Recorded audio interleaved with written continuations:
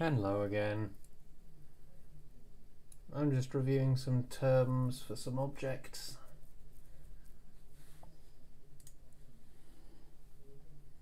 Because that would be a very useful package.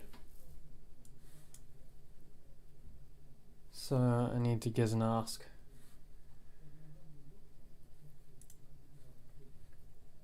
But I'm going to temporarily download it because I think the pieces included in there might be really useful. Do not redistribute. Yeah. So I need to make a list of people who I owe copies of the map.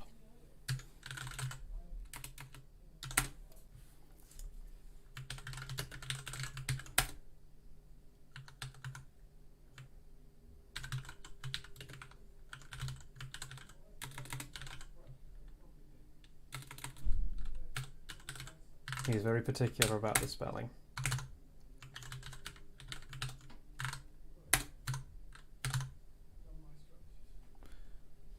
Hello, hello. I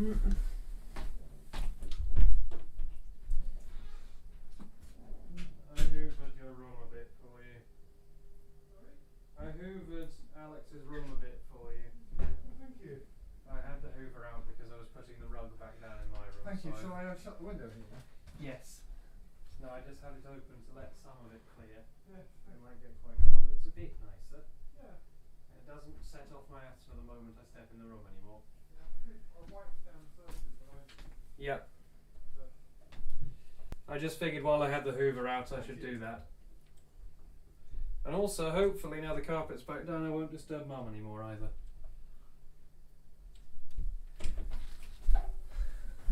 Hello. Hello.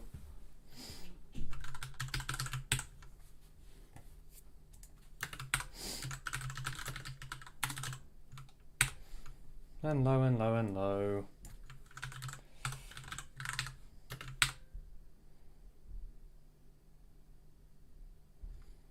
I don't actually owe him yet. I probably will by the end of it, but for now...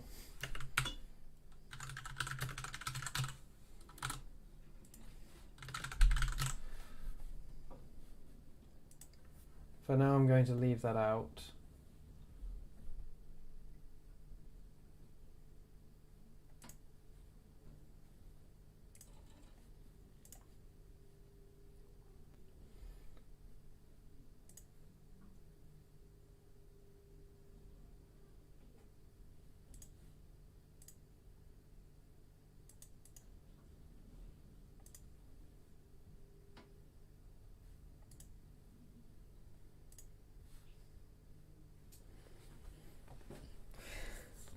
Yeah, I'll just give you one.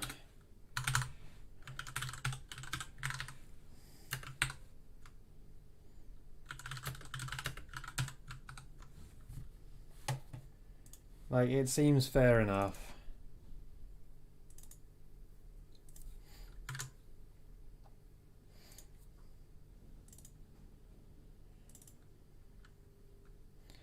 A copy of the map.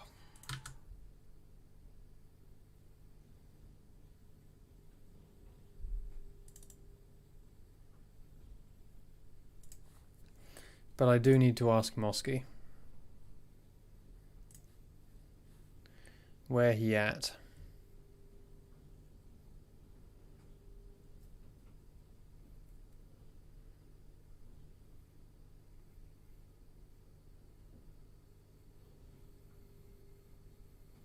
Is he in my server?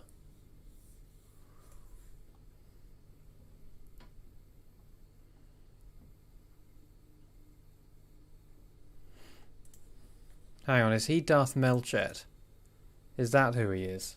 I keep getting confused with people's, like, duplicate names.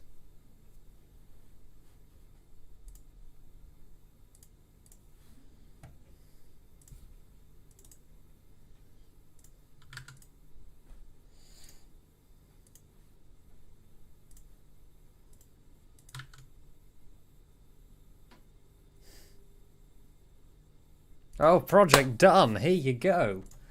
You can have it. You can have it right now. Okay. I get so confused about people's nicknames on Discord servers.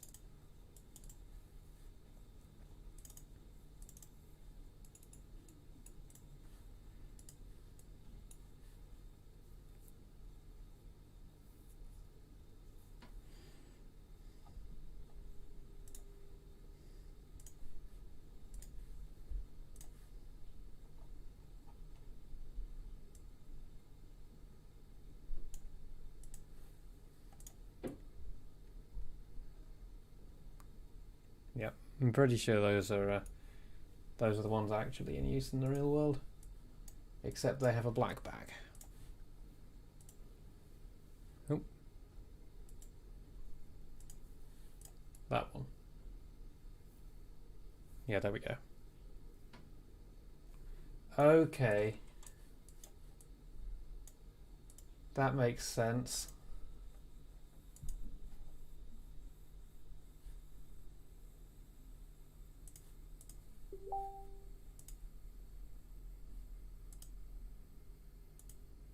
That makes a lot of sense. Yeah, I just don't know what people's alternate names are.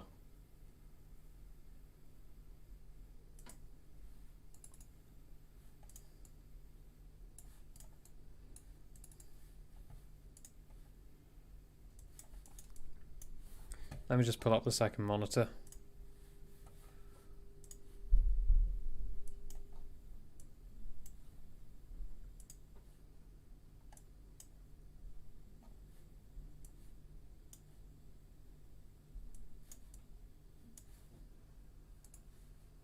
Because I'm pretty sure that all of these have this style of bollard.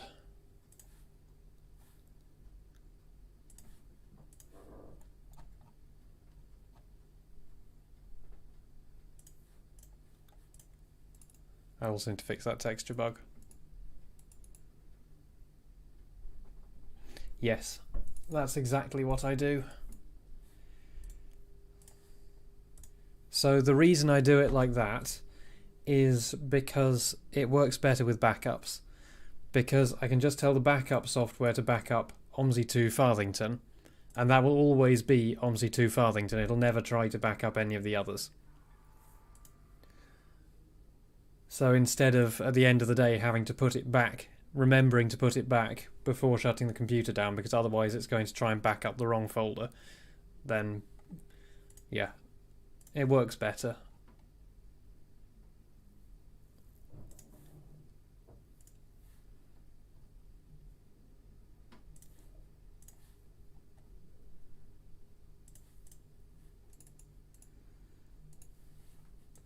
And these ones all have reflective backs.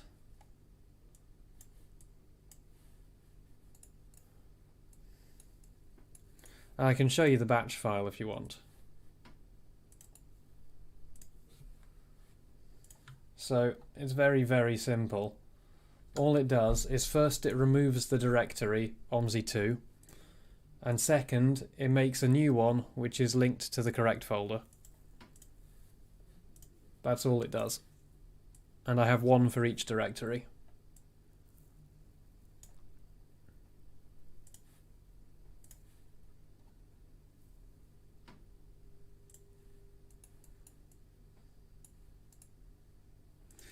The reason why, also, the other thing is you'll notice that this lot is not in a program files folder. It's in a Steam directory in the root. The reason for that is because a lot of backup software doesn't play nice with program files directories. They often have specific exclusions for program file directories. And rather than going through and messing with the configuration files of the backup software, I just decided to move it out of the program files directory.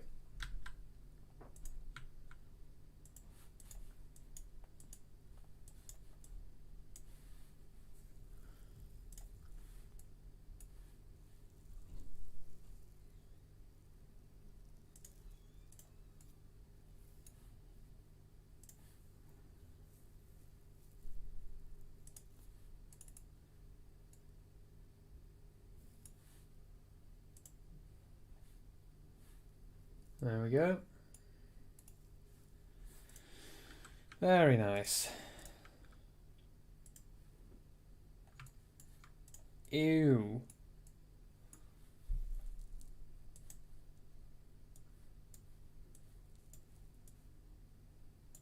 Very nice.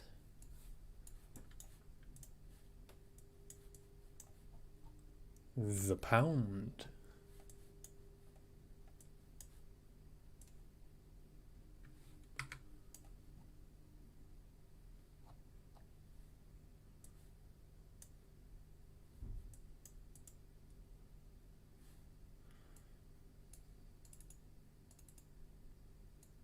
Yeah.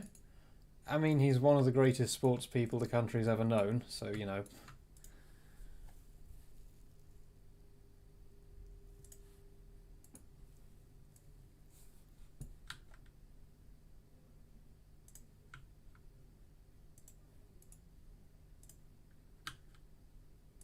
Makes sense. Much worse people than him have got knighthoods.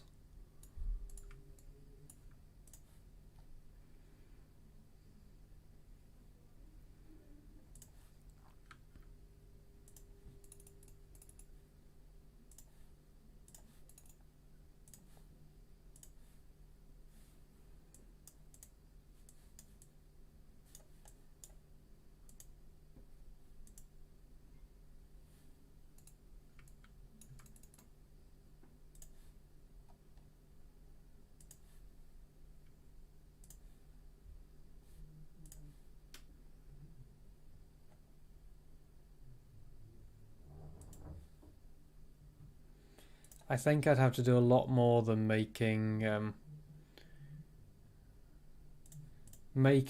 not even yet releasing an OMSI map.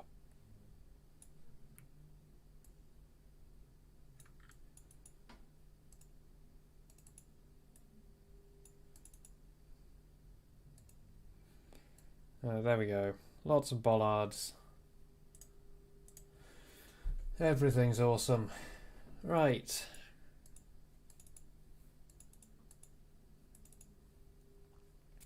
So where can I get a hold of Mosky?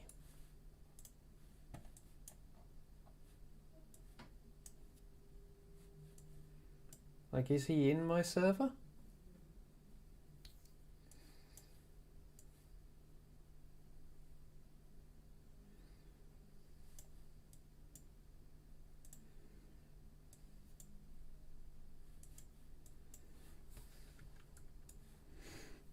He is, okay.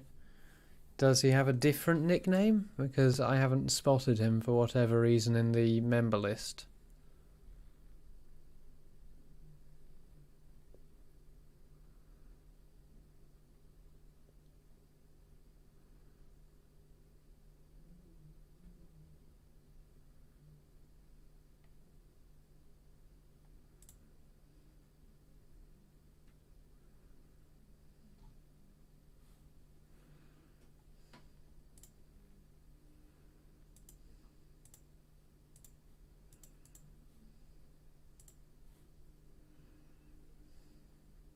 I mean, I could just message him on the Fellas Film forums. That might be easier.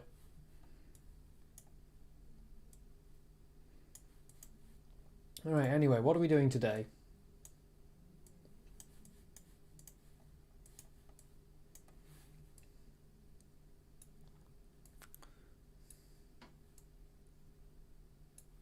The same thing we do every day, Pinky.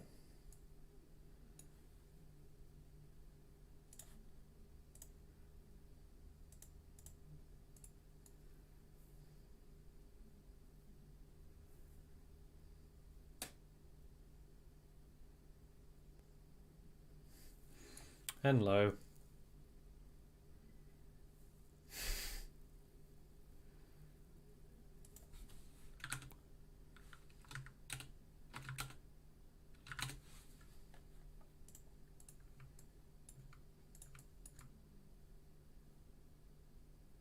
That's actually pretty damn close.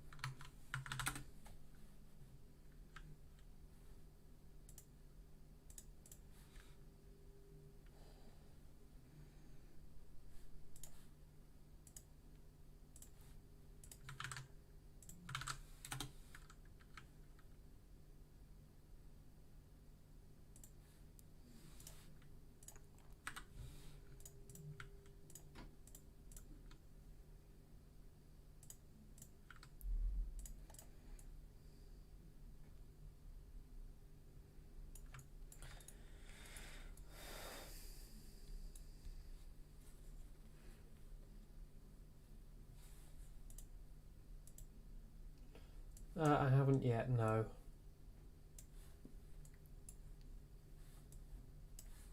And I know you're going to shout at me for that.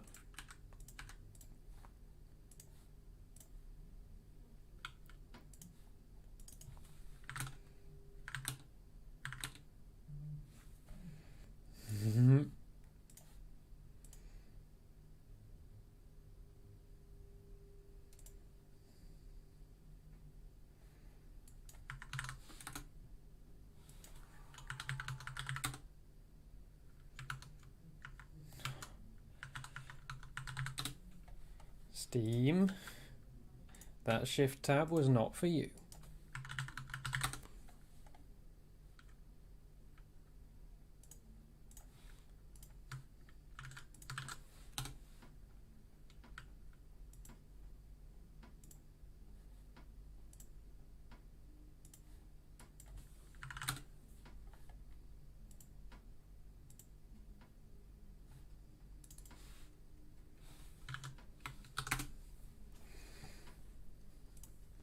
Okay, why?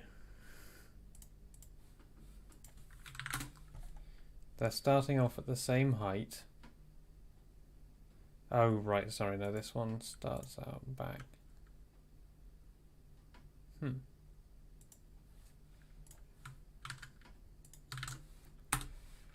Building stuff on a slope in OMSI is always annoying.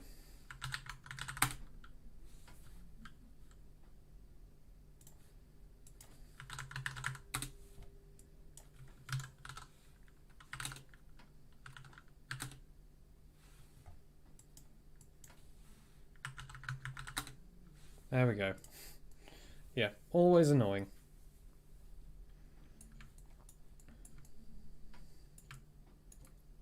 Ooh. Is Max Verstappen the new Vettel?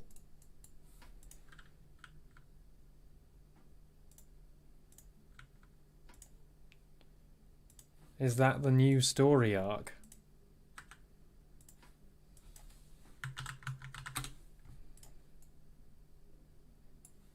Except without a championship.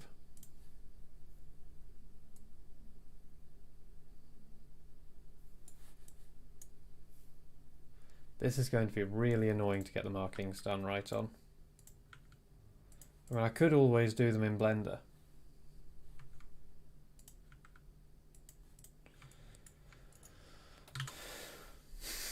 F. And Mercedes is building next year's car already. Oh, F. No, I'm going to fiddle with road markings later.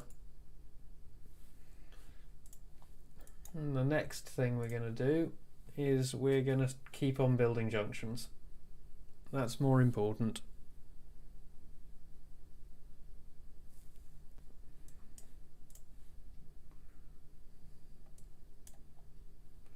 So we have got here. Let's do this section to here. So that climbs 4 meters across the length of this stretch.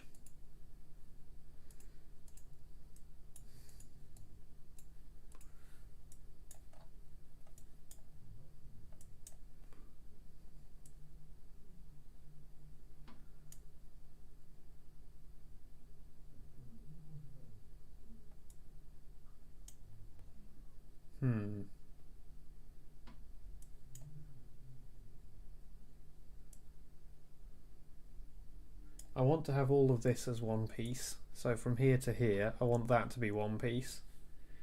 Is there any reason to do this as anything other than just a spline?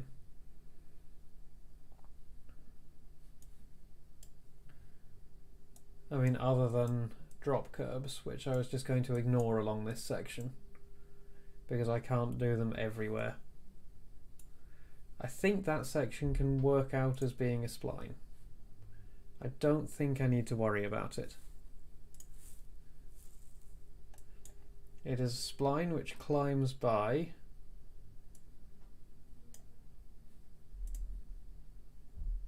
Yep.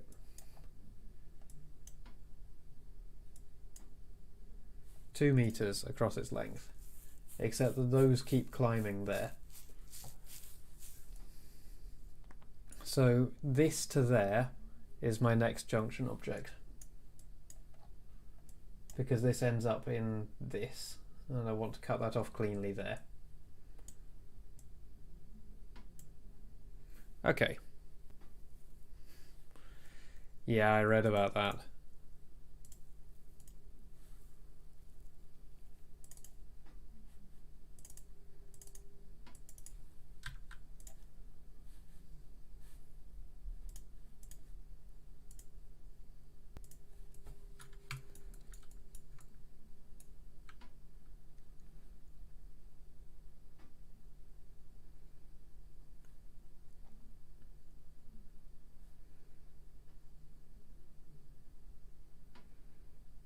I think there's going to be the best place. And this is on tile 4, 5.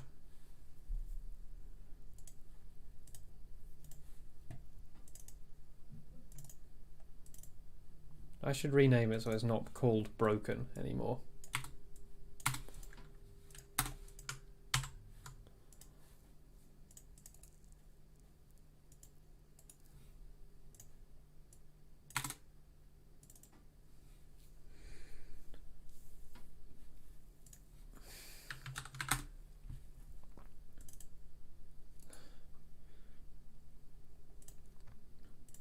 Let's just reassociate the file.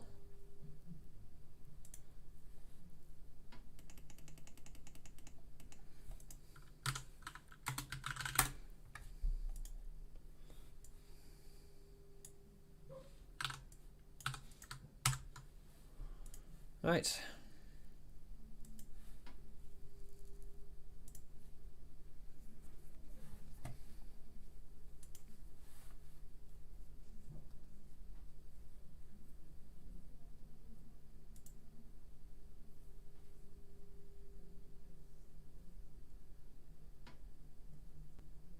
I'm trying to think where that is on my... Oh, that one! Ah.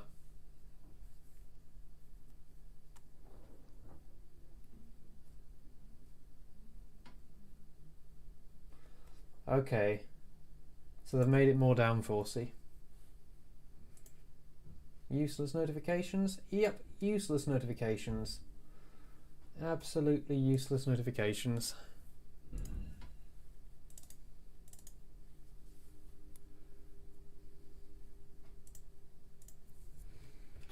Hello.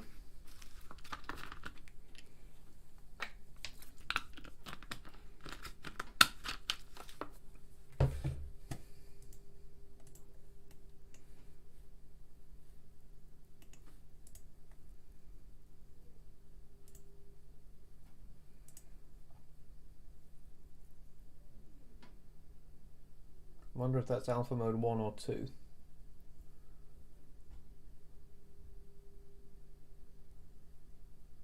So basically I need that, and that, and possibly that.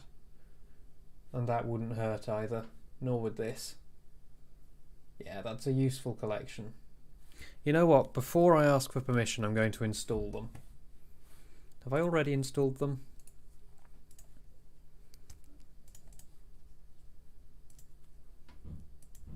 Yes, I have.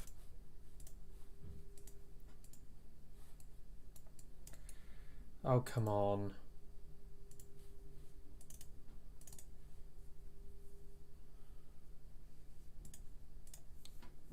Don't you dare crash on me. And hello there.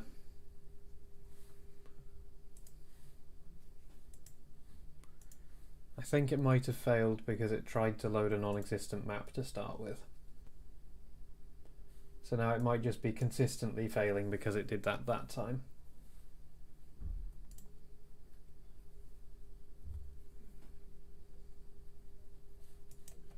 So I had an idea the other day, which is a dangerous thing. There we go.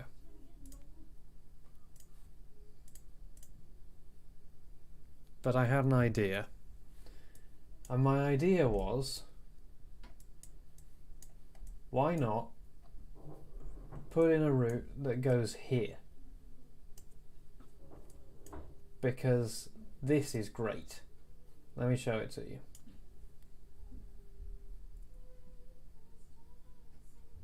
Look at this.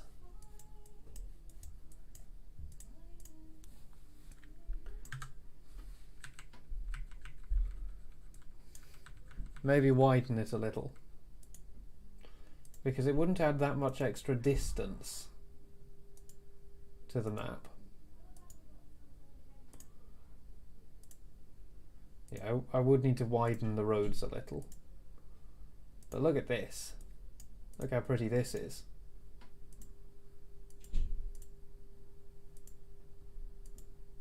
And then what I'd do is I would... Street View is a little more awkward to use in Google Earth than in Google Maps. So there, over here, there is a... There's a bench here. And basically I'd put the bus stop here. Like, overlooking the river here. And that would be the terminus.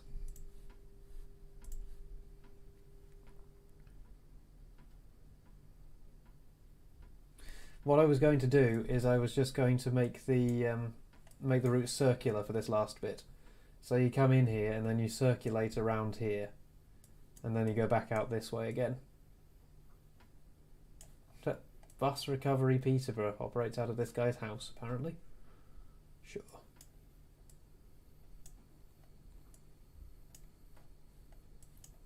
But I was looking at it and I think the amount of work needed wouldn't be that dumb.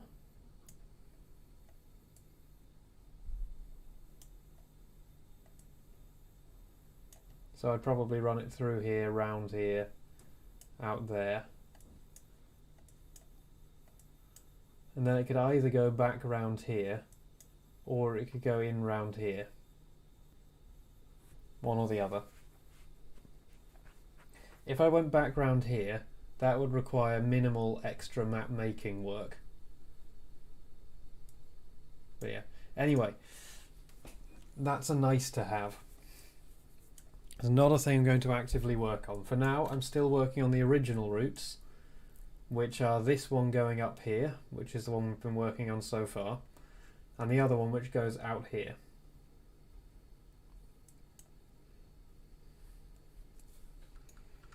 The other thing I need to do at some point is I need to optimize the hell out of the buildings that I've made, because their textures are all what I'd call development quality rather than final quality. So they're all higher res than they need to be.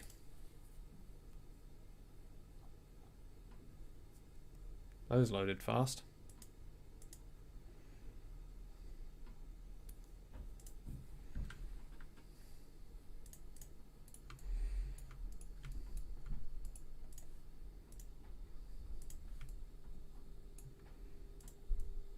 Okay, mesh for that is fine.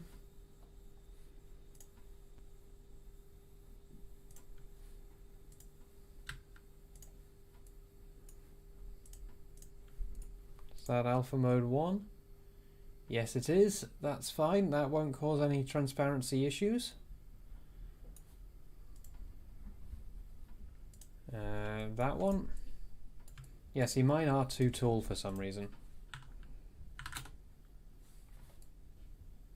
Don't quite know how it happened, but they are too tall.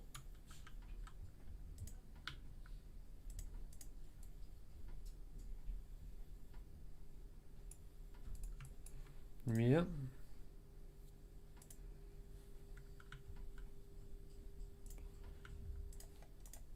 Okay, so that has a hole in it,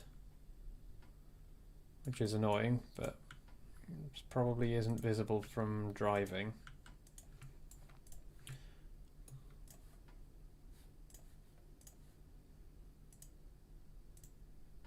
Yeah, the wireframe's fine.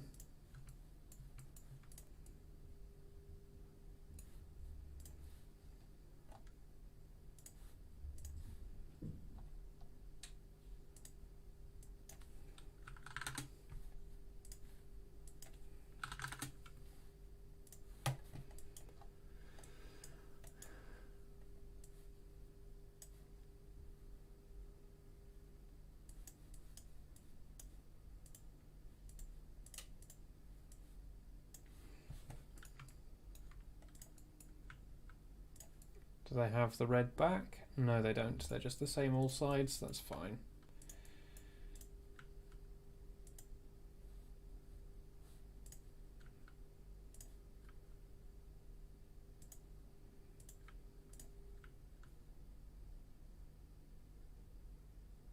And this is a bit chonky, but that's fine.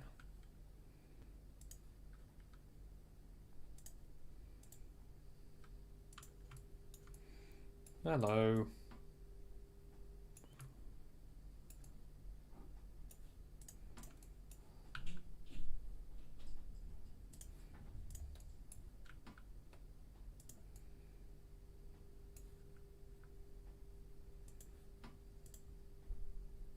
That's probably a bin, isn't it? Not a, not another box.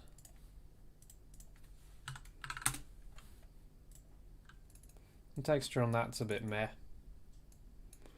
think I might have a better one.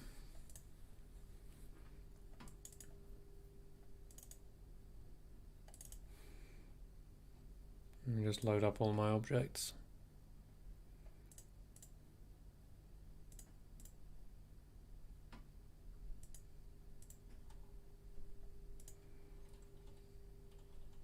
Well, I thought I had one.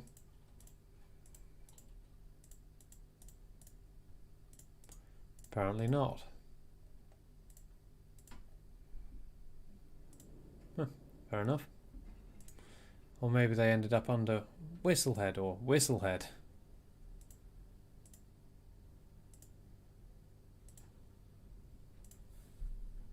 Yeah, that one is my one.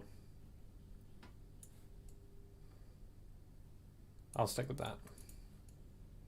But you know what, I'll put those in for now. We'll see if I need to do anything about them later.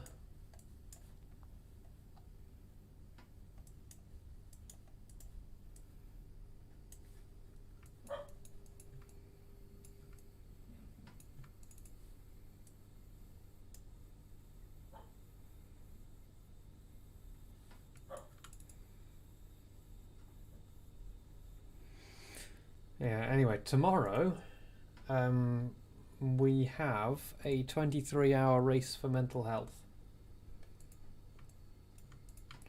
Like, if we win, we get some. So it's a pretty big deal. I know that I could really do with some.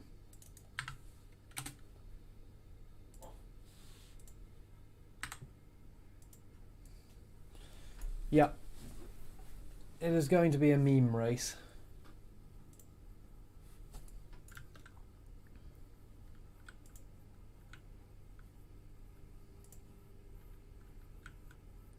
But it's for charity.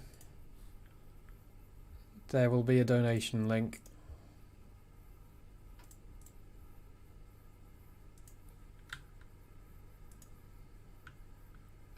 And yeah, if you're into that, come along.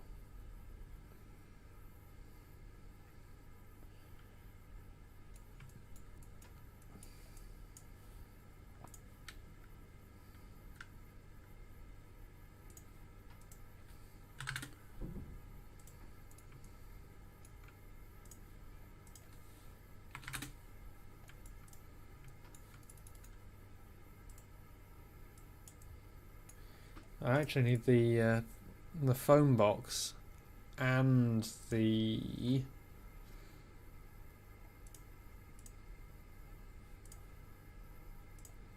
thing.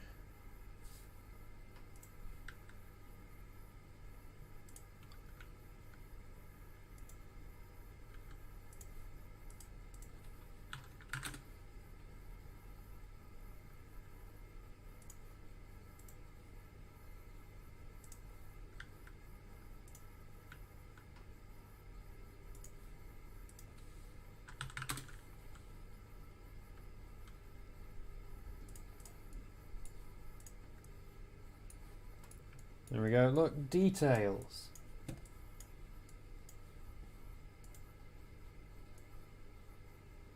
We're going to detail this place. With our bus stop attached to a street lamp. is disappearing by the hand of God. Every single house has an open-reach box outside it. Like, all of them. They're everywhere. I should do the bus stop markings here. I don't think they bothered to do the bus stop markings further down.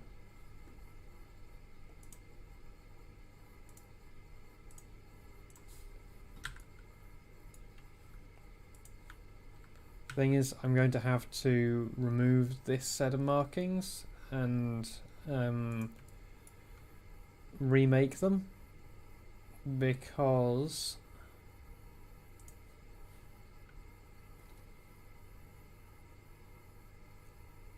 give me a moment. Because in the real thing, it's just got the double yellow line down the left.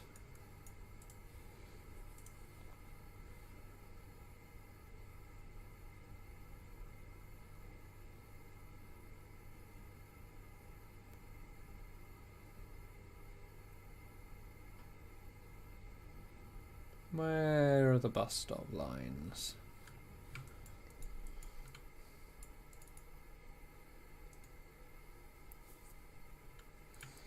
I had to use them over here.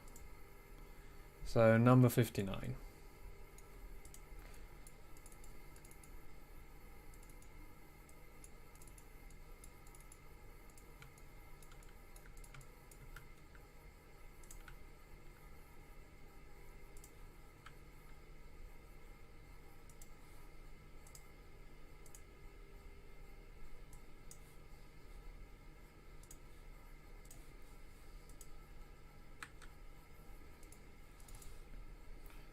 So what we've got to do here is we've just got to replicate the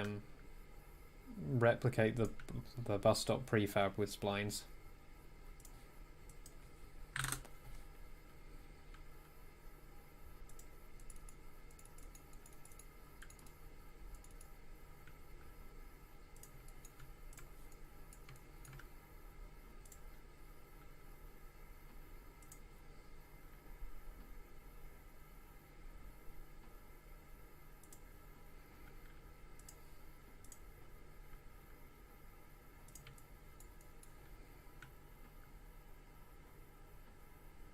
Apparently they're almost, but not exactly, the same length.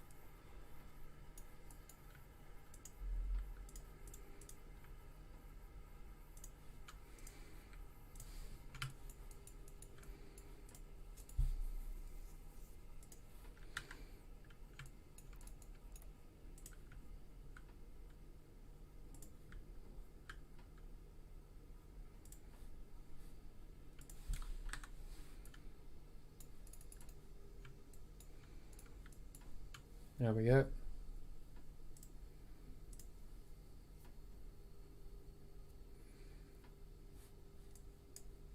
So did they bother to put...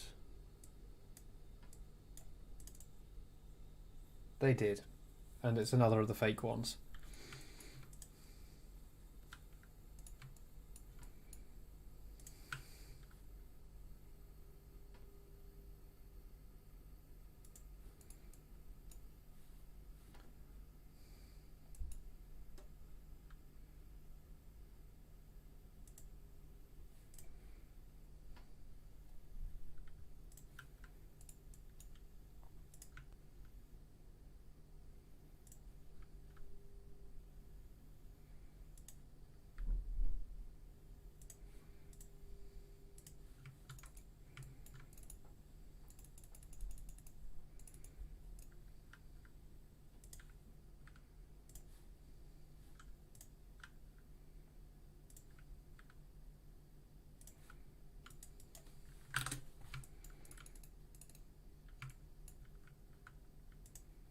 Yep, they're almost but not exactly the same length.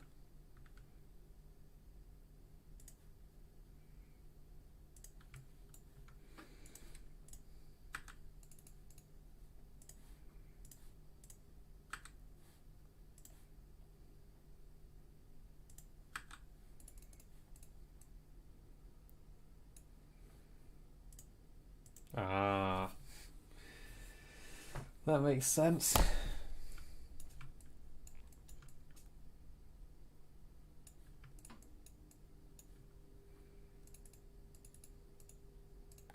So now we get on to the actual meat of what we're supposed to be doing.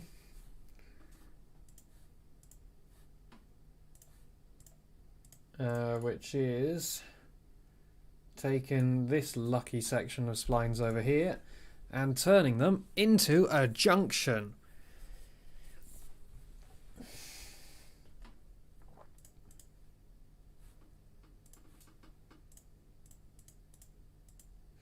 Oh yeah, the other thing we could do while we're here is get rid of the last few little bits of splines that are hanging around that shouldn't be there, because there are a few little pieces which should have been deleted but which are still hanging around somewhere or other.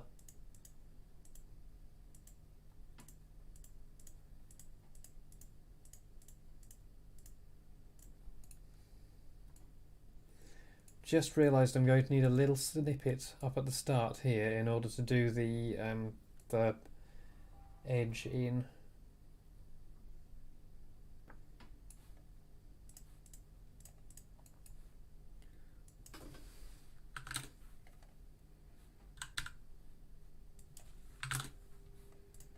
Because they're going to need to be able to weave around here.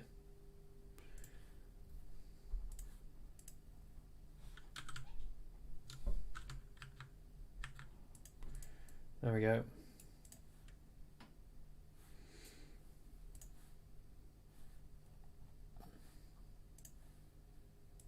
Damn it. I thought I was just going to be able to add it to the list of other ones, but nope. Fate was not on my side.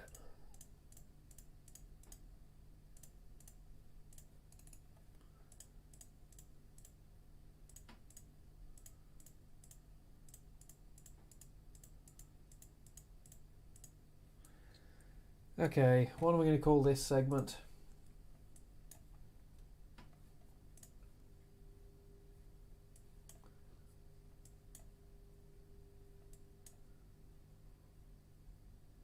Ooh, Shakespeare. Let's call it Ramsey Road Shakespeare then. The square, that is there to give me an origin point. So what I've done is I've placed that down. It has a distinctive name. It's called tile marker. Then I go into the tile file. I locate that as an exact coordinate.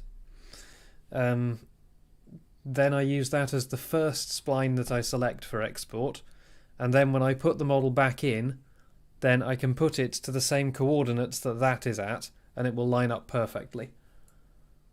So then I don't need to worry about the rotations of bits that connect together. It all just works.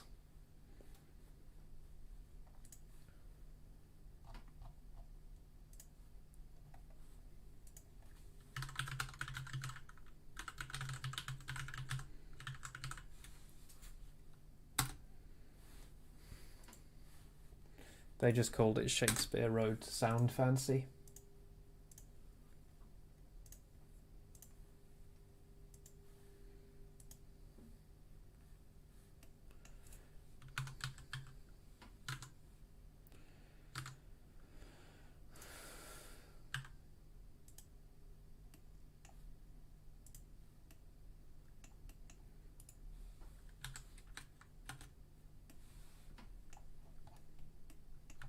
Okay, and now we need to import all the materials that we want.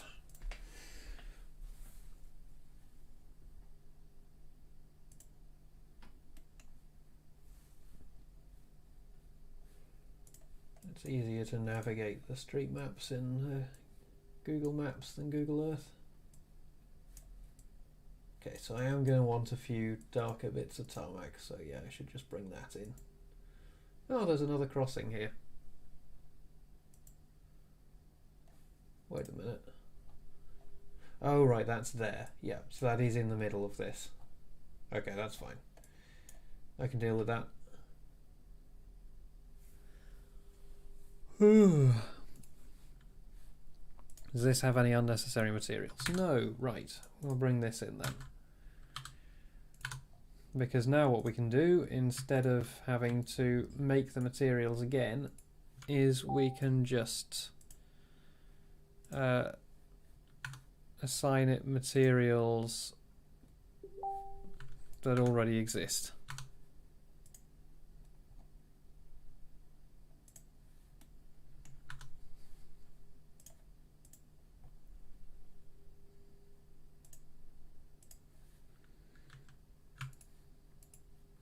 Oh, hang on, I need to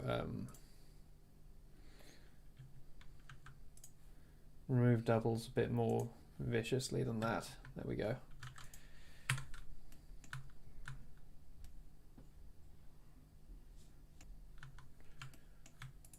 There we go. Now I can select entire pavements at the same time.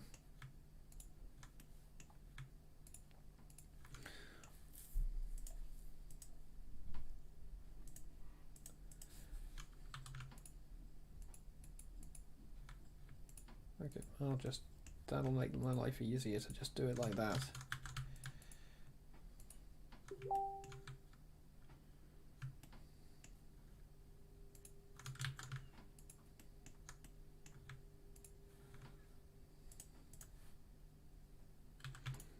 And then just select all these and stick the curb material back on them.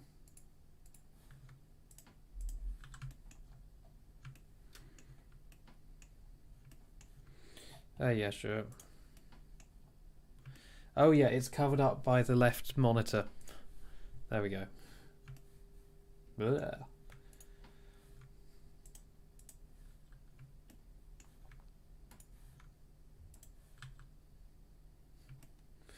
I have to turn off the left monitor to do it.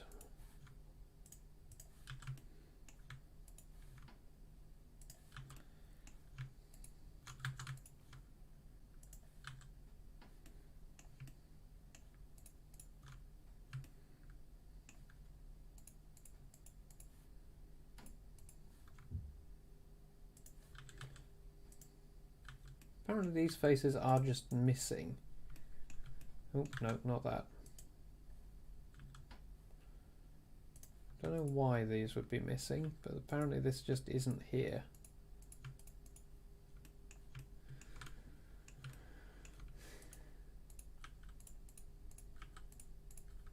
They're all stitched together. Oh well. Can deal with that. Shouldn't have happened, but we can deal with it. Similarly, wonder who's messaging me.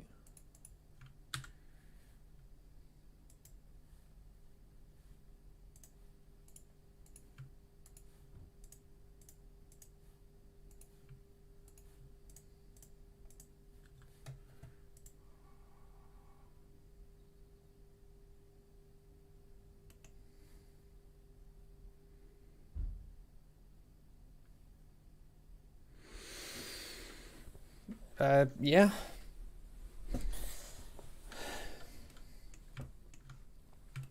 This workflow doesn't really cost me anything though. Also, just as a warning, I'm going to put a question mark over how long I'm actually going to stream for today. Because for whatever reason I'm not feeling so hot. So I may have to call it a day earlier than I thought.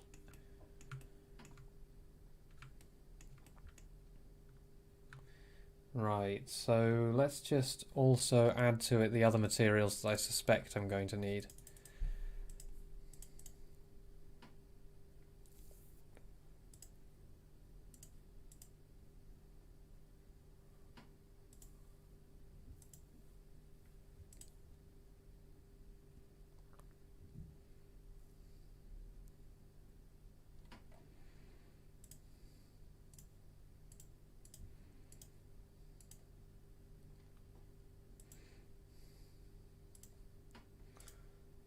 And grass.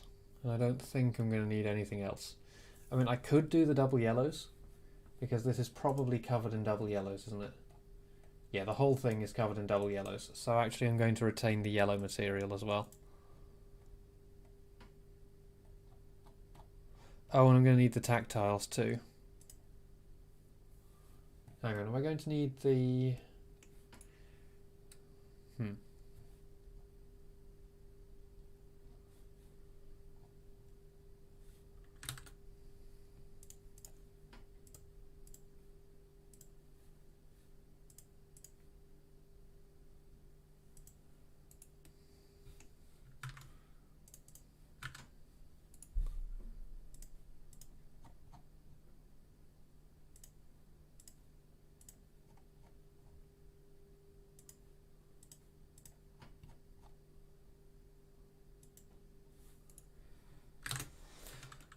Well, that should be everything I need.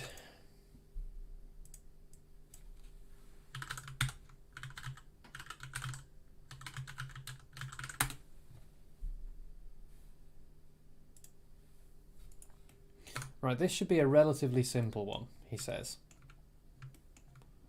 Because all I should really need to do is join together the bits at the end. I am going to have to introduce another segment to do that with properly, aren't I?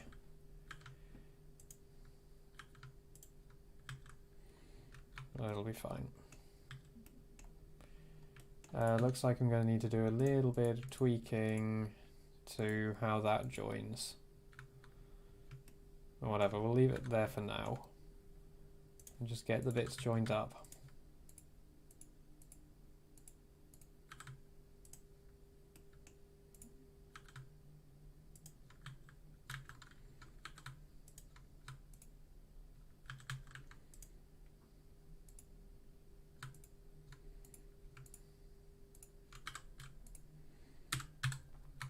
Oh yeah, before I forget, I'm going to add the edge split and triangulate modifiers to it.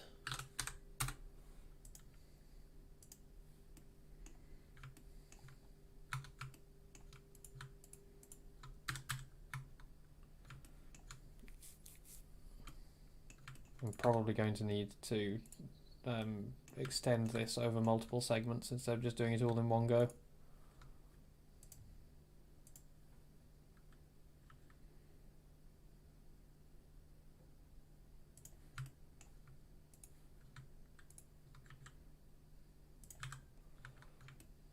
There we go. The triangulate modifier cuts n-gon faces. So an n-gon is a polygon with n sides. N is a number. OMSI doesn't understand n-gons. OMSI only understands triangles. So the triangulate modifier, if you give OMSI an n-gon, it will do something with it, but the thing it does with it won't necessarily be what you wanted. So it's best to triangulate them yourself before they hit OMSI.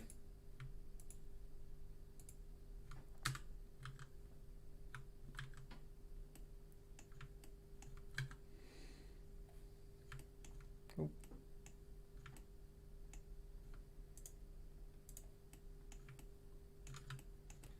Something's not right here.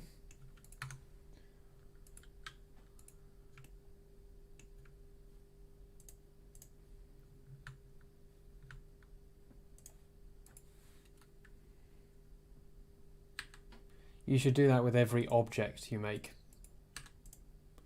Anything you make for OMSI, you should triangulate it.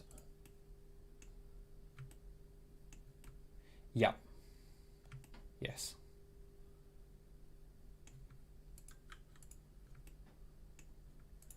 So basically OMSI will guess what you meant, but it won't always get it right.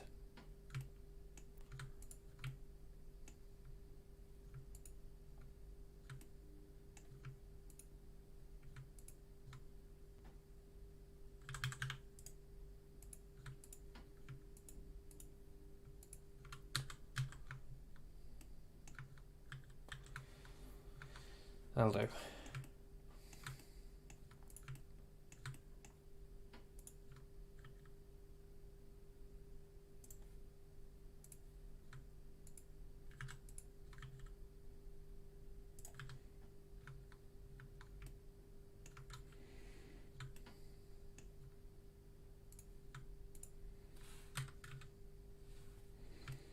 No, it's better to just give it the information it expects in the first place.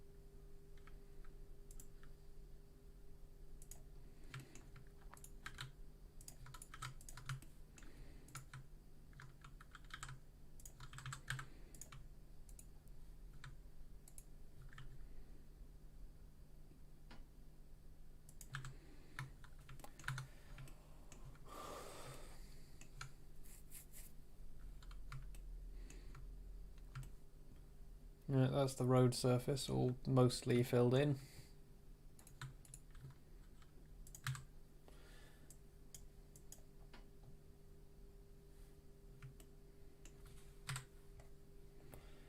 So now what we're going to do is we're going to start cutting down the poly counts of these corners.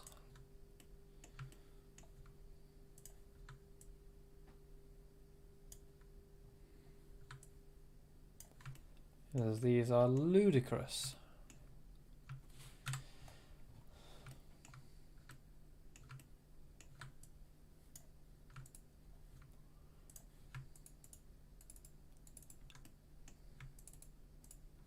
If it would just give you the option to work out, to tell it how many pieces you actually want to divide a corner up into, that'd be great.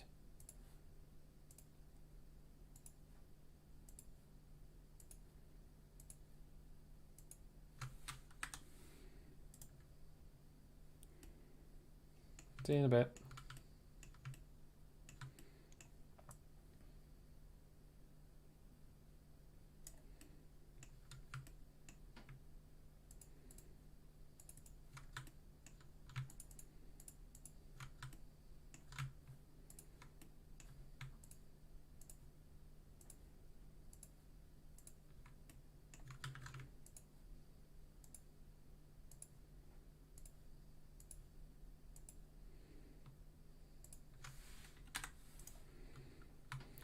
I've found that 2 slices per curbstone is about right for corners of this sort of radius.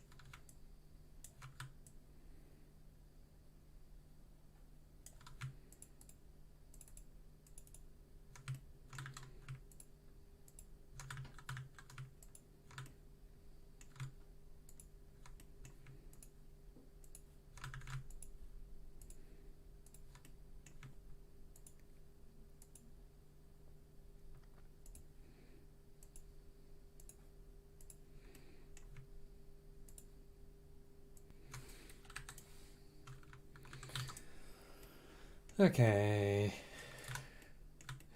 Okay, it's probably my most said phrase on dev streams. Just, okay.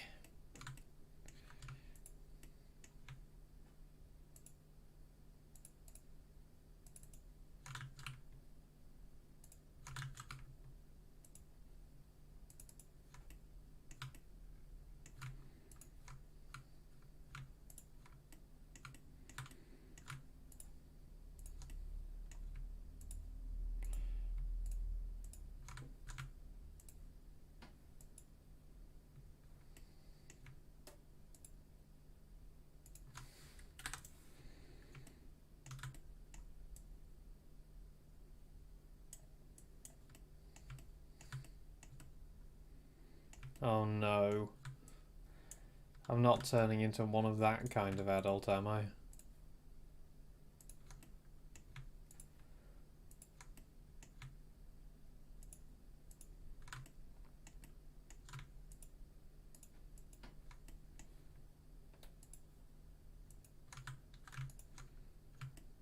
I had a teacher who I found impossible to listen to at secondary school.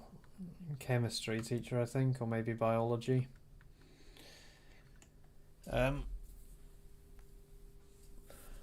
And to prove it, what I did was I started keeping a tally of every time they said repeated something they said.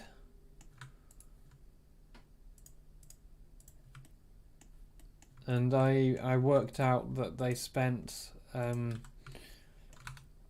just in the lessons they did, just in the lessons they taught, I think I've worked out they spent about the equivalent of 5 entire days every year going or repeating something they just said. I just found them impossible to listen to.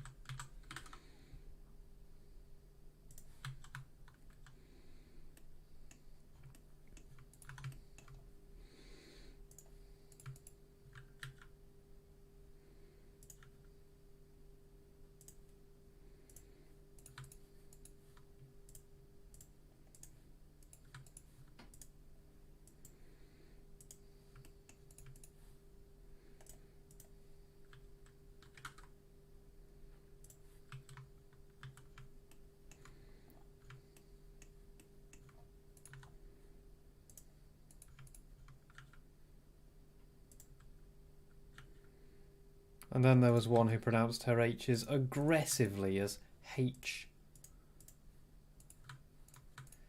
which is still wrong. Still rubs me up the wrong way.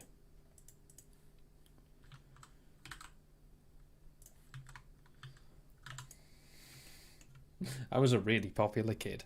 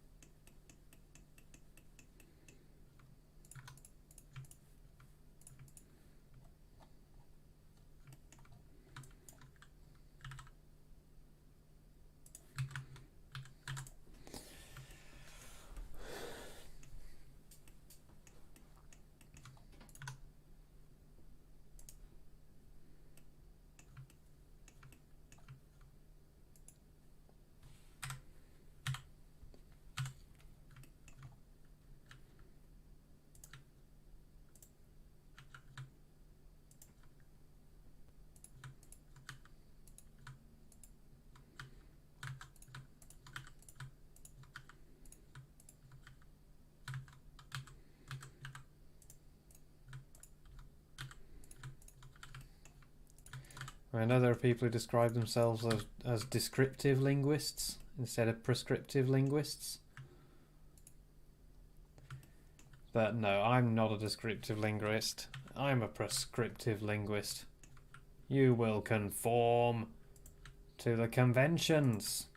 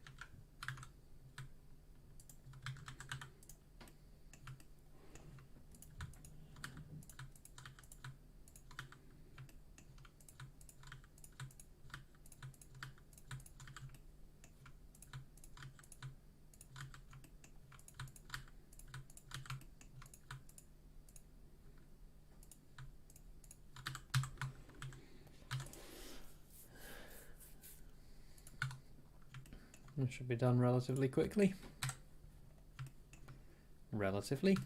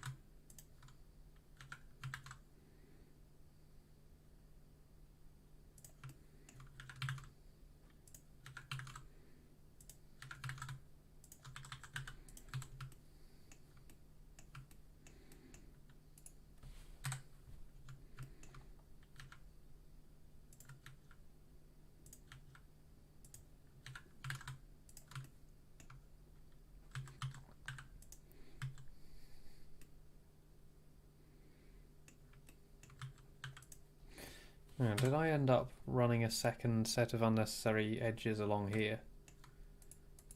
Now, does this now have 2 edges per edge? No, okay, cool. Oh, hello. We'll just see how that works itself out. Let's just see what it does. Yeah, that's about as sensible as it could do. So the alternative to using the triangulate modifier is to manually triangulate.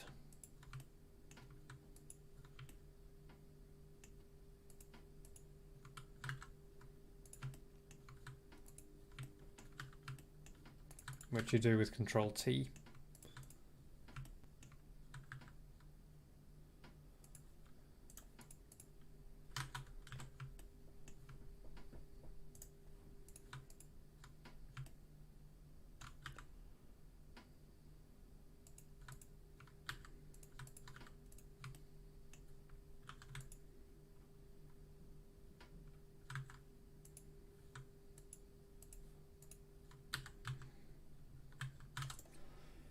Okay, that's all the road sealed up.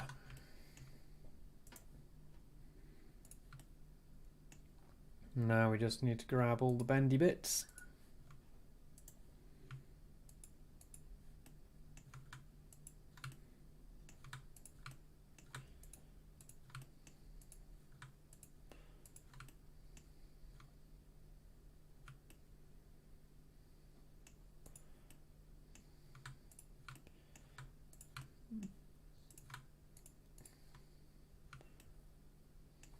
So the way I'm doing this is a relatively poly-efficient way.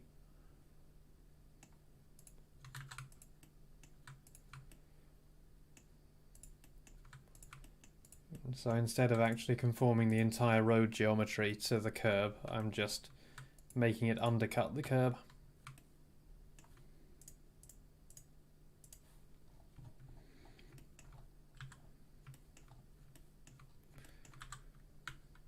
Now what I'm going to do, so you see these cut-ins here.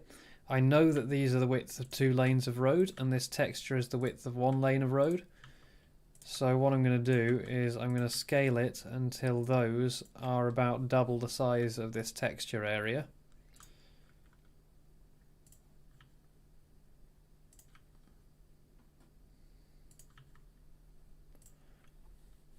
And then the scale should be about right.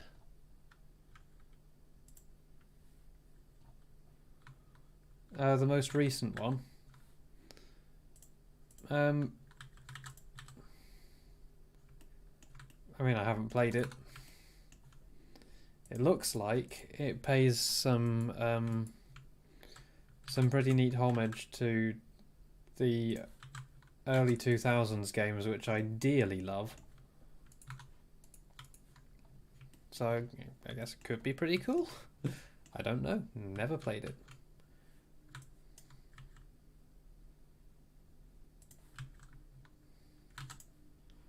I do love the early 2000s Need for Speed games though. Right, so that is all that is actually needed from this model. There isn't actually anything else that I have to do to it, but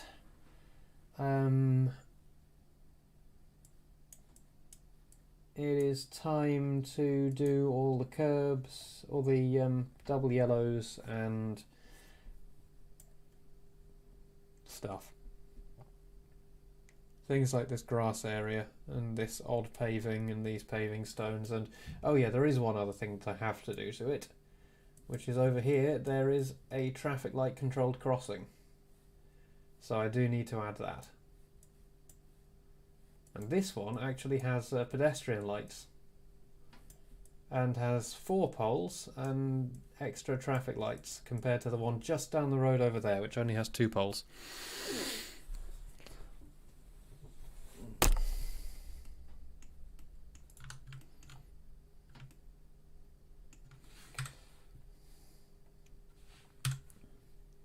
But yeah, like I say, I might be going to have to jump ship early today, or at least take some breaks.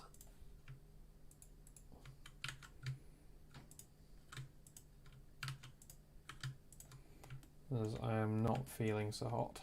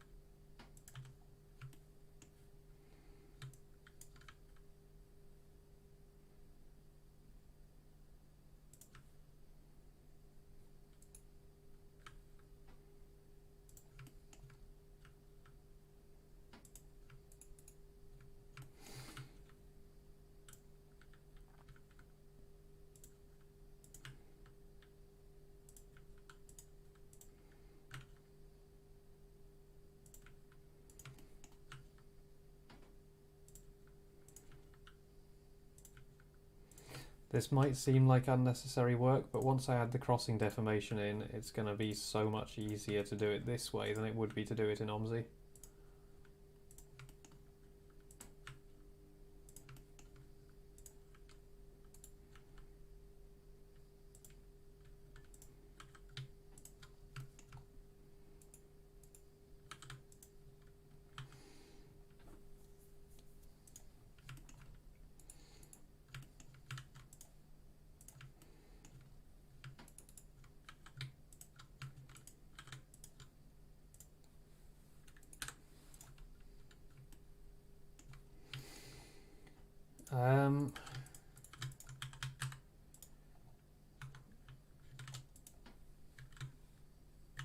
With skill and talent and stuff.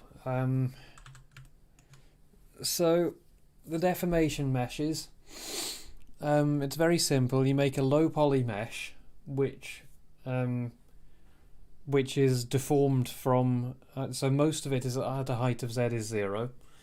You deform it very slightly, and then the deformation of that is applied to the model of the main mesh and also AI paths, which makes it very useful for junctions, because it means that you don't have to do all the AI paths. You can lay out all the AI paths flat, and then the deformation mesh will bend them to match the way that everything else is deformed.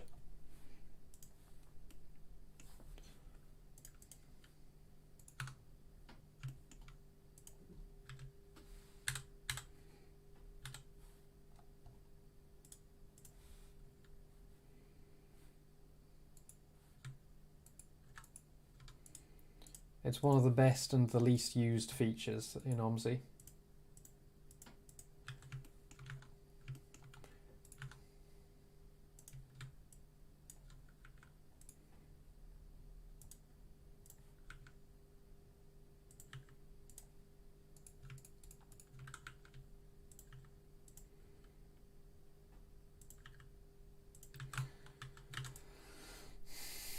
Like, take the number of people who actually make their own junctions in OMSI as models, and then cut that down even more by only taking the number of them who bother to use deformation meshes.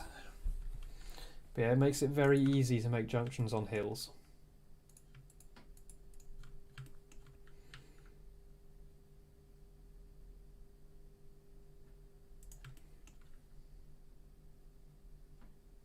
There's a few subtleties to be aware of when using it, which is that one of them is that it's best if you have geometry which lines up with the seams of your deformation mesh, if at all possible, because it will deform down onto the plane of the deformation mesh.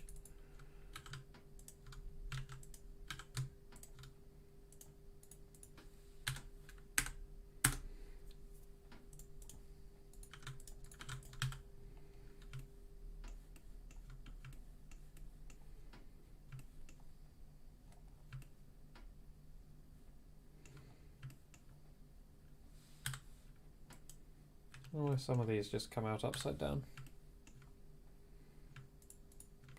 Yeah, which is one of the reasons why I'm making as many of them as I can, because not many maps bother with them.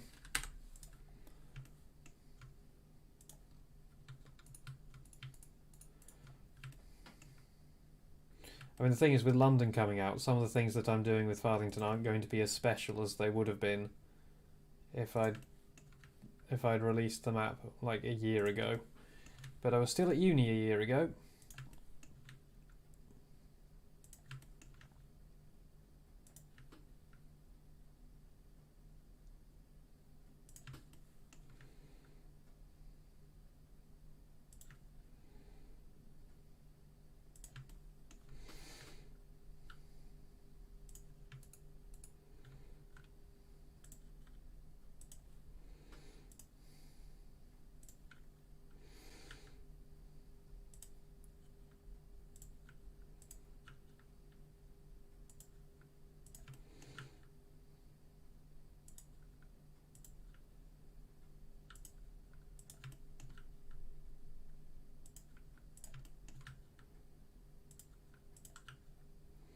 But yeah, one thing about deforming meshes is in places where the amount of mesh geometry doesn't match up, it's very easy to get things to accidentally clip through each other or open up holes in things.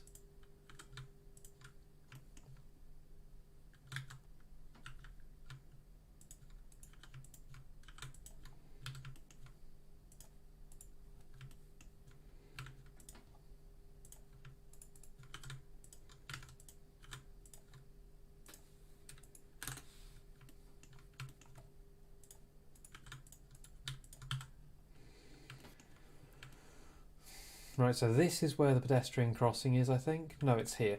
This is where the pedestrian crossing is. Okay. So I'll sort that out later.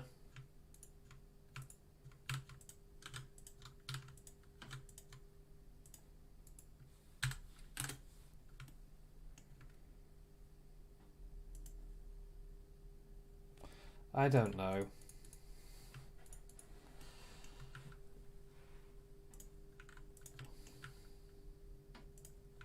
And also the people giving other people advice on what will run London well.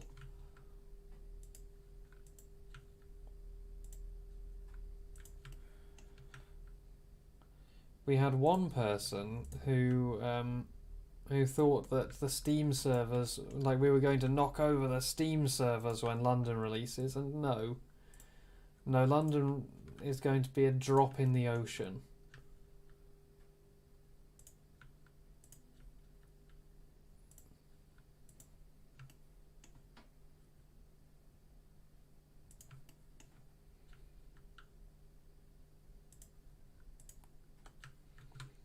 Like, Steam will not even blink at the capacity required for London. Like, maybe a couple of thousand downloads on the first day, maybe. Might even only be a couple of hundred. Like, it's not going to affect them at all.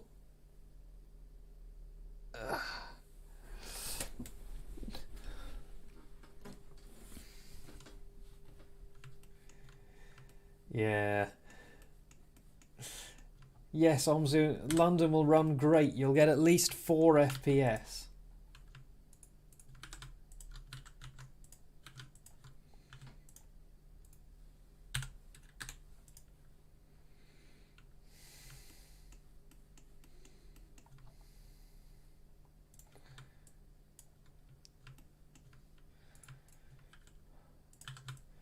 Oh yeah, physics tied to frame rate. Hell yeah.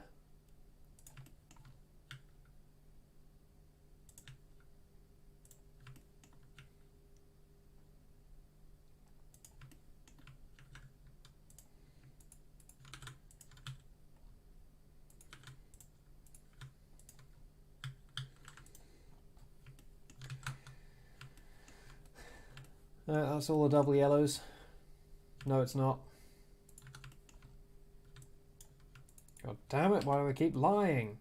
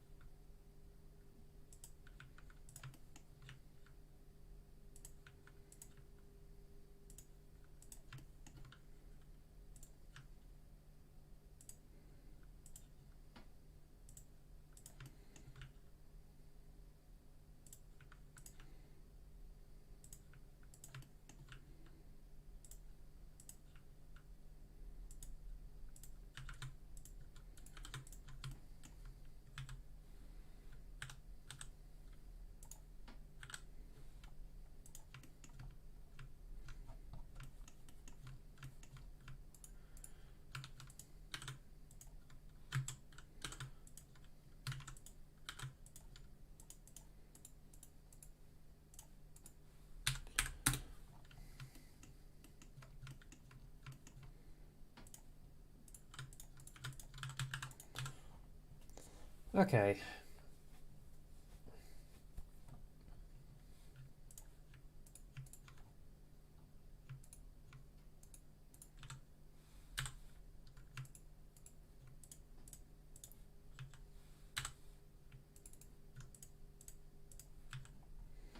That's all of that bit done.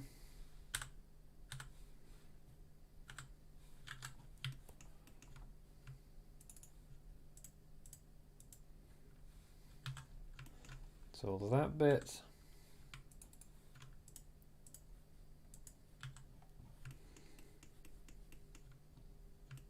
Oh, I still have to do these two. Oh. Thought it was done again.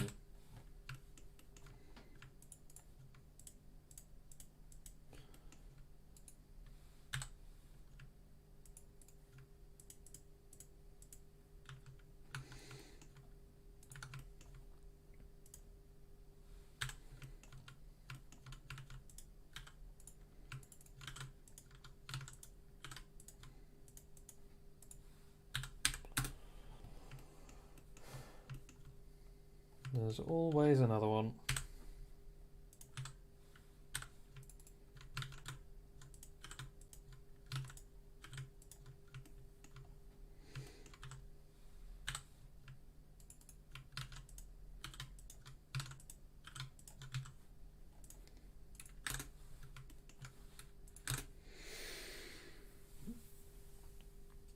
Oh yeah. Yes.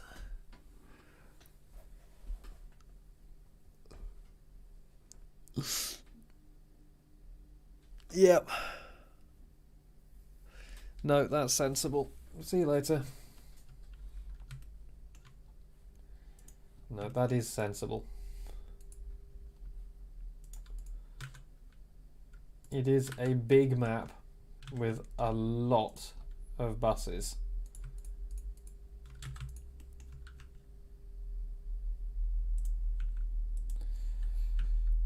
Like, I'm not going to talk about performance properly because work is still ongoing.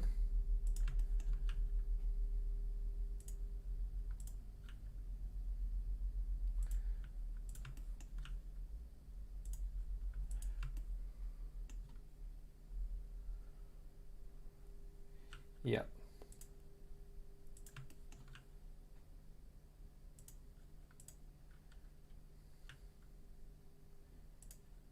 At the moment, one of the big focuses is reducing memory consumption.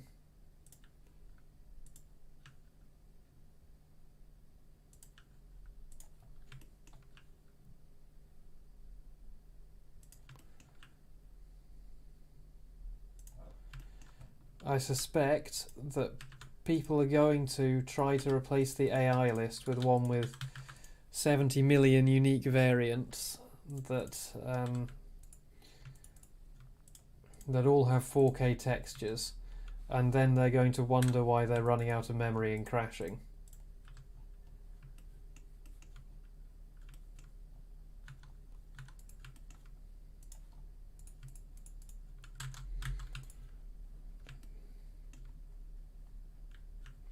Yes, absolutely. But the thing is, it's not just FPS, because if you run OMSI out of memory, it just crashes. So it's not just the frame rate that's a concern. With so much stuff going on, one of the concerns is keeping the memory use within reasonable limits, so that you don't just get the game crashing on you out of the blue when too much stuff gets loaded. Game crashes are more important than FPS.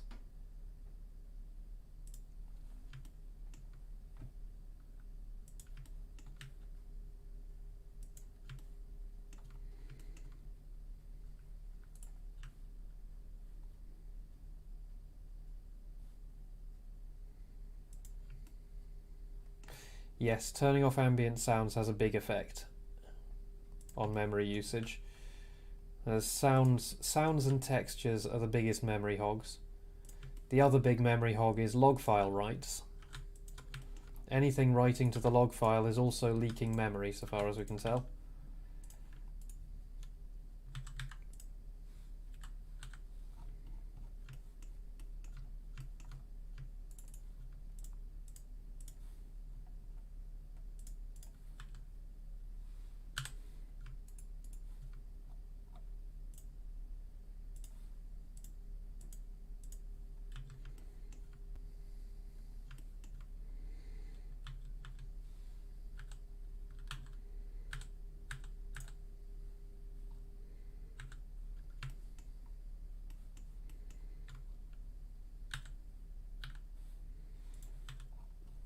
when you only have 2 gigs of memory to play with in the first place.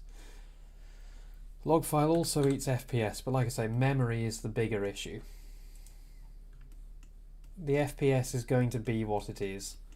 It's just the limitations of OMSI. Memory restrictions are the ones that could actually crash. Like, 25 FPS is fine. Crashing the game is not fine. You can't continue driving if it crashes.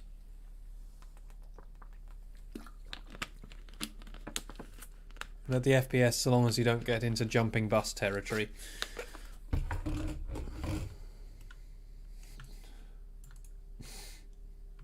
Let's take all the log file and put it over there. Or put them somewhere else, isn't that the thing? I know the meme.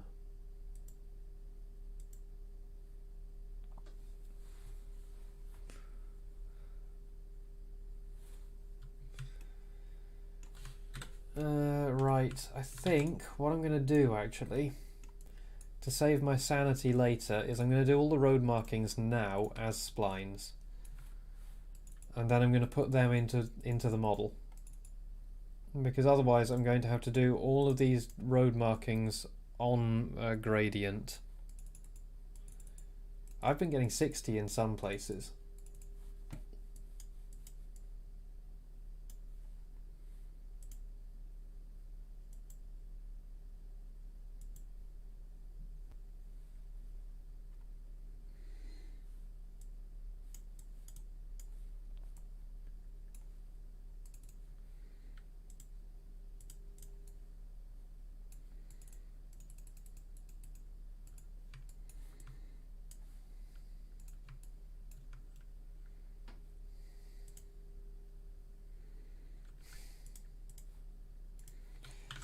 Yeah, slap bang in the centre is not one of those places.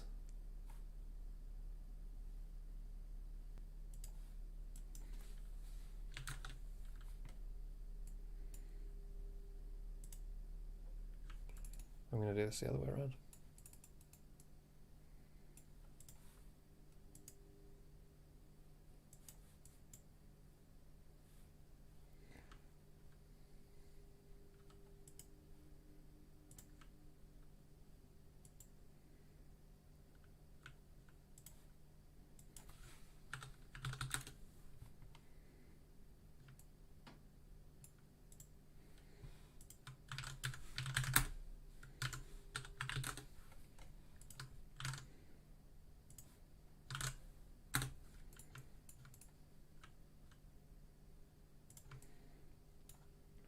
Westminster isn't actually that bad.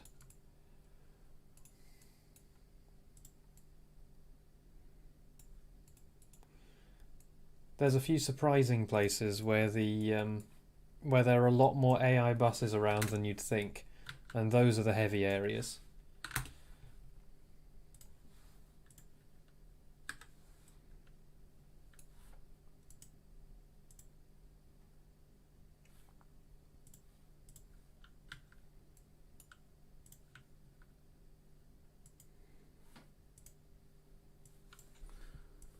I might have to go back and do this to all the other junctions as well.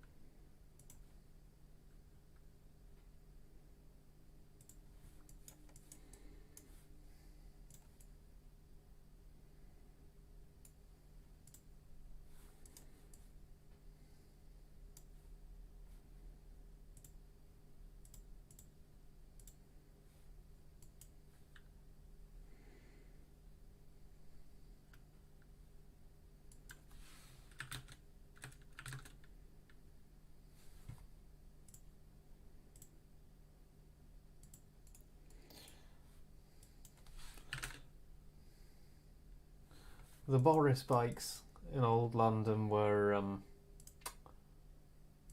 they were there. They sure were a thing.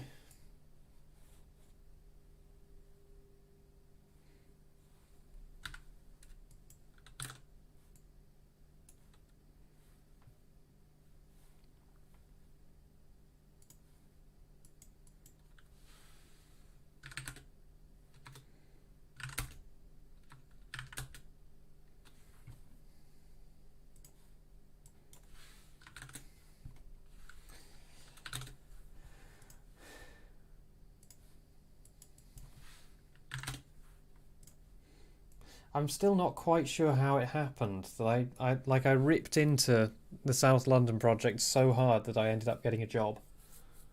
I still don't quite understand how that happened.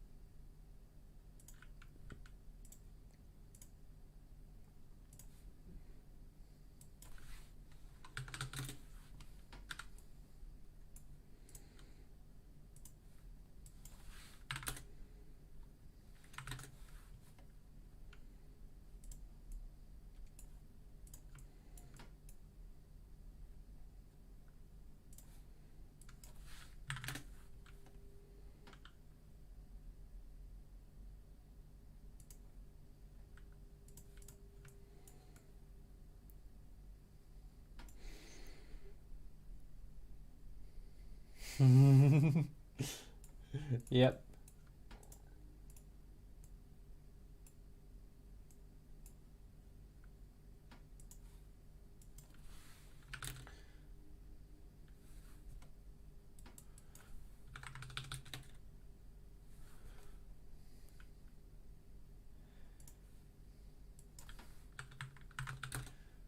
Basically, I whinged my way to the top. Though I also made Farthington demo, which did get me a lot of respect. Mission passed. Respect plus.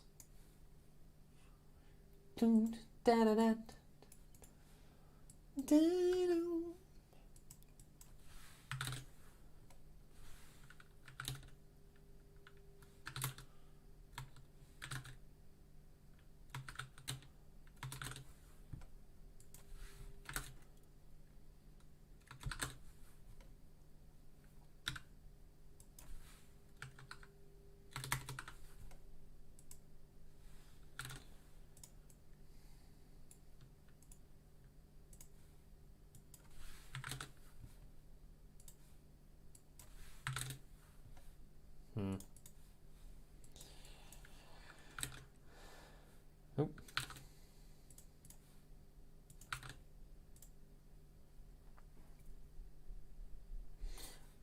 Ooh. Let's see.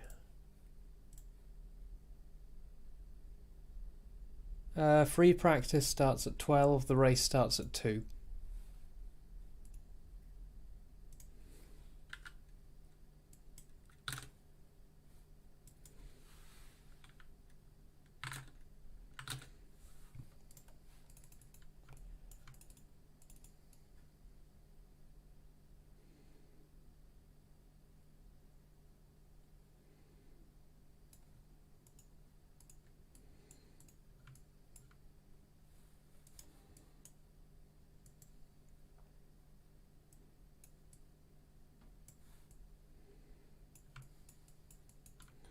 So my anchor is there.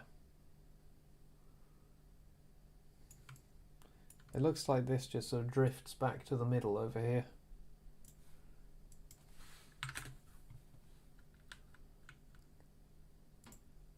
Kind of like that.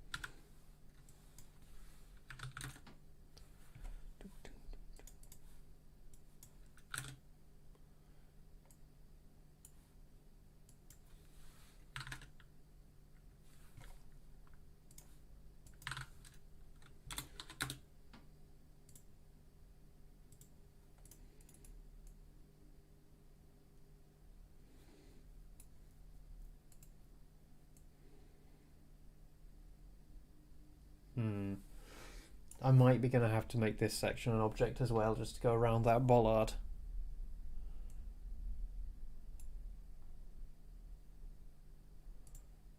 In which case I can get away with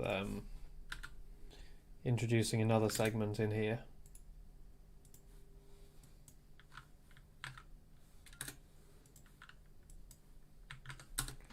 Because I can just use that bit.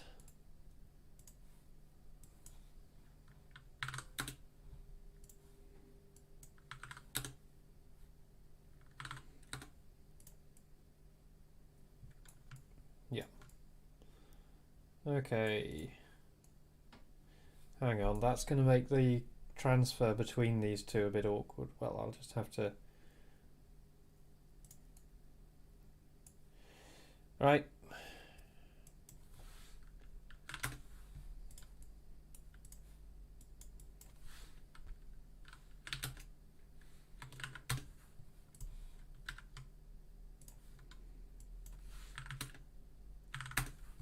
We're adding another segment. And we might do the same on the other end too.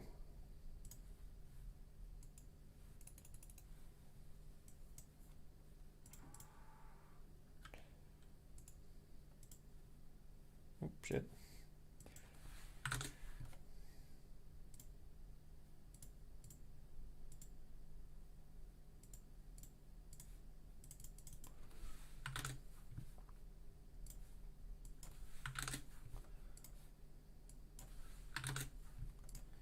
There we go.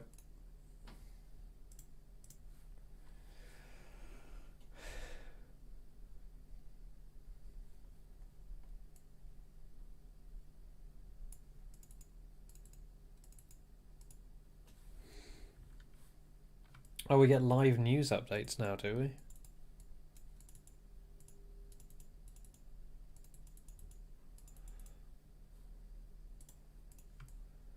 $15.4.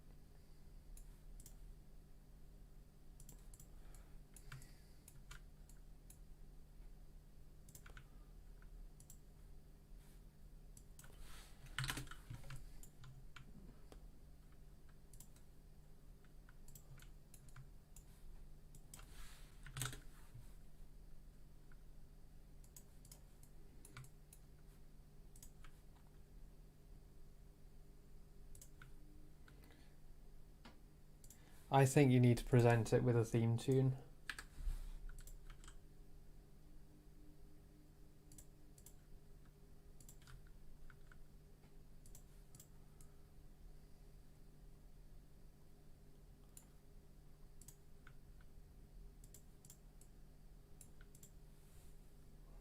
I've completely forgotten. Oh, it's there.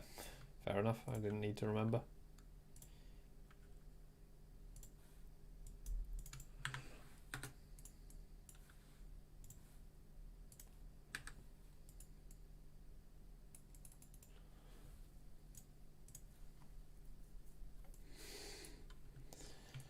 But yeah, since this is all going to be on a slope, I think I should probably include the giveaway markings with it. So let me think about this. If that's on that tile, then where would that disappear? Here, okay. You would have to get to here, and then it would appear. So already that bit's going to be missing until you get here, which is going to be a bit jarring. So when you're here, that section of road there will not exist.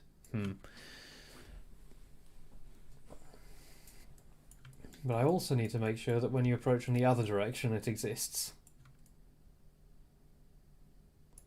Because when you approach from here, that section won't exist. No, hang on, no, that splits there, okay.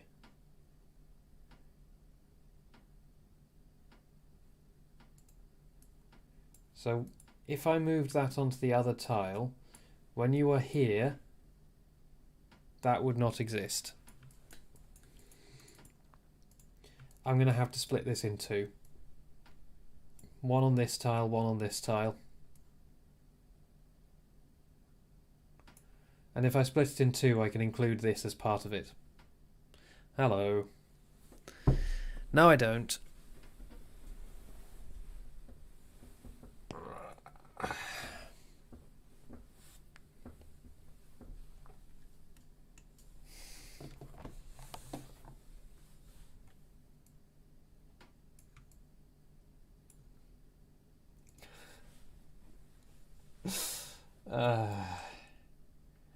You're spreading lies, man.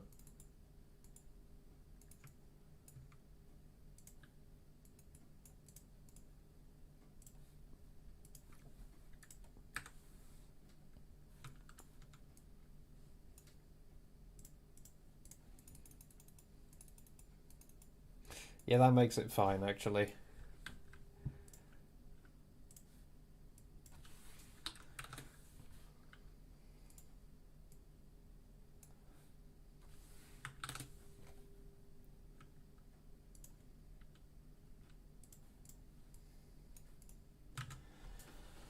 Oh, man. 2 hours, okay.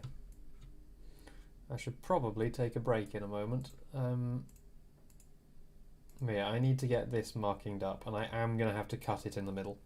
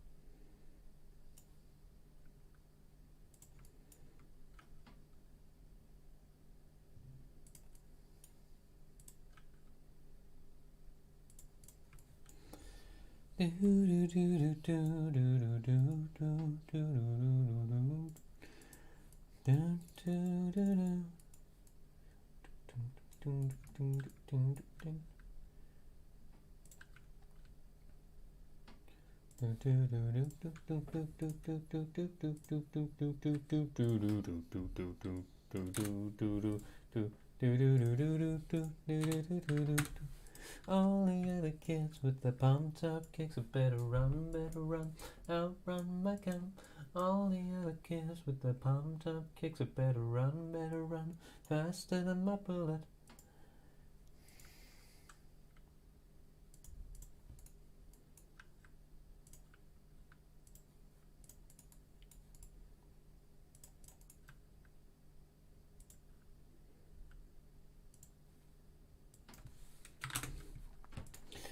I'm pretty sure that Worn 2 is the fast one and Worn is the slow one.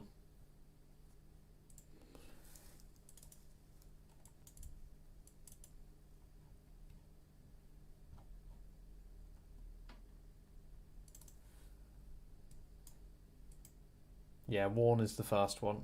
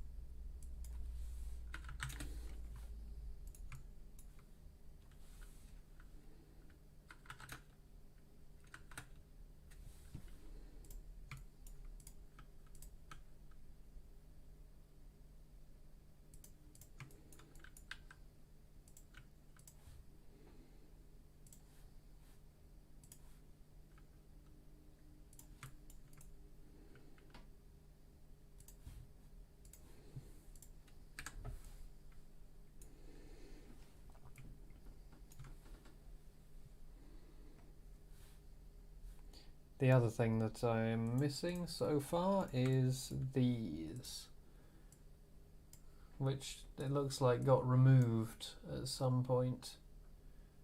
That's 2008, that's 2020. Oh no, they didn't get removed, they got added.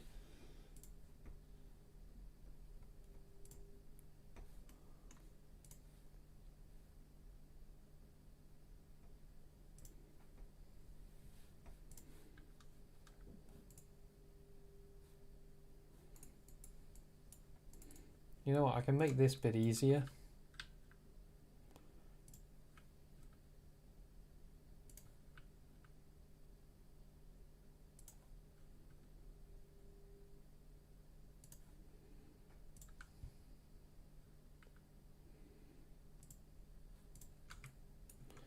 Okay, I'm going to need to extend that first segment.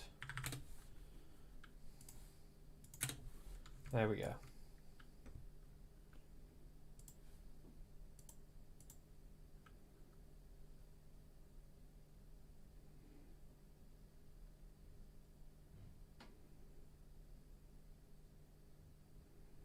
And then I can cut the mesh in Blender.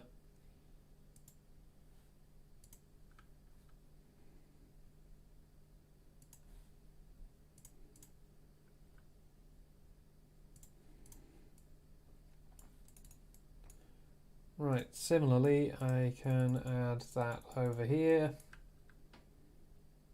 just like that.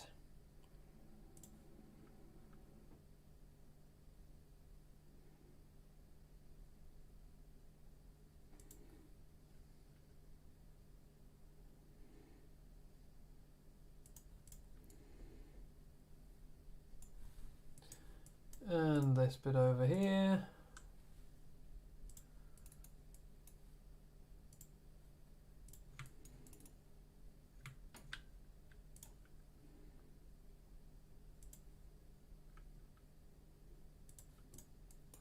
And this bit over here.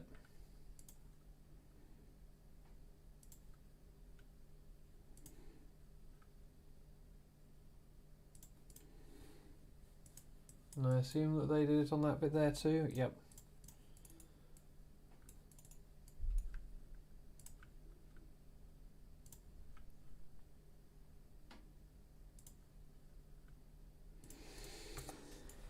One thing I've learnt about making anything is try not to skimp on real world details because they affect things more than you think.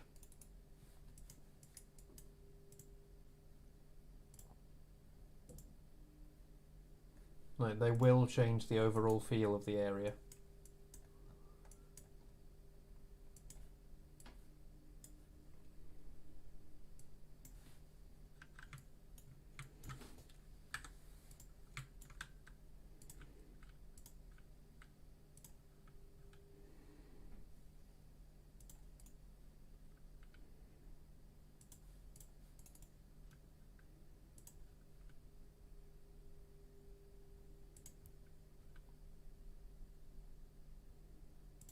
Or of a vehicle.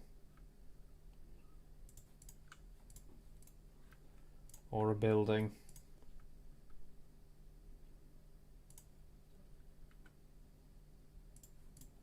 Just anything you're making, it's surprising how much little details will affect it.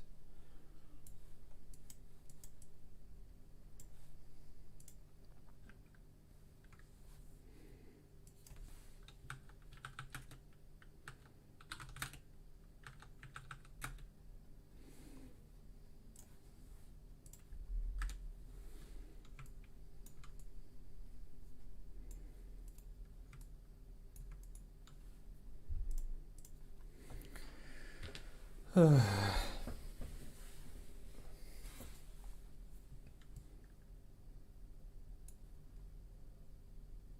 yeah, I'm going to need to... Well, actually, I don't need to add these to that model.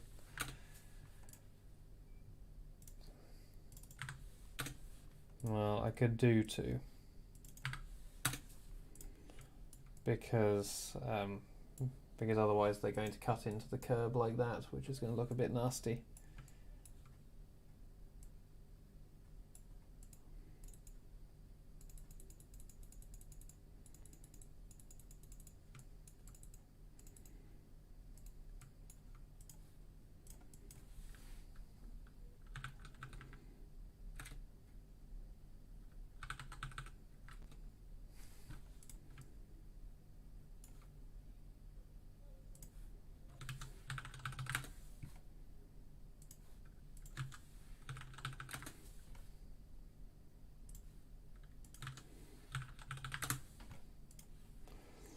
Right, are there any other markings I need to add? Yes, the junction up here.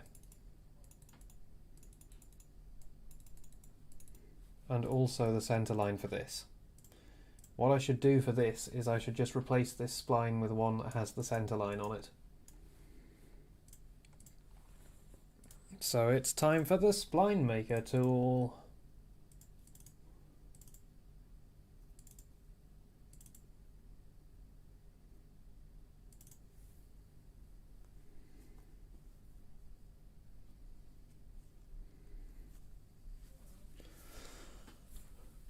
Oh yeah. Also, it is foggy as fuck outside today. You can't see more than about 500 meters. Okay, standard width. No edge. Left verge profile, pavement. Right verge profile, also pavement. Pavement, light. Lane markings. Warning. Edge markings, double yellow. Centre markings, mid. There we go. So how many Ramsey roads do I have now?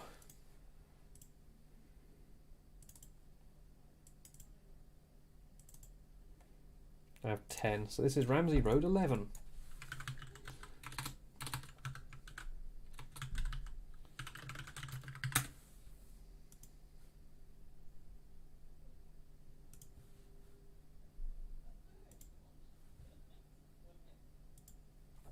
I might have just accidentally made a folder.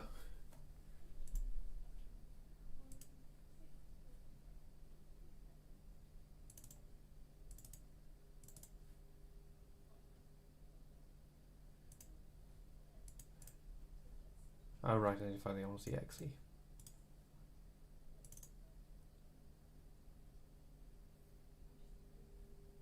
Can I do it through the sim link? Can I go OMSI? No, because it just sees it as a sim link.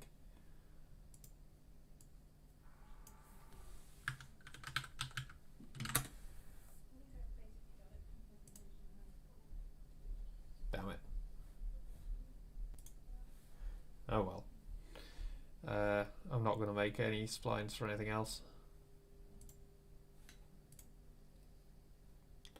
So I reckon what that'll have done is it'll have made... Oh no, it didn't. Okay, cool.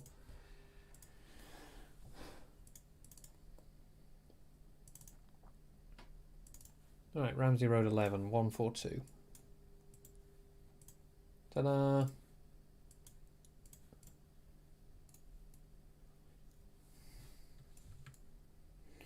Joining together road markings is always annoying.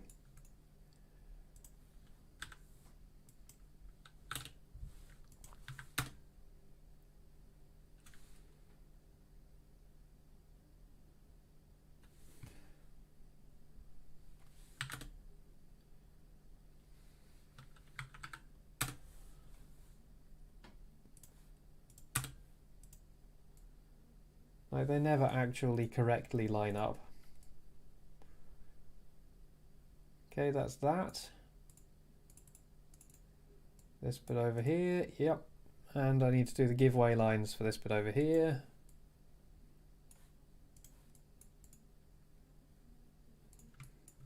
Actually, no, I don't, because that one is the one which has the giveaway lines missing, because it's been resurfaced.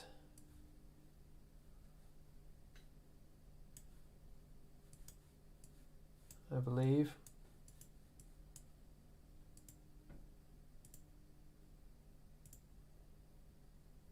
I think.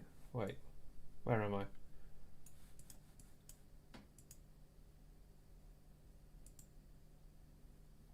Wait, where?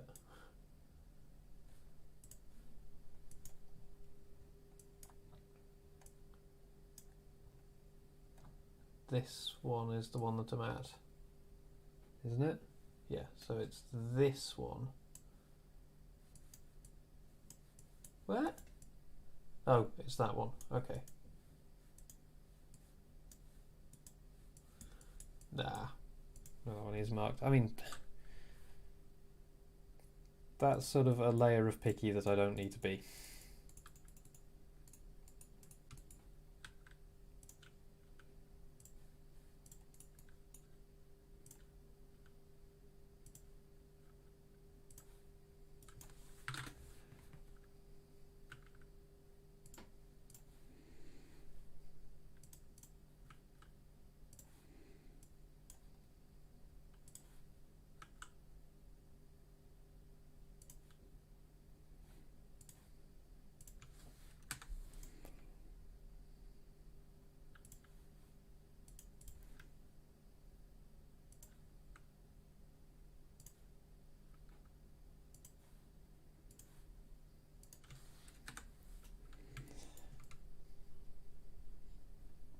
Okay. Then this one goes immediately into being car park. So I should probably include that. I think it's just using edgeline junk.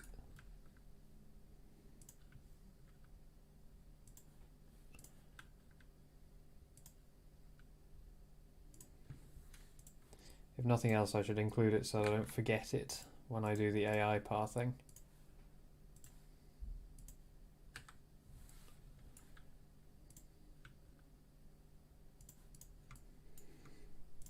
Okay, I'm going to use that as the piece to line these two pieces up, I think. Because I think that's going to be best off being a separate object, because otherwise I might get that unloaded by mistake.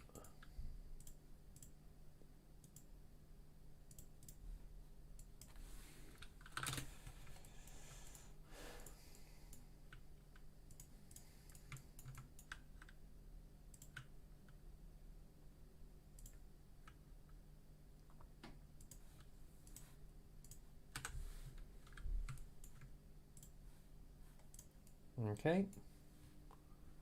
Don't think there's anything special going on at the other end there. Ooh, this side of it doesn't have double yellows. When do they give out? Here. Opposite this bus stop. Okay. But yeah, this is the next junction along, so I'll save that. Yeah, the double yellows give out here-ish. Is it going to be best to include the bus stop markings as well? I think it might be.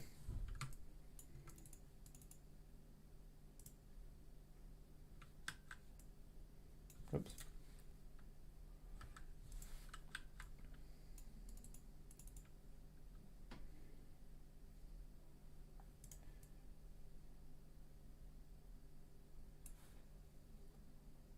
this is 2018.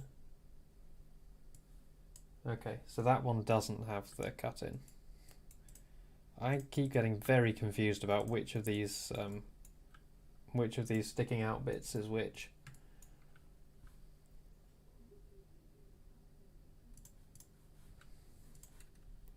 So I don't need that here. Okay. And now I need the bus stop marking bits.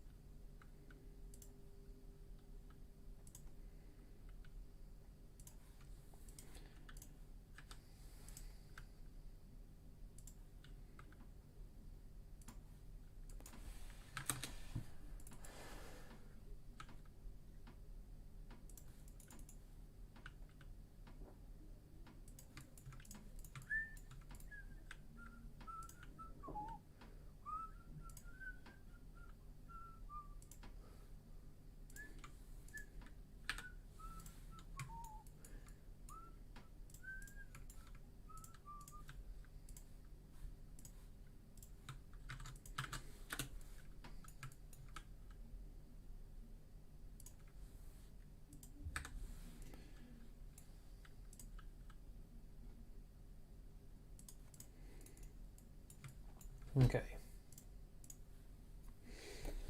Is there another bus stop on the other side I need to worry about? Yes, there is. And it is on a hill, so it is still going to be worth it. And it is about a bus stop's length away from this bus stop.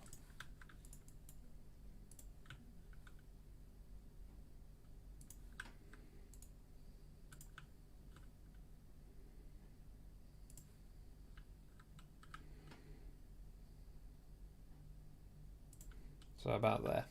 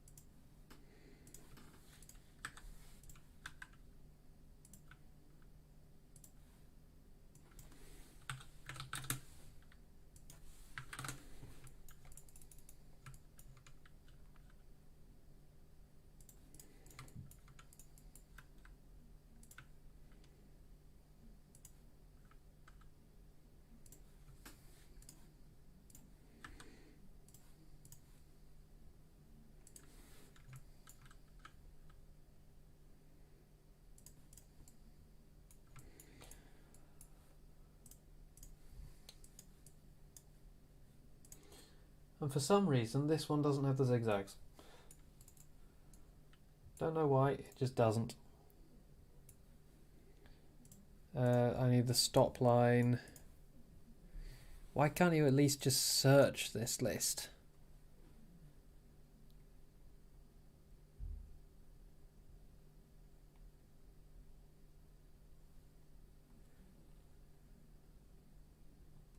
I mean, I need the crossing dots, which I just saw. Those are crossing studs. I need crossing dots.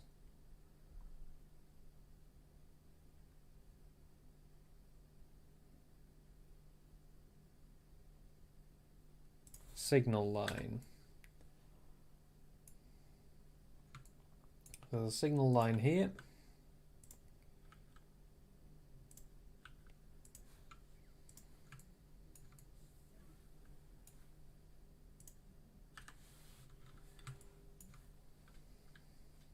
And then there's another one here, partway through this line.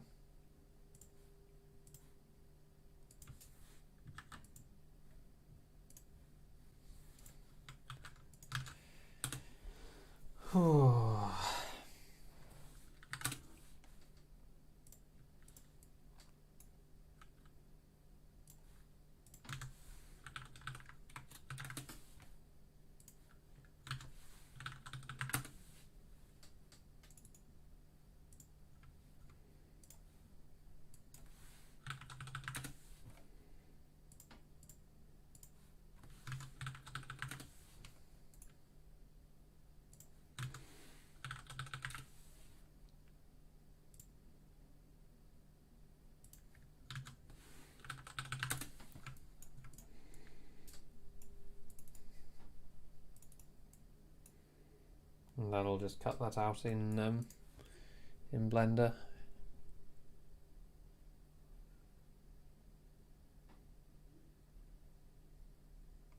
Crossing dots.sli, there we go.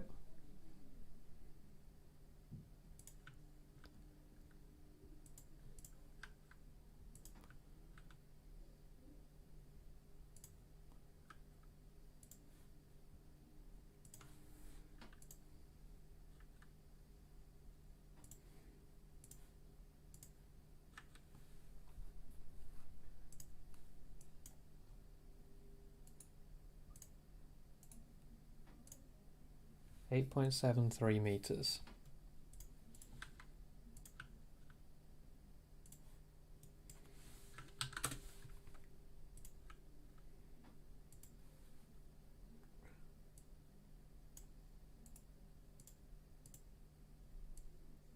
And the dots themselves, 3.4. So 3.5.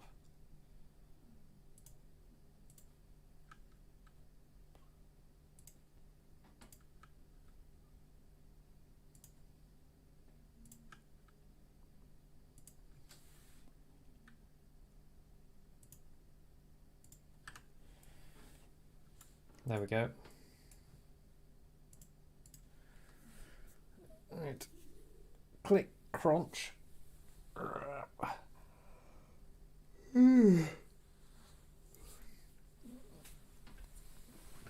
Crackle the backle. So how am I going to join up the pavement here?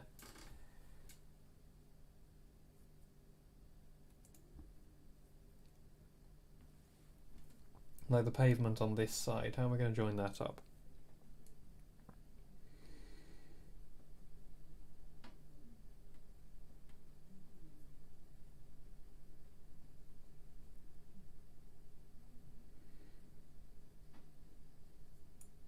I guess I can export a marker for this.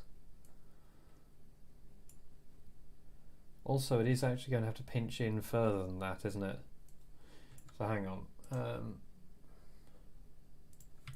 Show grid.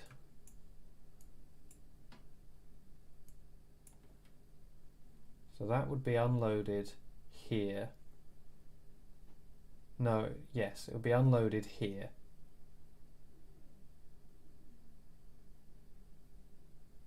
And I think it's fine to have this unloaded here, but I don't think it's fine to have this unloaded here. This is going to be a nuisance to line up.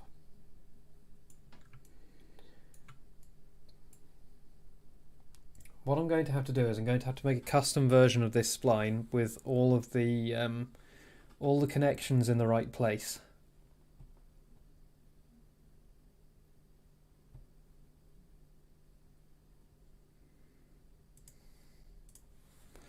It's going to be a bit annoying.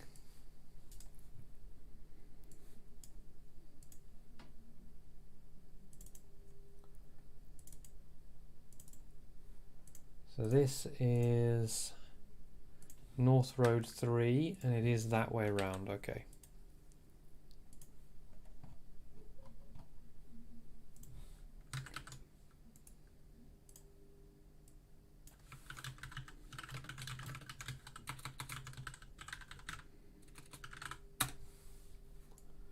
Then looking at this the other way around, if this one was on here, then it would load.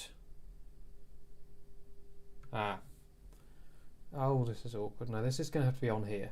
Yeah, so it'll load all the way back here, so that's fine.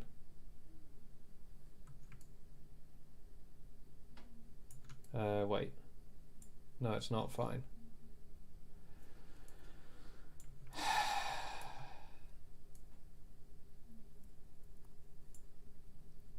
I just need to work out which tiles the oh, well, target frame rate's too low.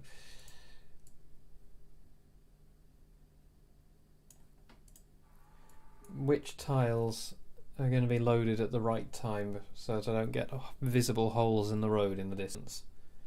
Because if you think about it, if this is on one adjacent tile loading and you're on this tile, oh, then this tile is loaded. Okay, so it's 1 including diagonal. Yeah, okay, sure. No, that's fine. That's fine.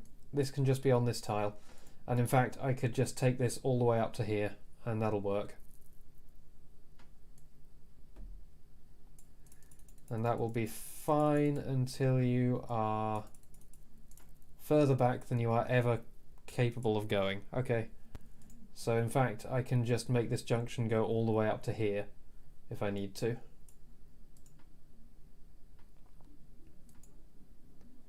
And then going this way.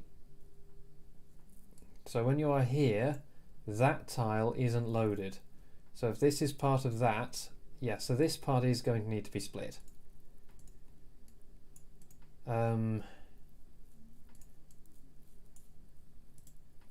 See, I'm going to have to split this.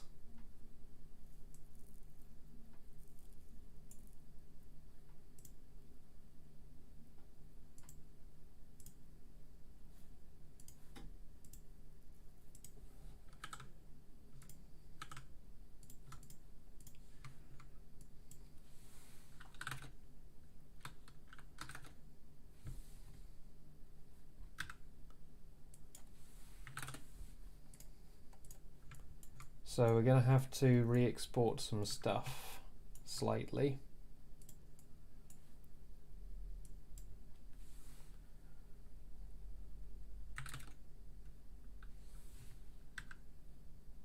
$30 and then 47. So this will be one object, this will be another.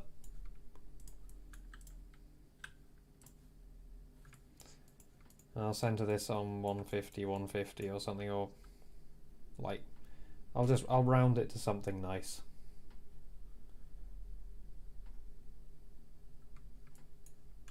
Like there.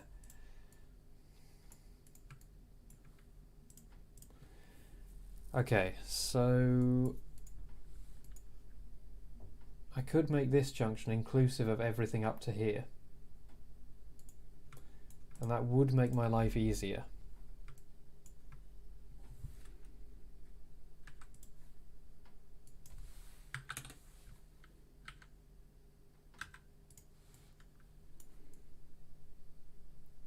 Just so long as your object view distance isn't less than some dumb amount. Right, what's the minimum? 20. Yeah, but that'll break any map.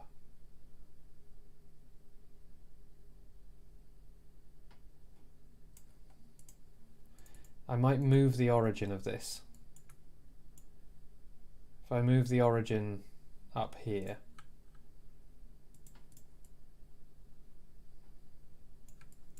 So what do I reckon that is? That's probably 200, 100. So I need to move it by... I need to move it 50 down and 50 right.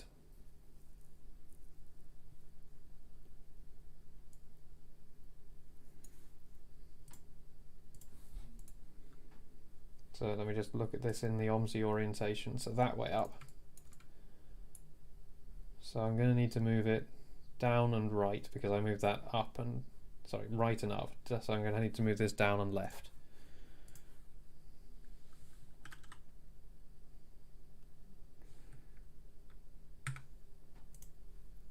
Yes, that is correct.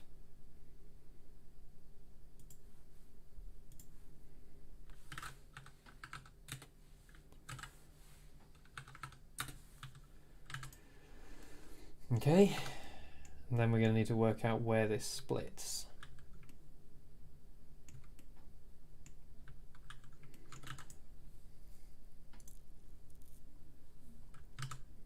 So I need to save that. So on tiles 4, 5 and 4, 4, I need to sort out the tile markers.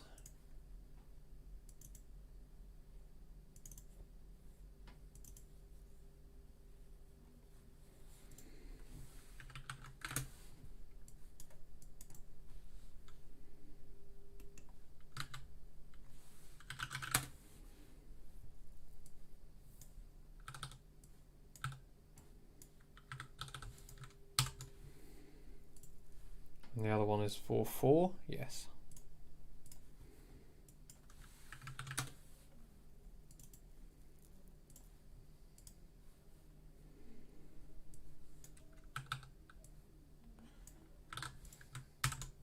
So that is at 200, 100, and that's at 100, 250. Okay.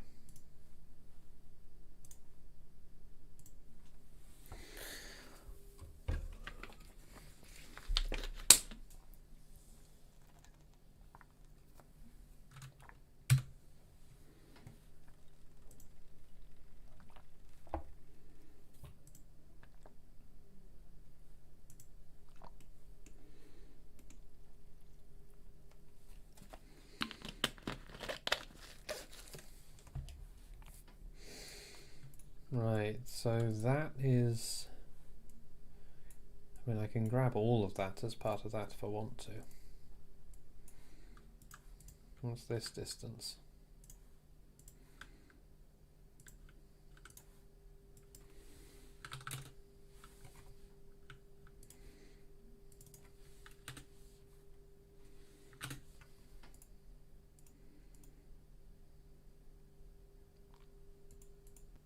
Yeah, okay, that'll be fine.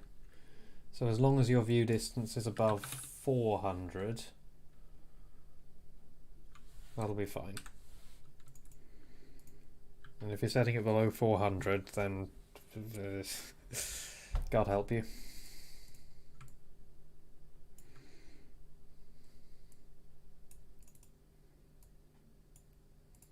So I actually do need to finish marking up the rest of these then.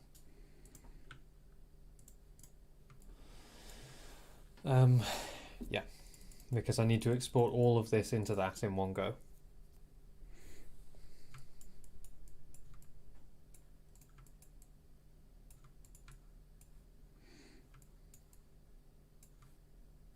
I fancy having one of these resurfaced, so I'm going to go with this one's the resurfaced one.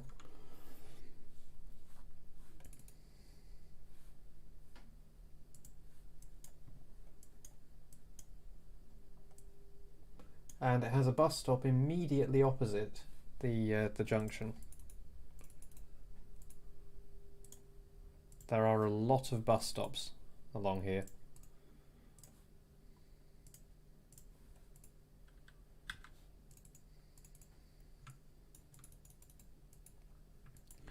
But yeah, the bus stop basically starts alongside the junction centre line, like that.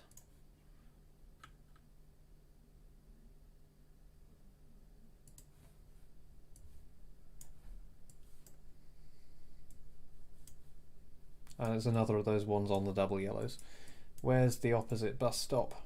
Over there, but that'll be the next junction object along, probably. Yeah, I reckon so.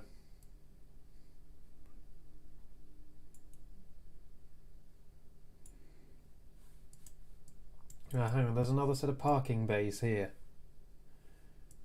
God damn it, can't they make it easy for once? Also, this road is slightly shortened in my model to real life. Like this bit here, from this junction here, the real distance is 463 meters. My distance is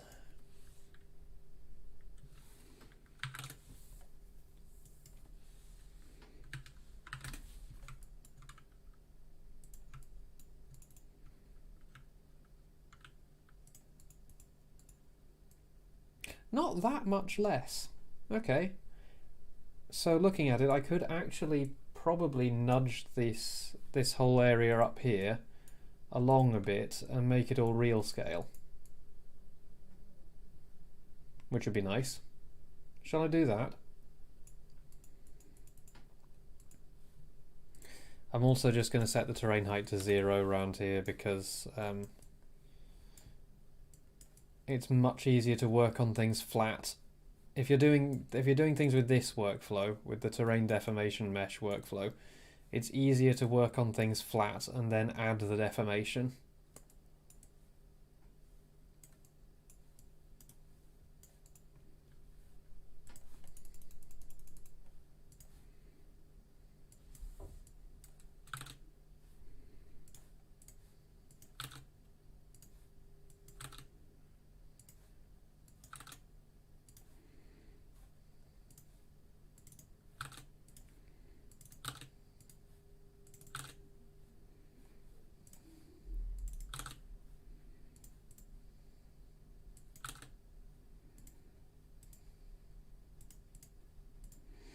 And I'll sort that out when I get to it.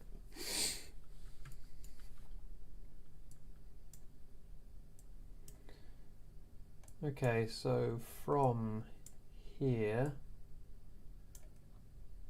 which is the edge of that, just drop this back down, like 1 meter instead of 10. From here to there is 463 meters. So, it'll kind of press it up against the edge of the tile, but at the same time, basically what you've got here is a tree line that you can't see through. So that'll work. I don't really want to add extra tiles.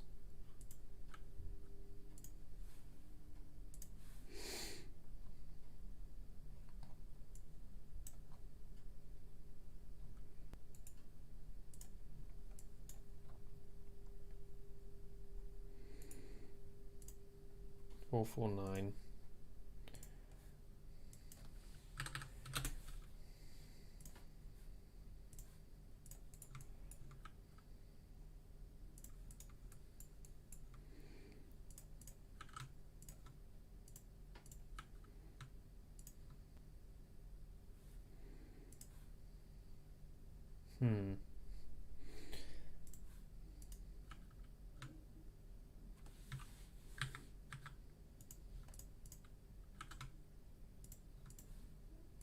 There we go, that order will work.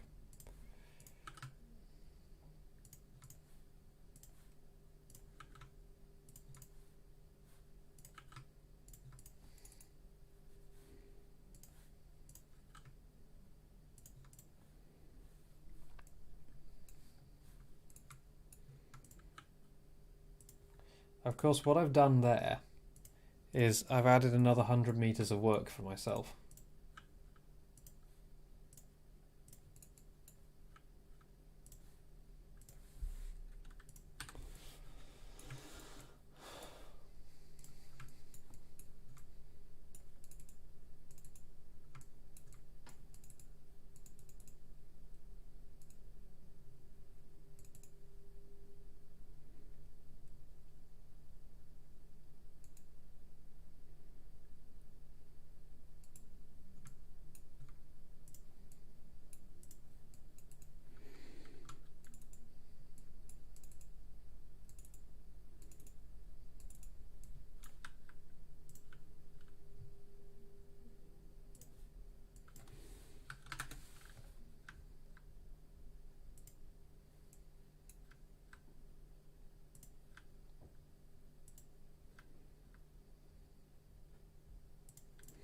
This will all be bulked out with proper trees as well. I'm not just going to put a backdrop there and call it a day.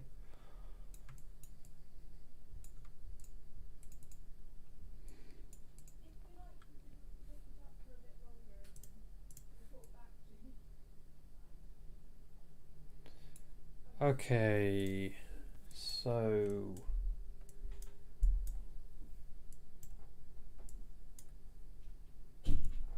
this bit goes back to normal here, except it's narrow normal, not normal normal.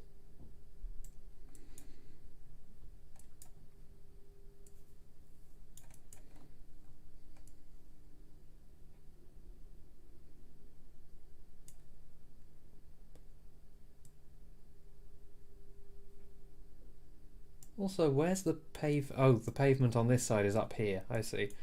Yeah, so that is going to have to be a bit weird anyway. But in terms of paths, it's going to be back to normal by here. 61 meters away.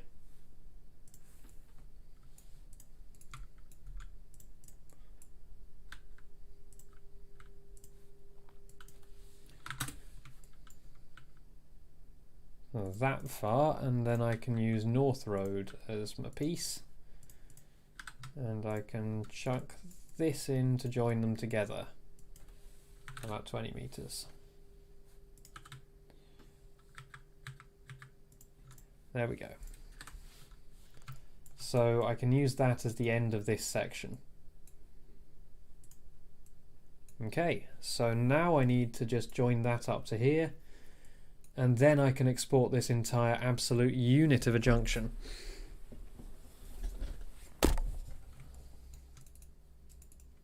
Hi again, I'm still going. I just need to check how far away that is. Is that more than about 500 meters? Yes. That's 550 meters. So, question. Do any of you use a draw distance of less than the default? Like an object visibility distance.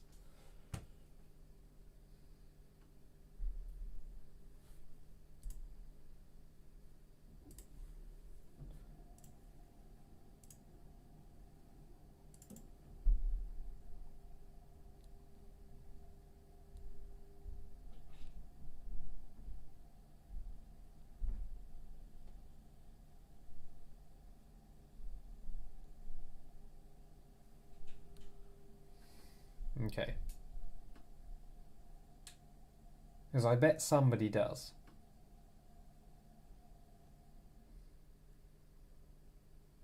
Where's the settings file here? Where's options.config?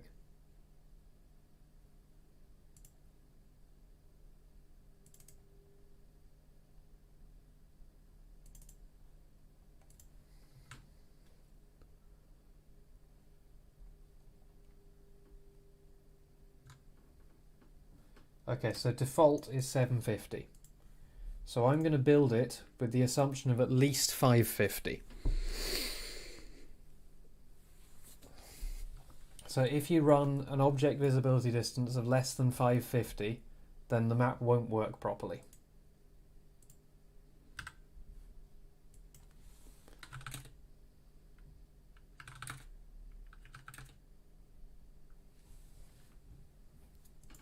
Now, was I definitely measuring the right distance? Was it definitely 400 and something and not 600 and something?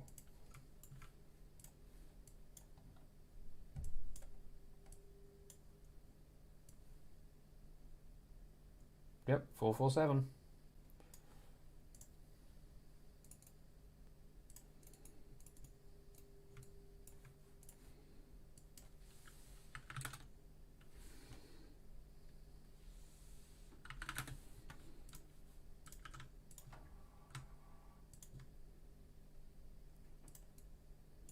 Oh, yes, of course.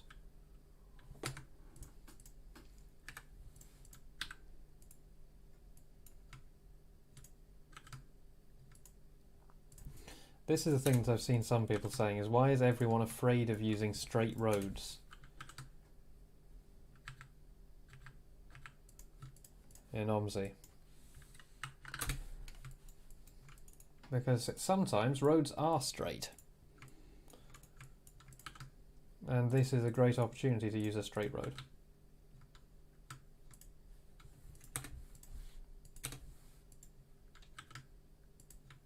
Oh, go on, snap.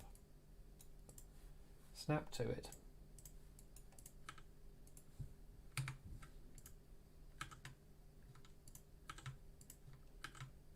Now it will, sure.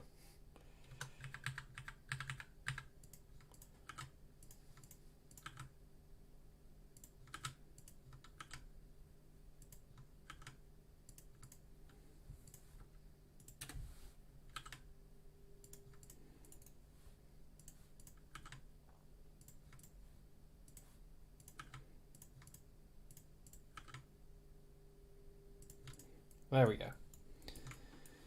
That'll just make my life a bit easier when I get back over here again.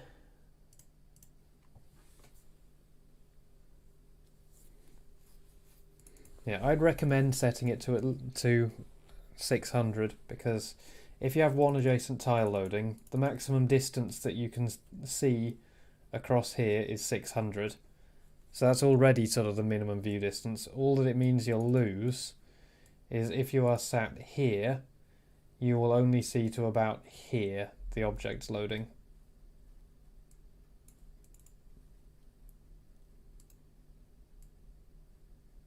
But yeah, you've got to make compromises.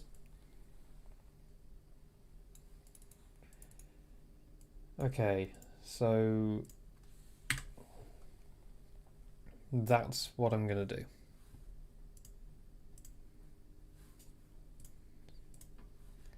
Just gradually creeping the map closer to real life. Of course, this also means I'm going to need to put a few more junctions in.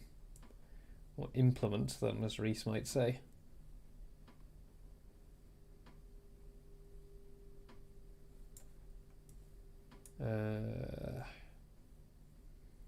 Brainy McBrain. So how far along here is that bus stop?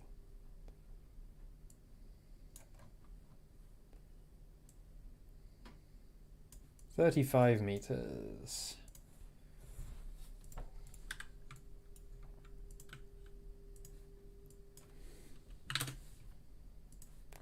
Because I do need to spline build this as well.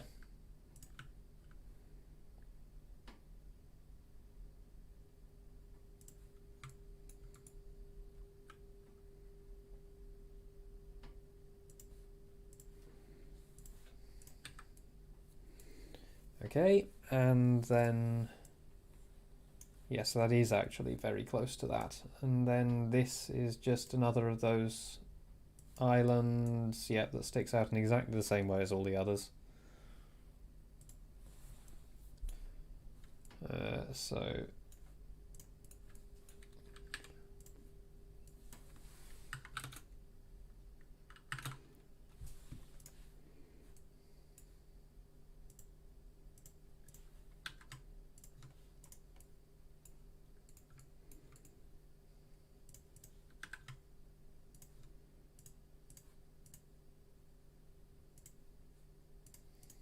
got verdamped. It's exactly 5 meters. Okay. Now I need to work out a length for this, which is going to make it join up perfectly with that, except that I don't, because I can just do that in Blender. So what I'm actually going to do is I'm just going to make this 2 meters, because that's how long one of those fences is. And then get it close enough.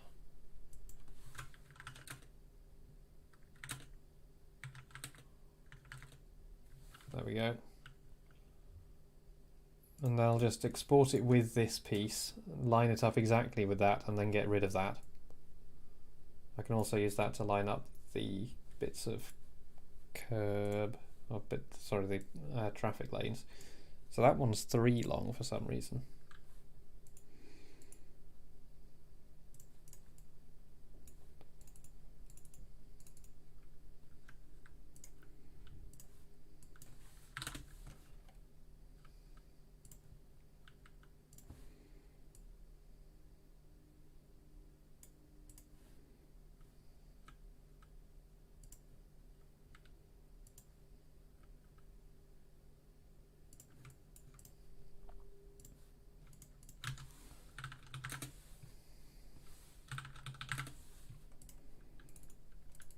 Right, is there one of those at the other end?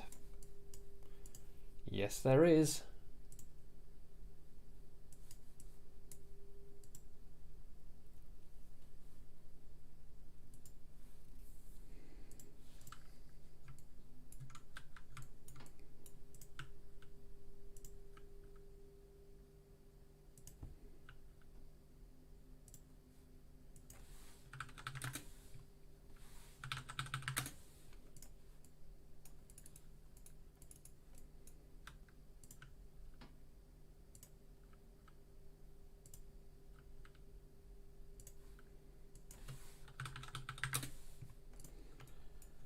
we go.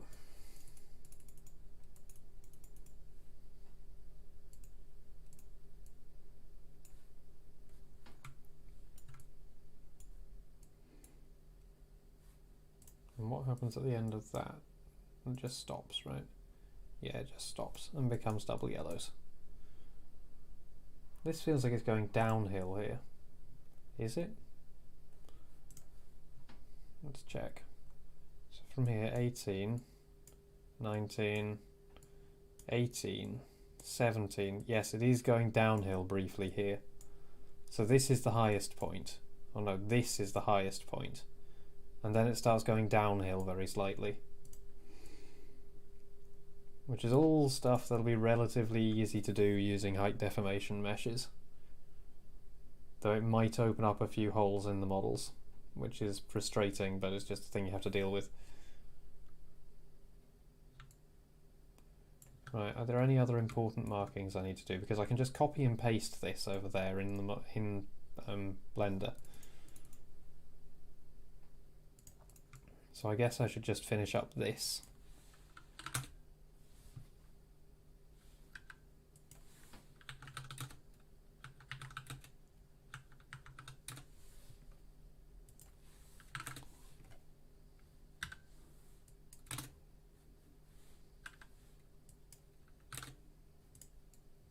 That looks about right. I think that was some bloody good guesswork, if you ask me. And honestly, who else's opinion really matters?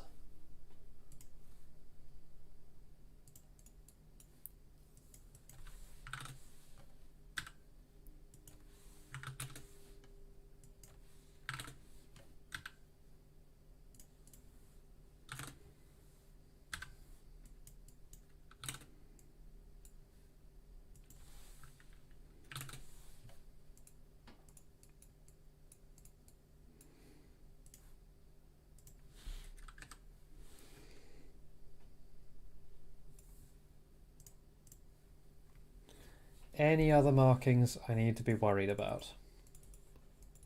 I'm only talking about, like, oh yeah, I need to build the bus stops out of markings.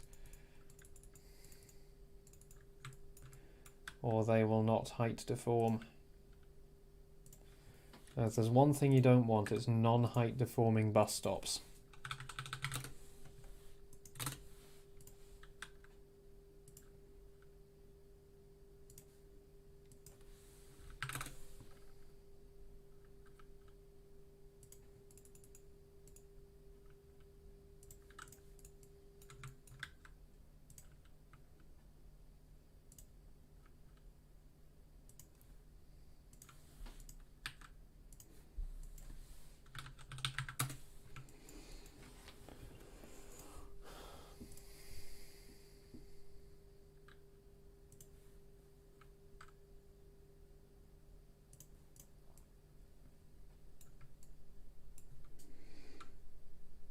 Do do do do do do do do do do do do do do do do do do do.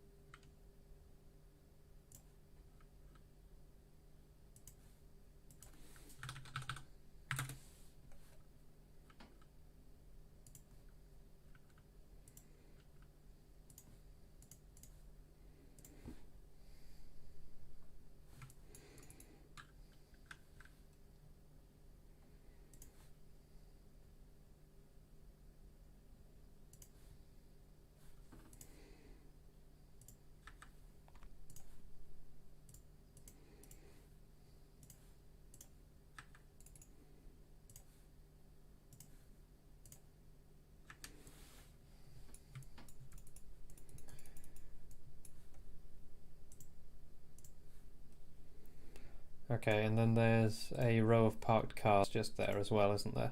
It's a very short one.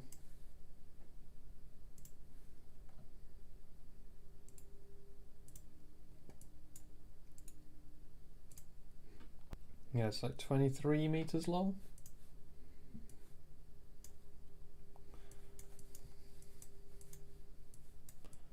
So it starts like one car length, which would be about 3 meters, 4 meters after the bus stop.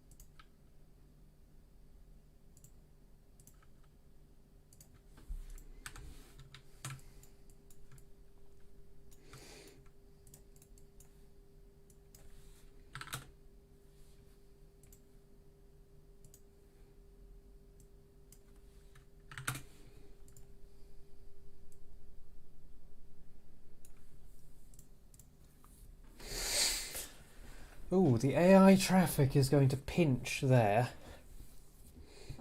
I might just have to nudge it up a little bit for the sake of the AI. Just pop it here or something.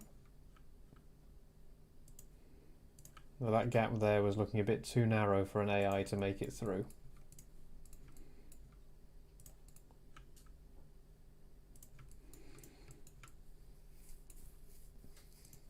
Let's just check that that is a parked car's width.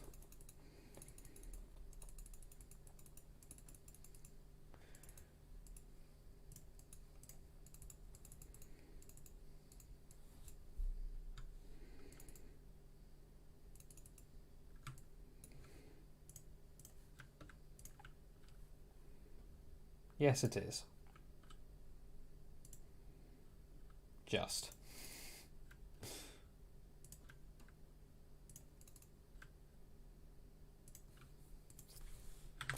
And of course those need to be higher.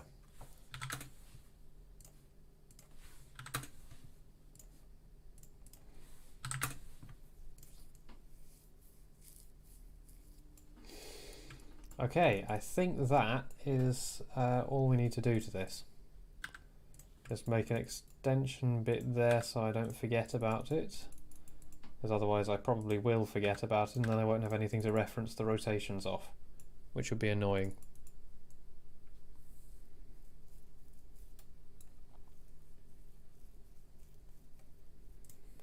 Similarly this. Oh shit.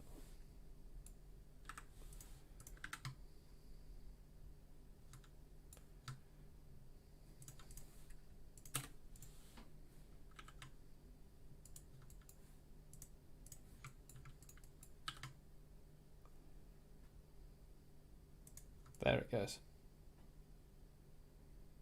Yeah, whatever. I just need the angle off it. I don't need it to be in the right place.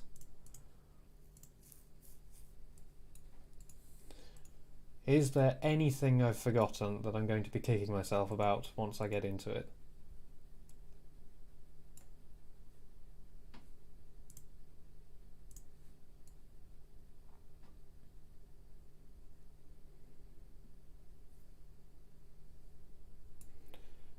I don't think so. So right, here we go. Spline export that. It's going to be a lot more stuff than normal to export because I've got all the markings as well. Just turn that off to make my life a little easier.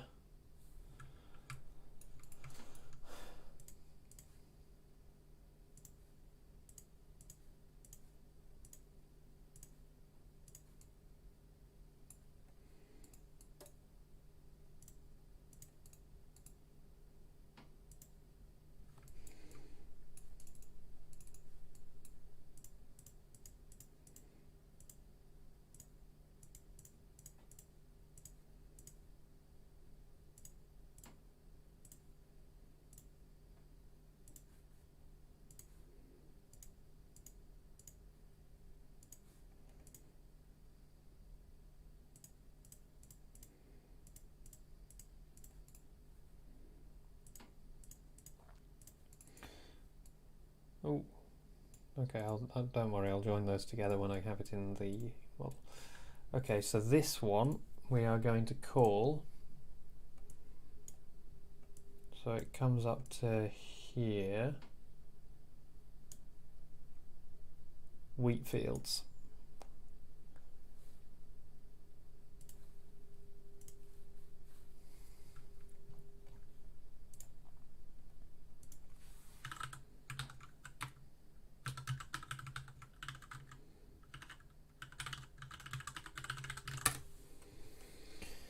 Okay.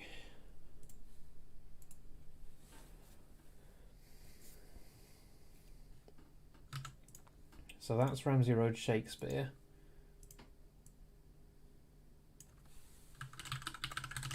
This is Ramsey Road Wheatfields now.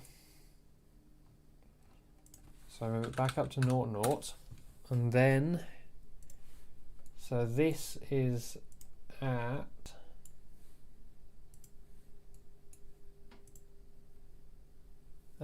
100, 250. So that means it's at, so I've moved it down, so up up by 50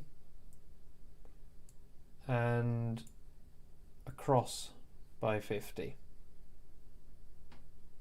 because it's gone down, down. So up and right by 50. There we go. Okay. Now we can import the new bit, Wheatfields, which overlays perfectly, so we can delete everything we've already made. Oh, sorry, no, we can delete from this everything we've already made. I was just checking whether the end piece is going to line up over there. It's not, which is annoying. So I'm just going to have to delete all of this.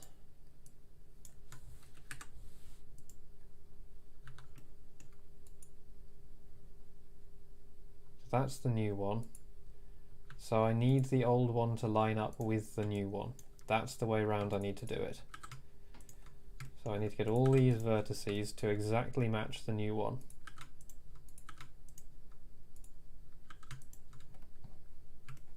Hang on.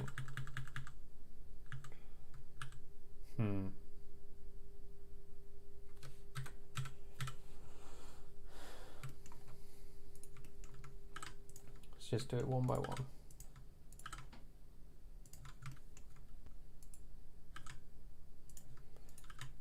For the double yellows, that's going to be annoying.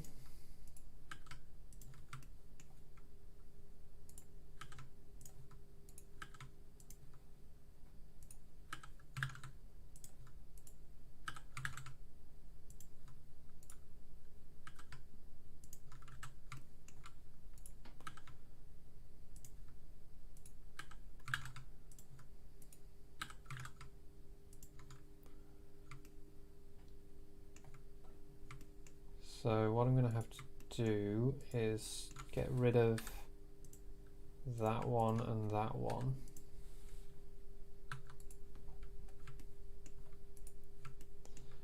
And then this piece I'm going to get rid of. Ooh.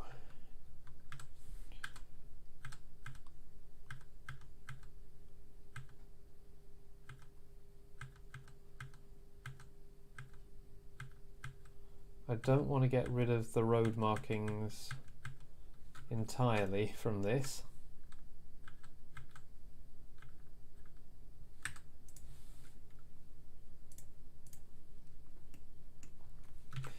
Because there are some new road markings that I want to bring in, but I do want to get rid of all the road surface.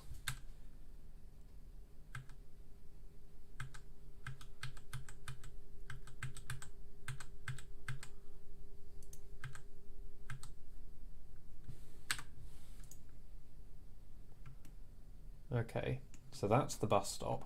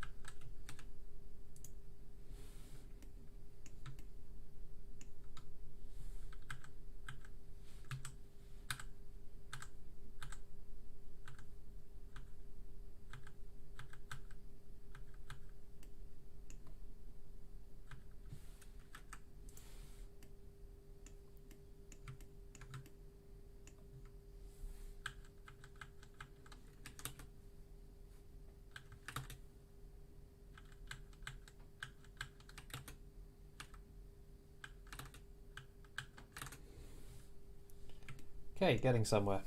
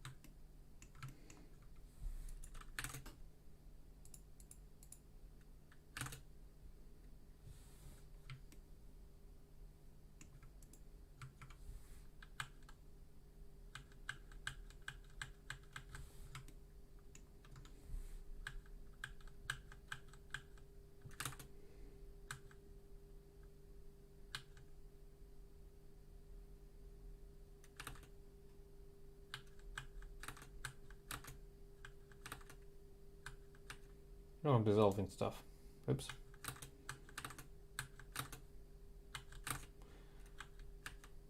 No wonder it wasn't doing much.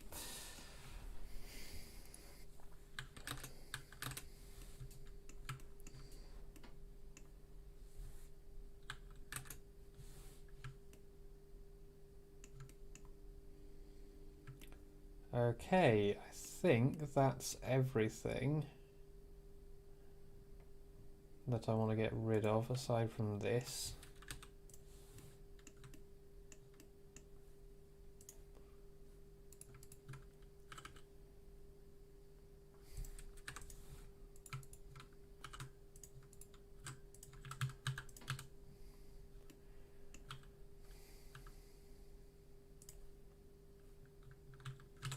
Okay. So now I can connect the two together, right?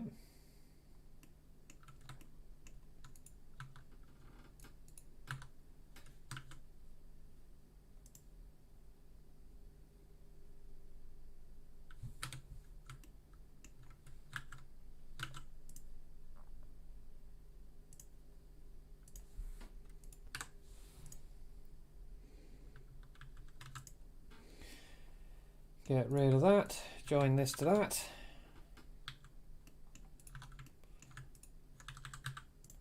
Remove all the doubles.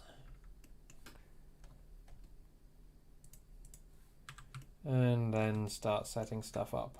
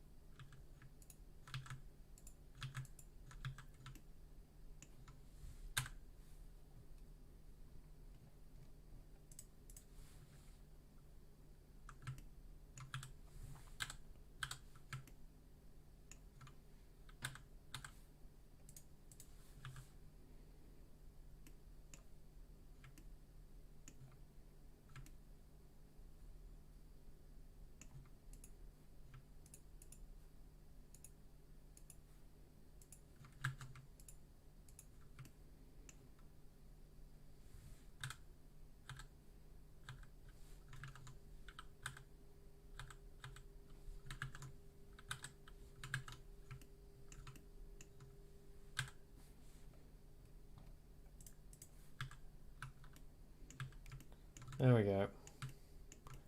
And yeah, as per usual, the textures on the splines end up backwards when you import them, which is great. OMSI doesn't quite the OMSI exporter doesn't quite translate between right-handed Y up and left-handed Z up properly.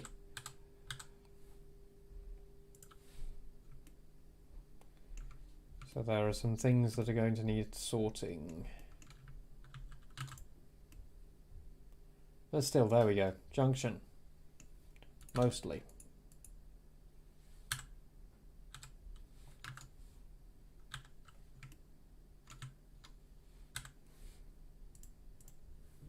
Yeah, you can see the same over here. Basically, I need to select all of the markings and mirror them around 0, 0.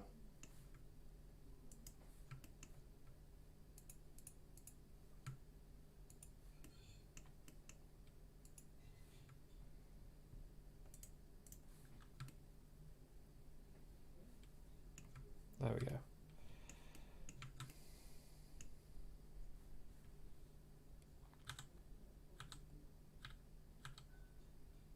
Oh, I'm going to need to do it for these as well. So I need to get that markings, hatching, texture in there. Shoopity boop.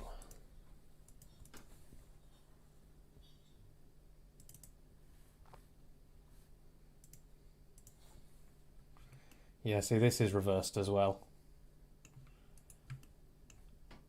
Every texture on a spline that you import from OMSI will be reversed. It's great.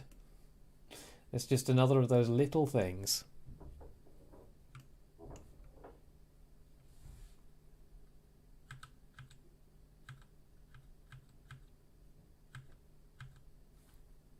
Is there a hotkey for selecting all with the same material?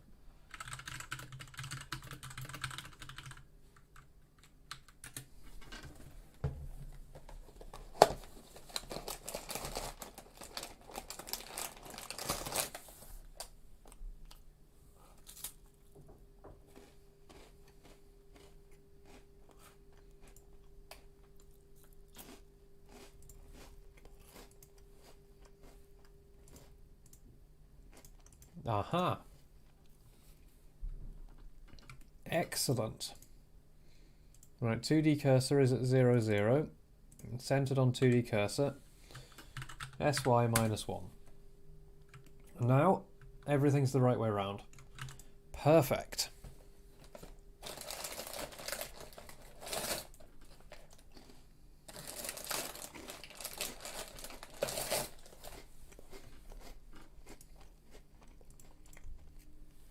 You're going to have some biscuits to celebrate.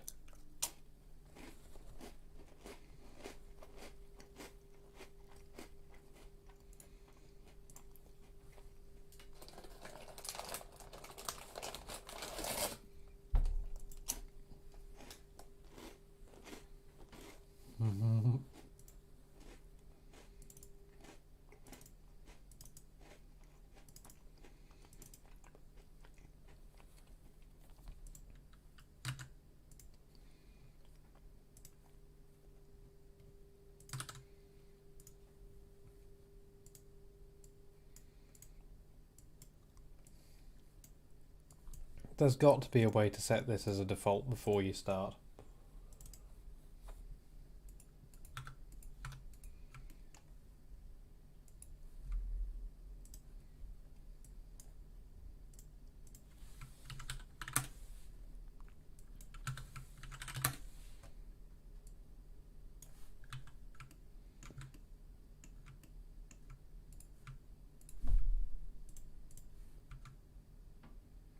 Oh yeah, I need to do the same to these.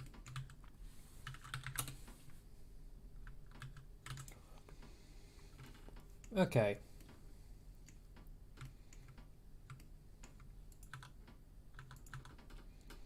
So now it's time for a bit of knifing.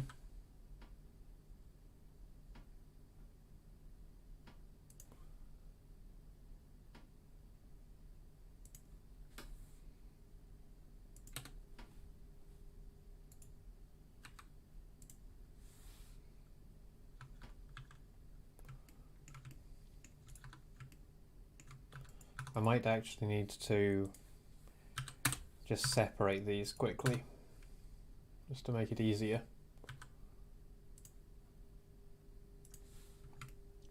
So that I don't accidentally cut something else.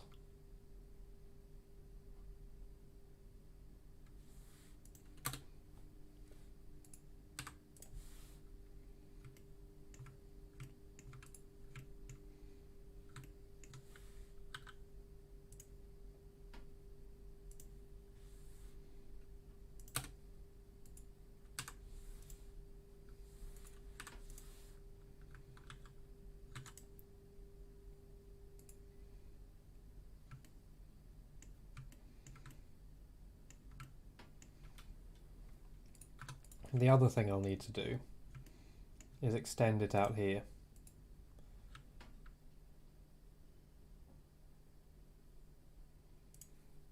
Which will probably need a whole bunch of subdivisions in order to conform properly.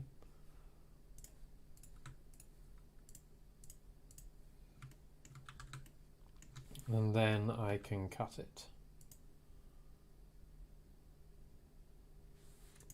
Like that.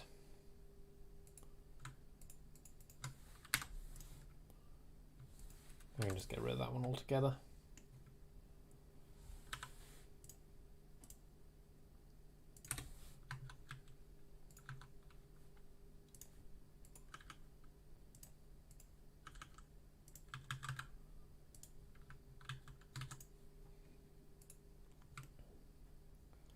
Right, and now I can merge that back in again.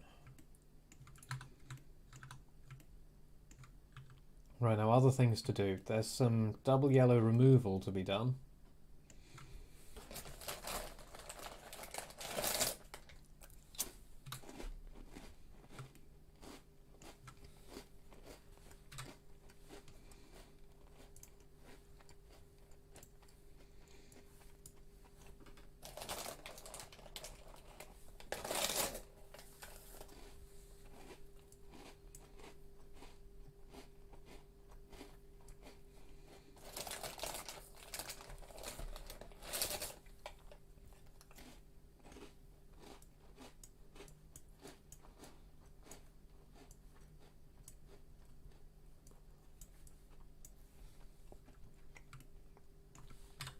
Just checking on my other screen where it needs to be cut.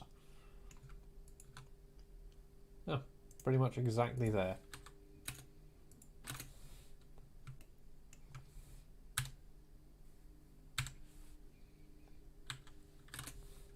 And on this side, it actually gets cut inside the bus stop. The bus stop is the end of the double yellow.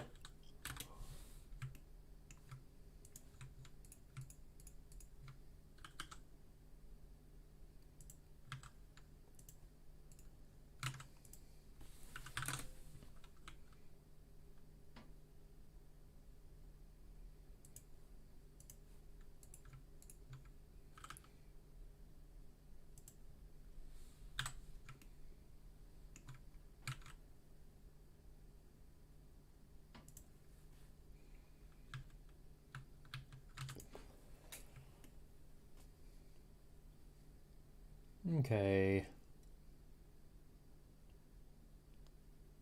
Oh, I've assigned these to yellow.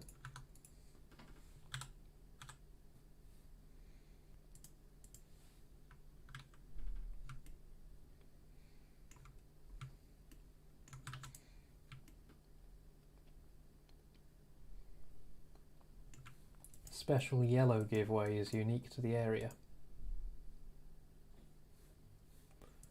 So then the double yellows do not give up through the pedestrian crossing.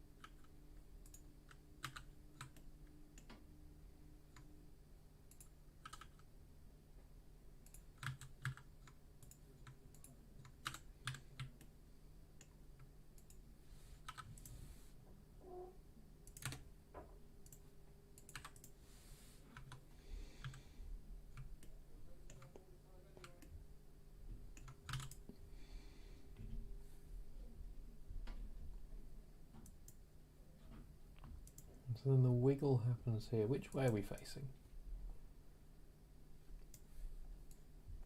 That way is north. Okay, so after the pedestrian crossing, this footpath goes its own way. In fact, kind of during the pedestrian crossing, it goes its own way.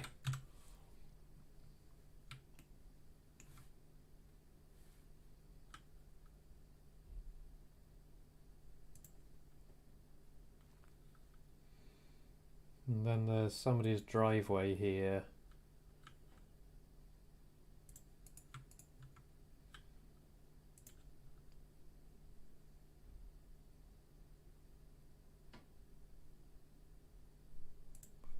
And then that is what becomes the path. So how am I going to join that at the other end? It is back to normal by the other end. Okay, that's convenient. I like that. I can work with that.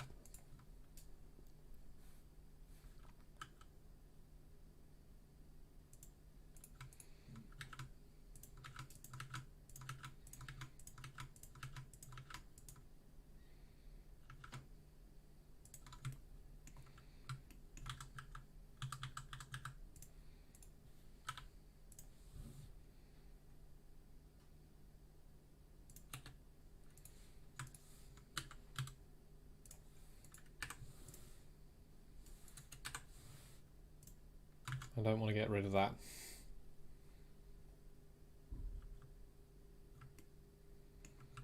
What I'm going to do then is I'm just going to temporarily stick that on there. Then dissolve it. Then get rid of that.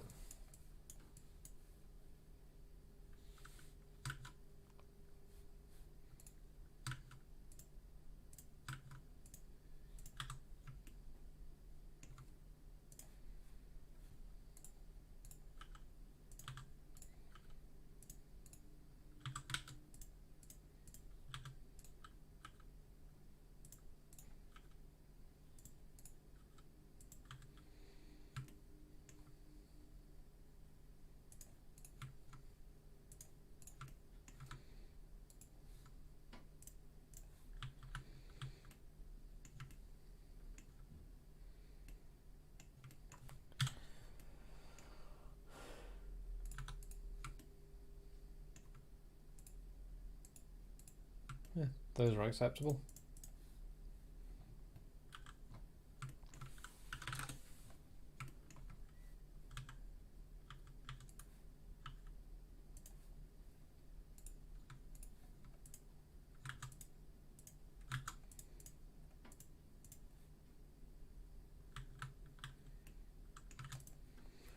There we go.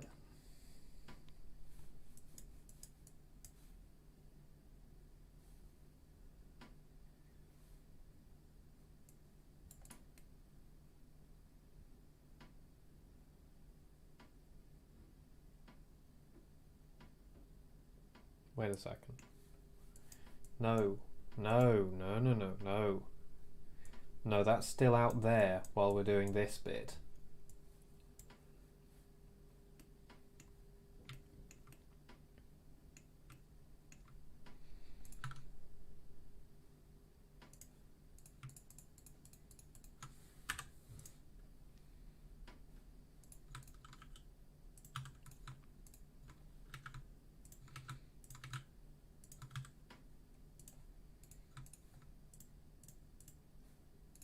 Might as well do that as well, just to make it look nicer.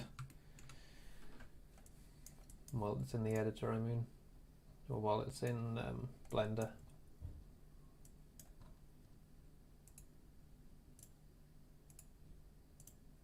So it gets 8 meters away. Time to bring out the patented measuring cube.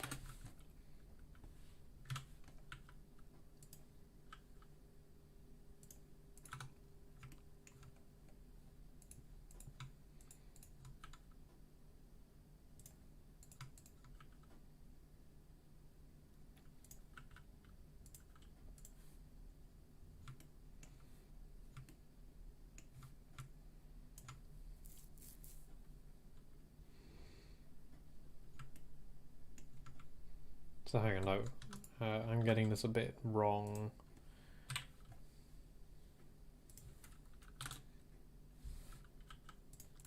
It needs to be that far away at the end of this segment. I'm getting this segment and the next one mixed up. So it needs to be that far away at the end of this segment. At the start of this segment, it needs to be 4 meters away. Which, by chance, is almost exactly what I've managed to make it.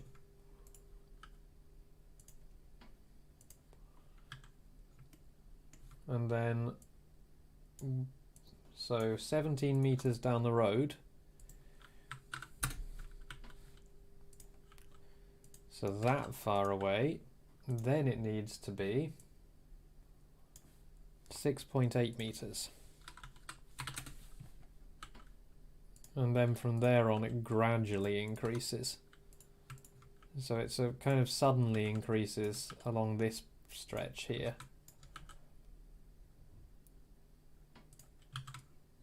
But it does something like that. And then it sort of gradually moves outwards along the rest of the stretch.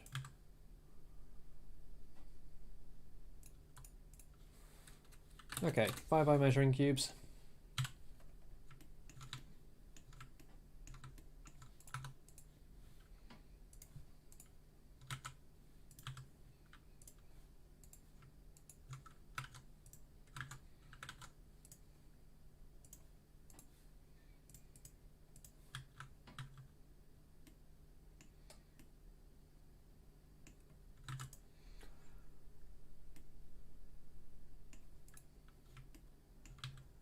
Right.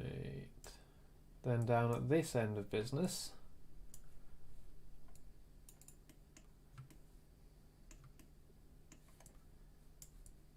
we have this affair going on over here. So actually it's less like this, more like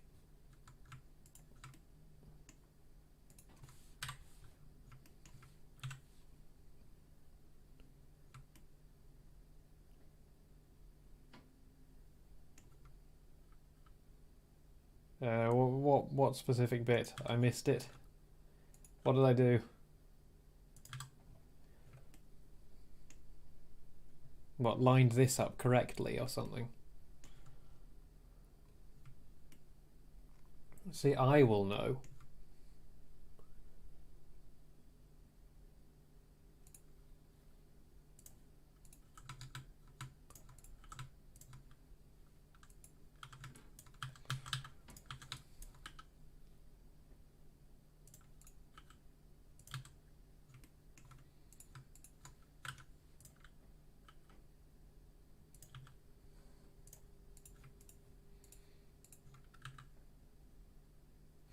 Actually, the subdivision needs to come on further along than that, doesn't it? Because it's when it's curved in already.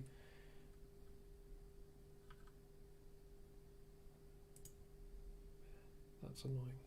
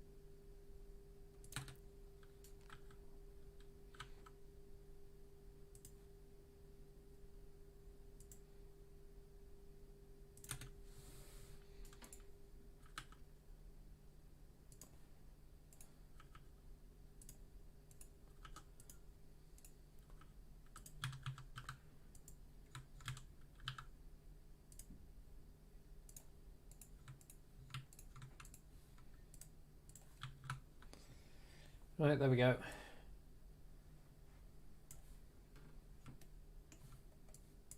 Is this one the same? It is the same.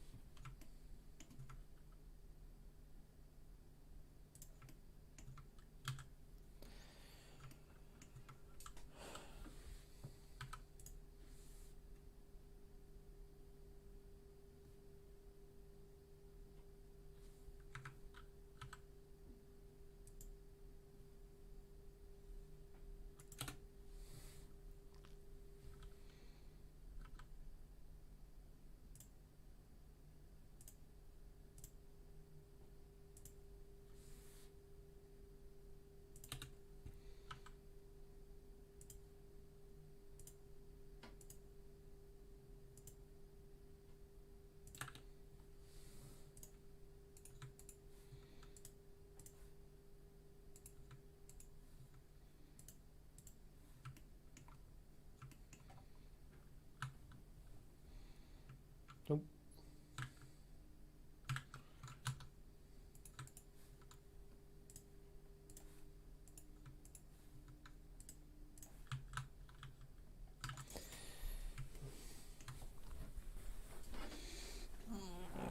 I know that like 10 metres down the road it's going to switch to just being the standard pavement, but whatever. For the first 10 metres that road's going to look fabulous. Right, so now I need to do drop curbs, including the big boy drop curb for the pedestrian crossing.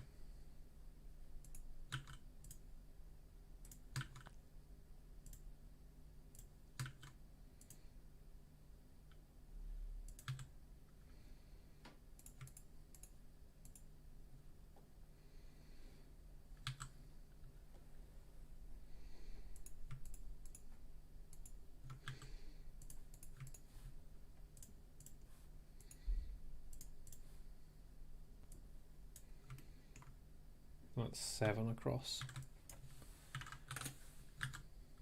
Oh, right, now I need to turn off this mode.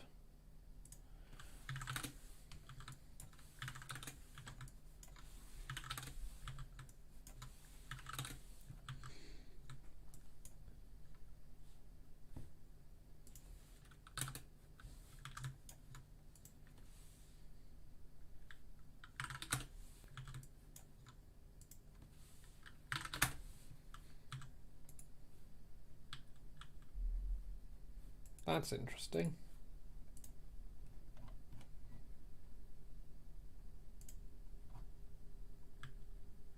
There we go.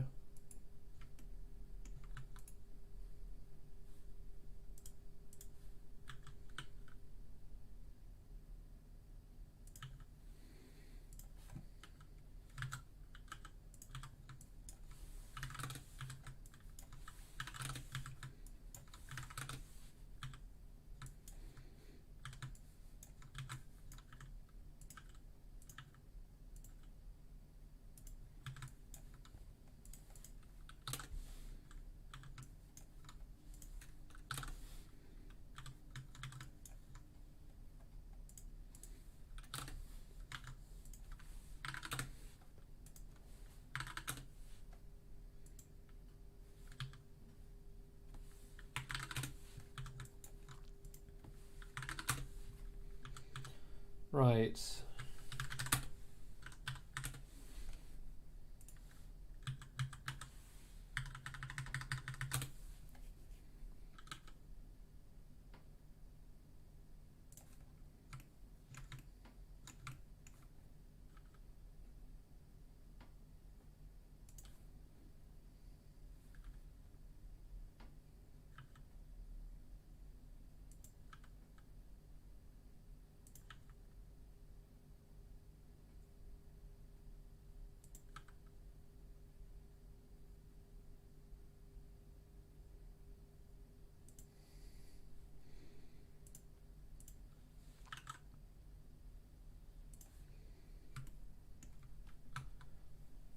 So 2 by 3.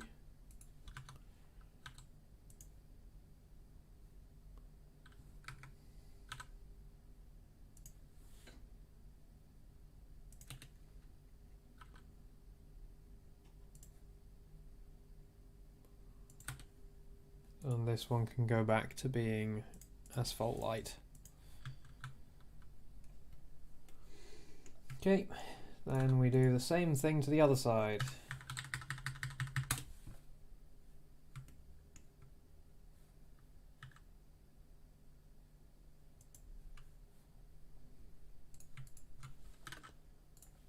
I see this one's actually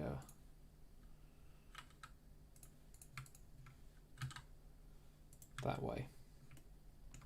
Except this one's going to be easy because it is, well no, I'll just do it this way anyway.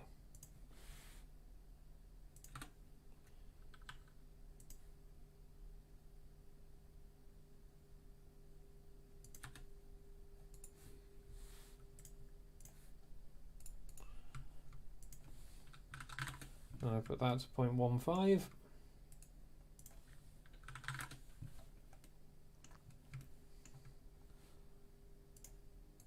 And then I put these to 0.2. And there we have our pedestrian crossing. Hello. I'm going to have to do a lot of the exact same light sequence over and over and over again, aren't I?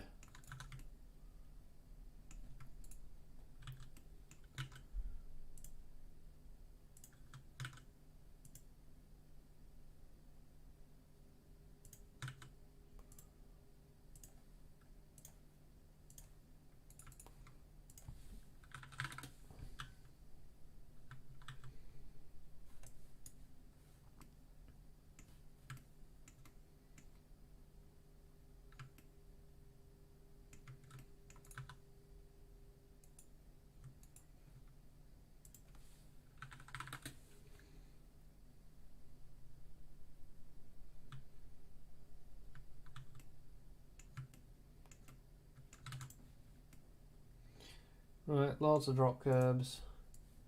There's one in the middle of this bus stop.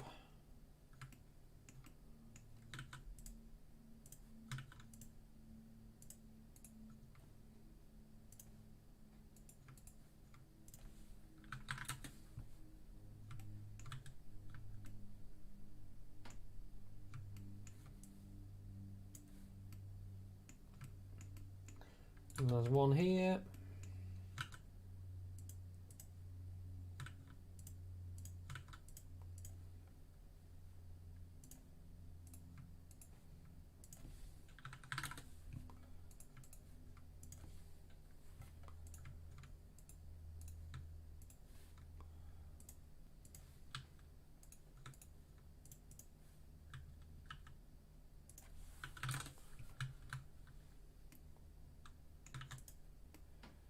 There we go.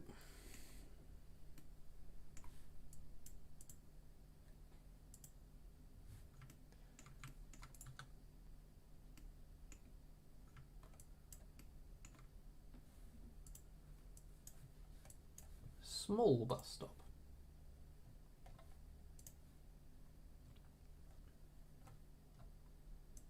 Small bus stop which did not exist when this aerial imagery was taken.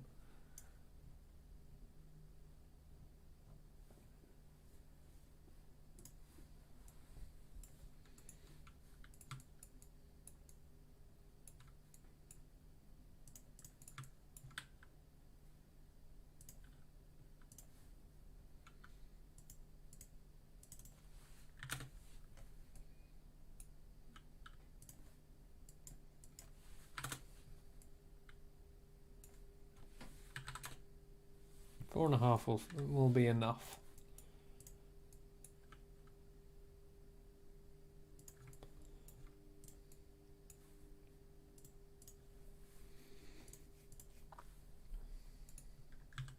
Measuring cube.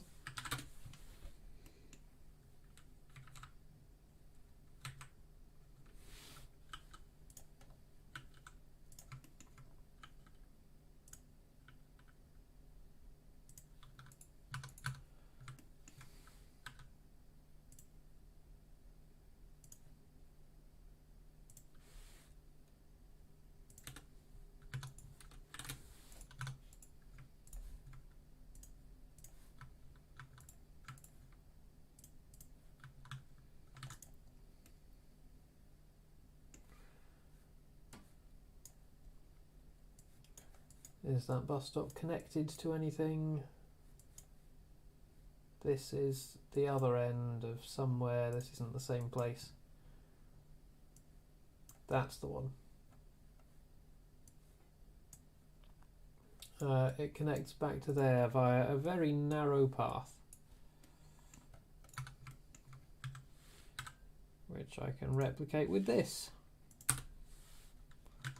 I'd actually just make that a full cut through the whole thing just for neatness' sake.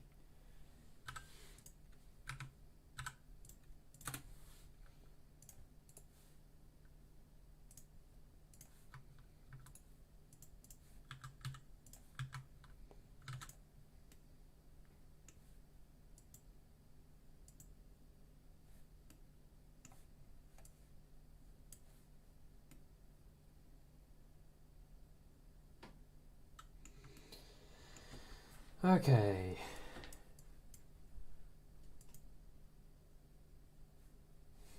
Okay. Okay. Okie dokie.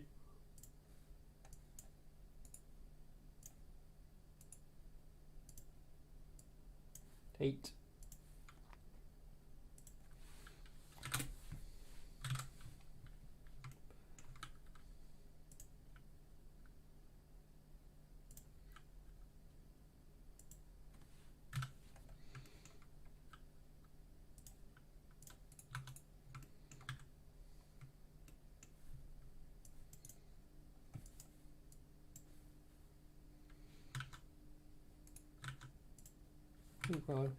Oh, of course. Yep. That would be a thing.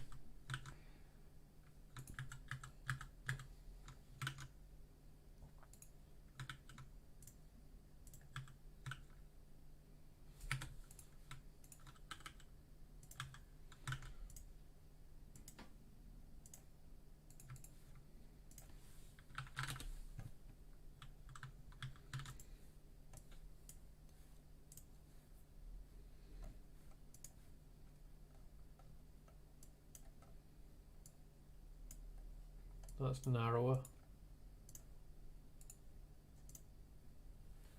5.74.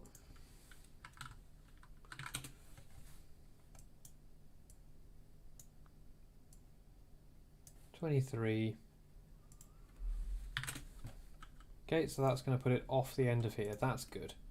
That's fine then. So that's all the drop curbs we need to do in this direction. Not that we need to do any drop curbs at all, but, you know, I'm doing them. Oh, hello. Ooh, that's happy to see me.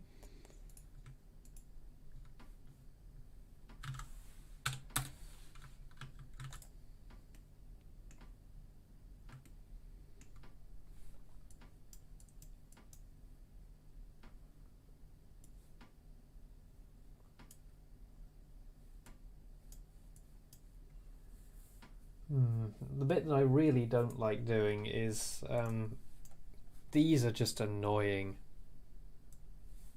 You have to get them square and they never quite line up and they're just a pain.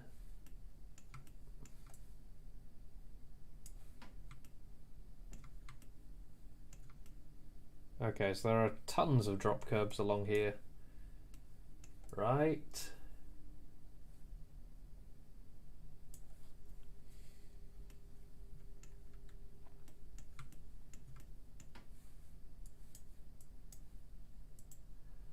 Looking at this, it might be a good idea for me to extend the grass backwards a bit.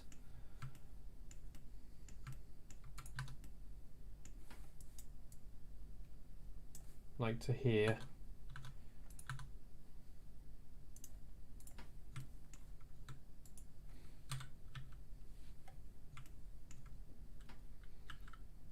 Like that.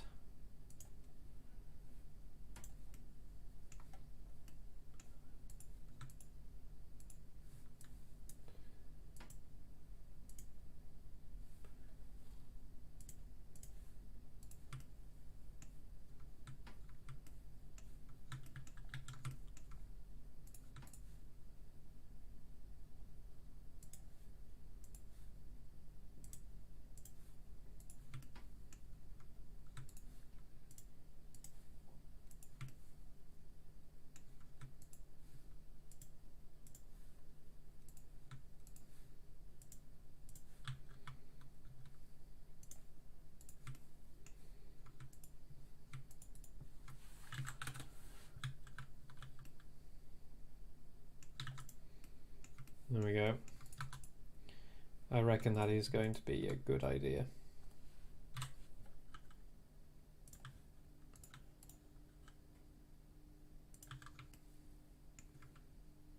And just pull the transition between grass and junction a little further away and a little bit lower down so it's less jarring.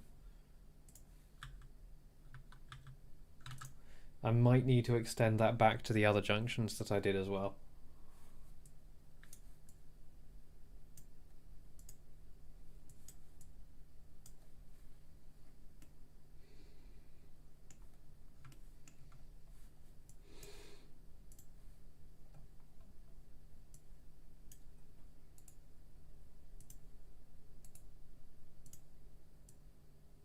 Nine.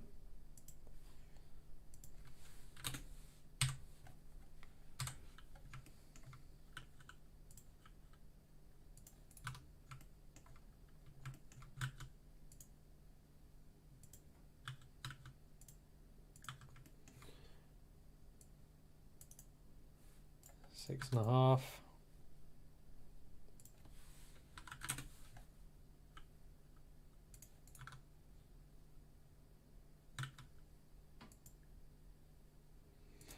Haven't.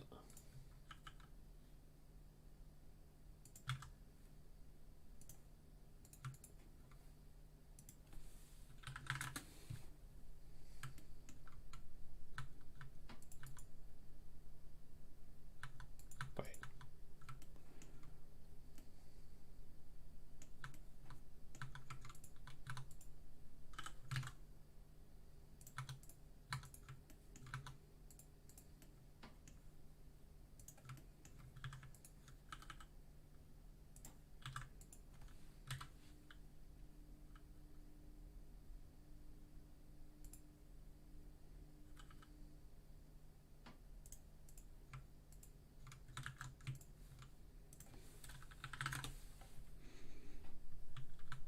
I mean, it won't embed into its chat.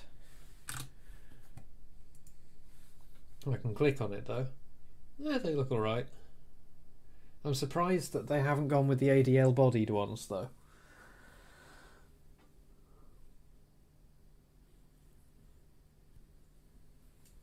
I thought that ADL and BYD had a partnership for ADL to make the bodies for them, but maybe that's fallen through, what with Brexit and all.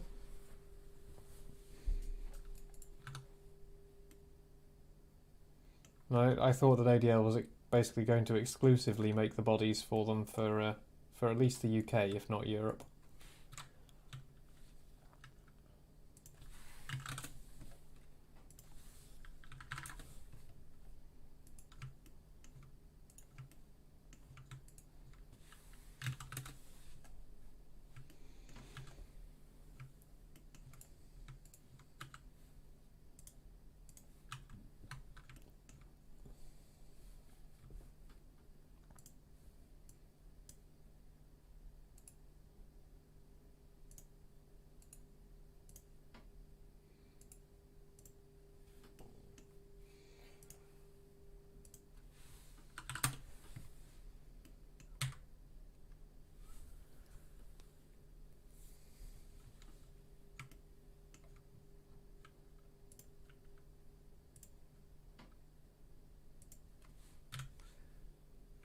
Oh, sorry, yes.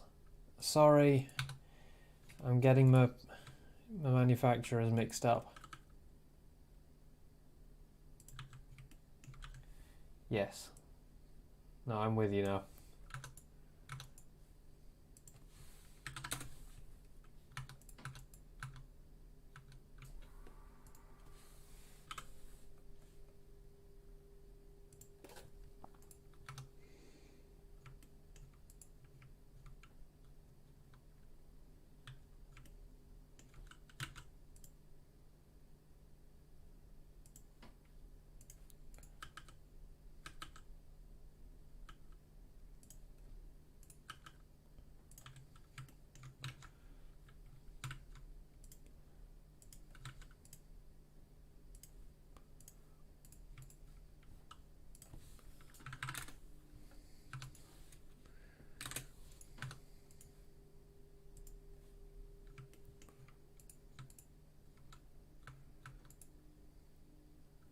I presume they must have been cheaper than the ADL BYD ones then.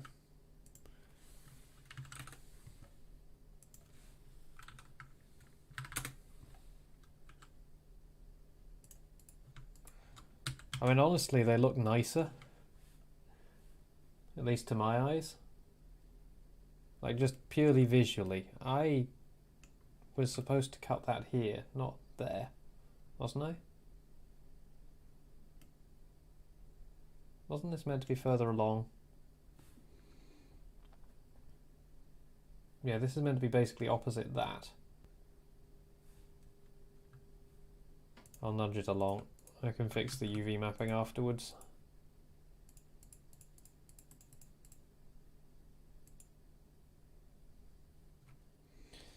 And there will be fixes needed for the UV mapping. So this is supposed to be pretty much exactly opposite that. So about there.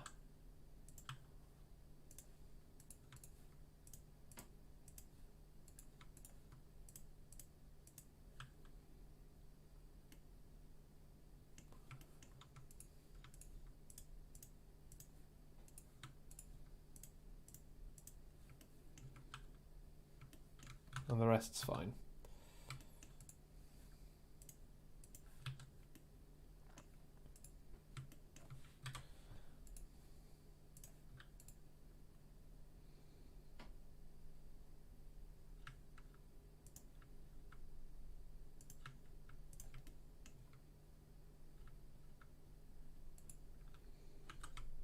Actually, I can just do it like this.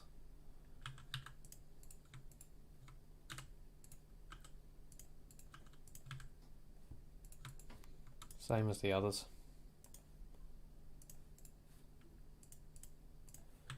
Just pull the transition a bit further back, that's all.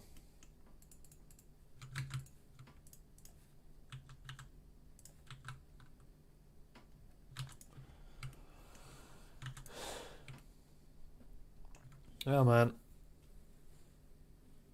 An electric bus with a 260 litre fuel tank. What?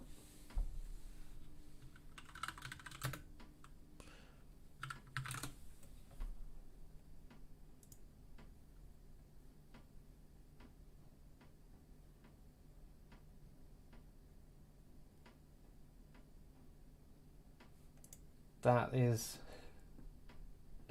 Yep, that's a copy of a Solaris dashboard from 2001, that is. Like, it looks old already.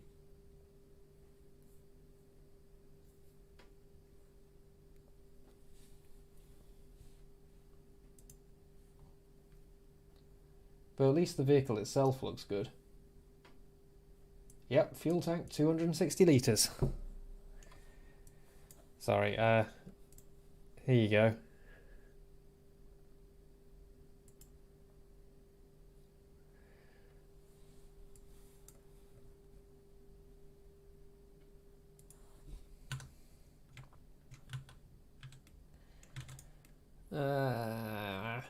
This junction should have been so simple, but once you add in all the markings and the drop curves, it becomes really annoying. And there's so many drop curbs.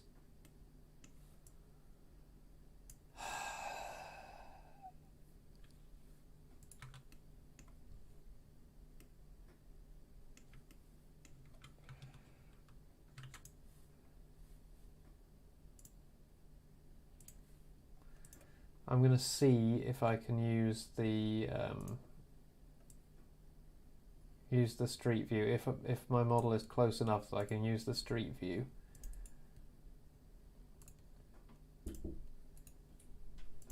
Hello. That was enough. How are you doing? I've kind of had enough as well.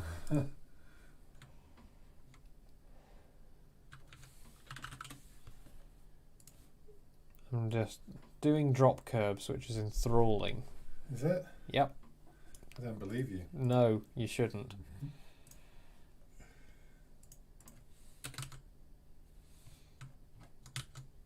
Oh. Come on. There you go.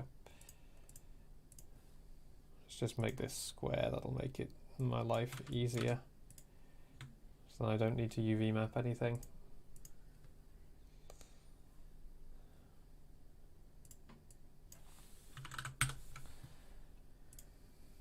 What am I going to call this? Wheat fields.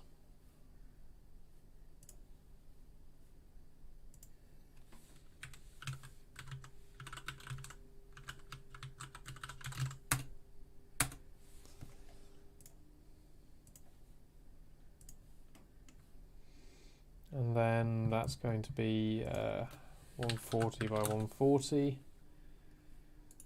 Then unwrap it, add a material, blah, blah, blah. Open the file, assign the material, and line it up.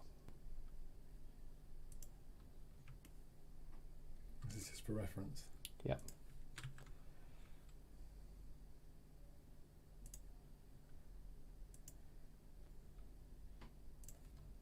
There you go.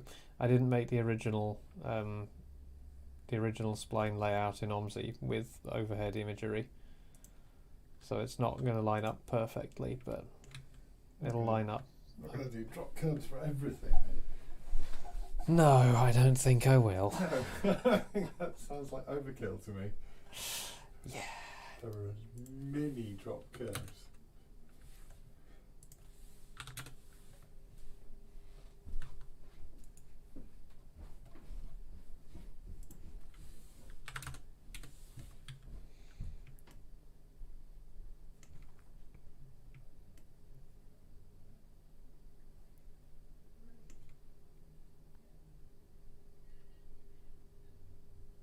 Yep. I would think so.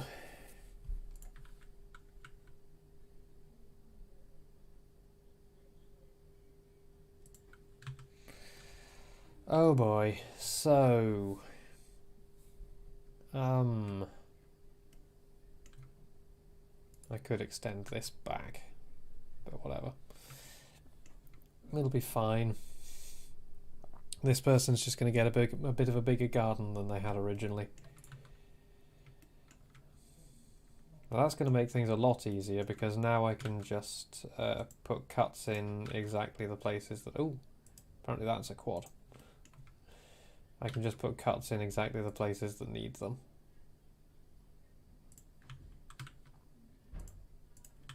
Yeah, apparently those are quads.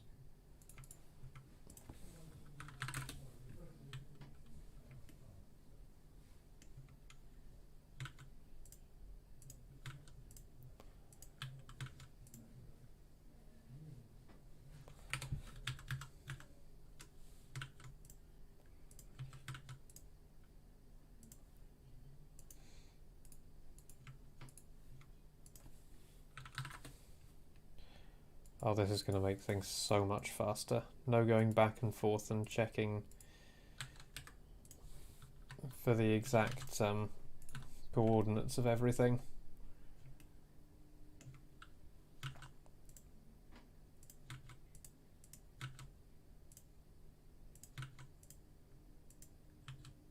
These two probably share one, don't they?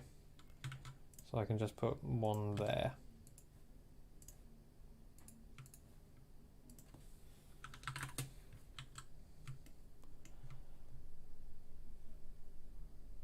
Hello. He's back. Hide your kids, hide your wife. Apparently that one stretch of road there doesn't have street view.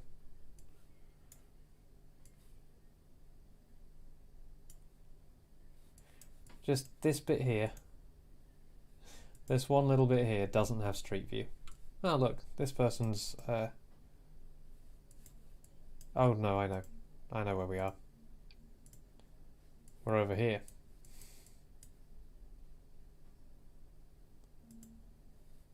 Yep, so this stretch here does not have street view.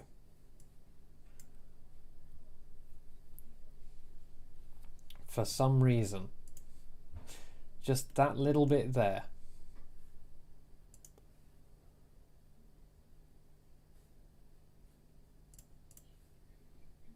can't tell where these driveways come out.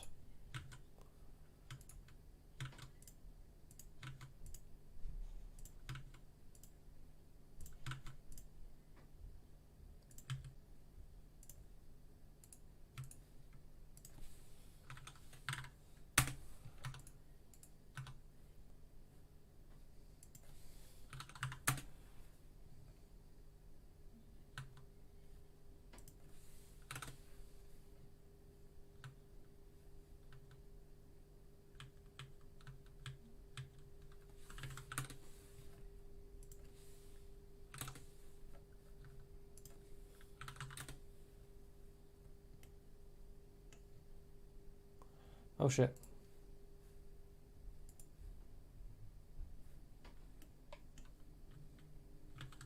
Yes. That's what I intended to do. Scrubbing around. Enough space. Okay, so this road does actually curve a little along here. And I can do that.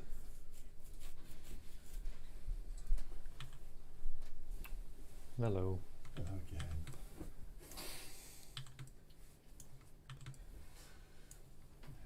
Cat cameras around. Well, there's no cat. Exactly.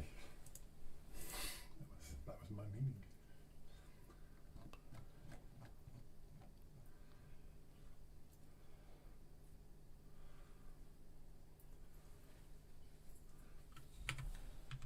I can distort the mesh a little to follow the curve of the road slightly better, because it turns out this bit is very slightly curved.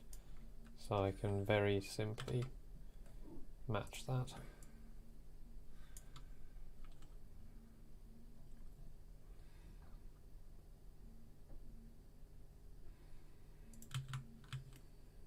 There we go. Now it's very slightly curved.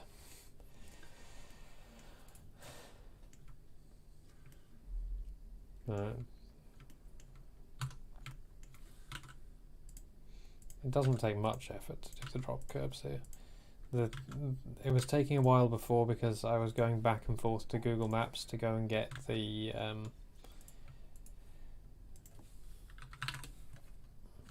to go and work out exactly where they are and measure them with a ruler and yada yada yada, and then I decided not to do that and just to take a screenshot of it and use that, and now it's going a lot quicker.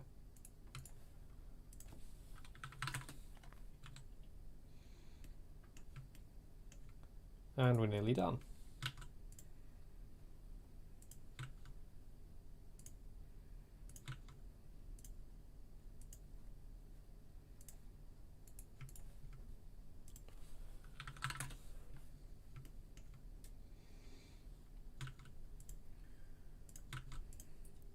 Are you lowering them or deleting them? Lowering. I've just raised up the ground far enough that I can see where I have and haven't done them yet. Right. And okay, there's one left.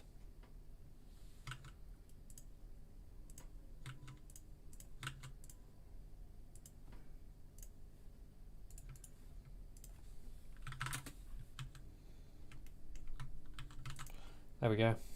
Now I just need to add the traffic island to it and extend out the grass from the sides.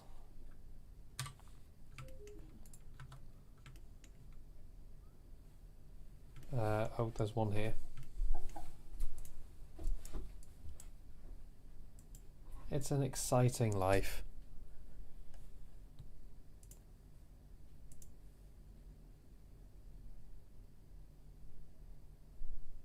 I'm going to have to nudge them along a little bit.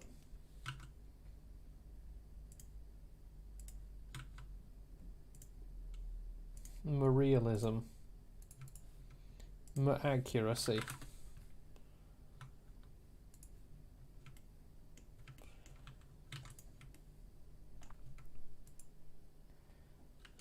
Tell you what I haven't got. I haven't got the hatchings all the way down the middle. Luckily I have these over here which I can use as a template piece. Right, so I need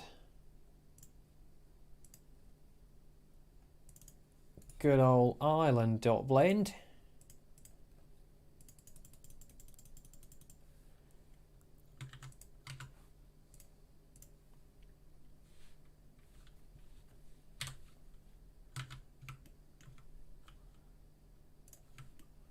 Right, can go over there.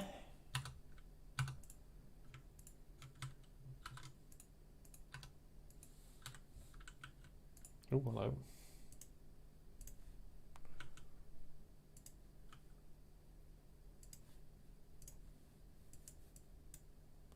Is that an actual crossing island, or is that just... No, it's just an arrow in the middle of nowhere. Cool. Well, that's good, because that means I don't have to do drop curbs.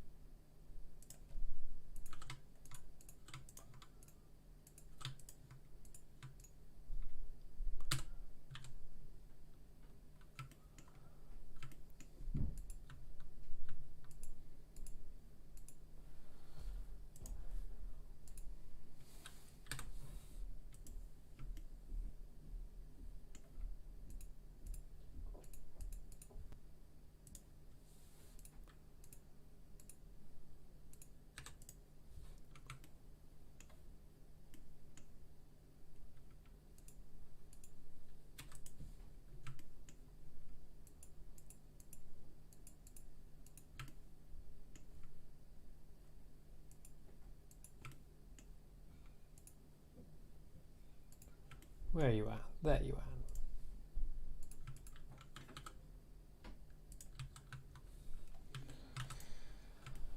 are. Okay. Okay. Okay. Yeah, there we go. We've got that island that's there for some reason. Right. So, speaking of which, let's just get rid of that, because that's not necessary. This has turned out to be one of the most complicated junctions. It should have been one of the simplest, but having to do all the road markings for it and all the drop curbs has made it one of the most complex.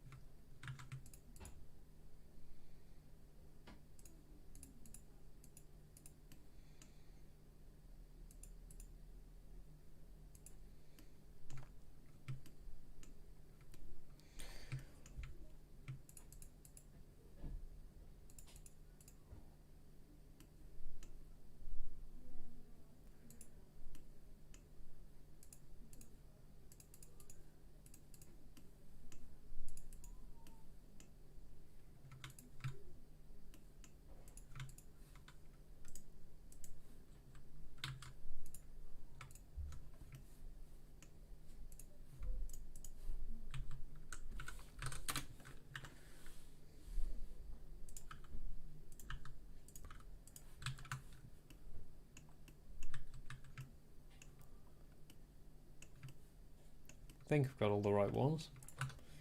So the other thing is to take this back edge, SZ0, and then move it to 0.15. Because that's what I'm using as my standard for edge bits dropping off.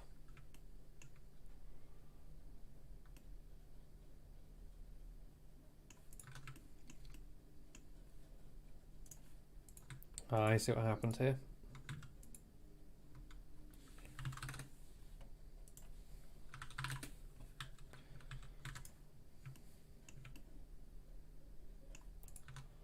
And similarly,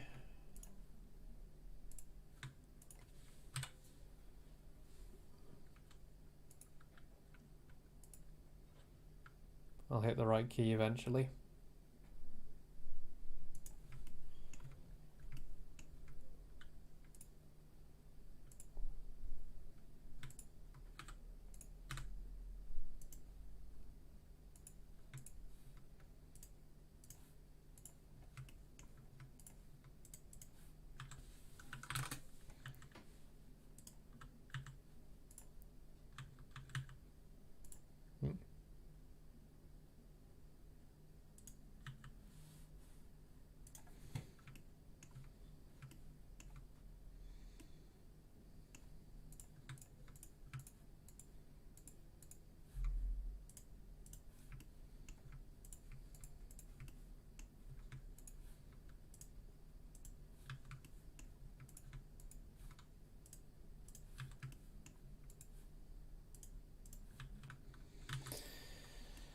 Okay, junction model done. Jesus, that took a while.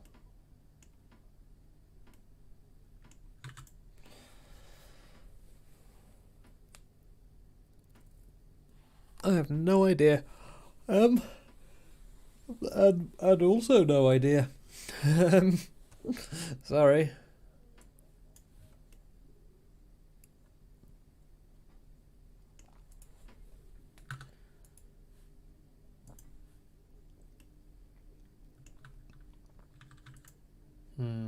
Is there anything else I need to do to this? I don't think so. Right, let's export it before I think of something to do to it. Me butt. Ow. Ugh. And then I'm going to have a break. And again, might come back, might not. I've been sitting here for too long.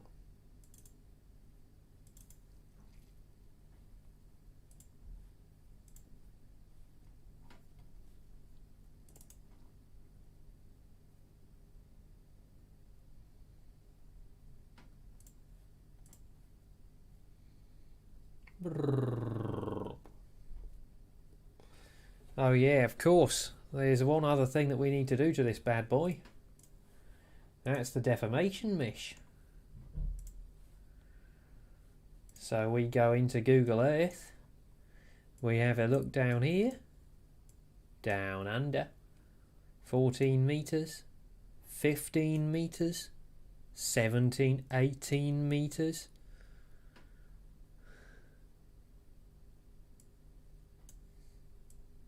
19 meters.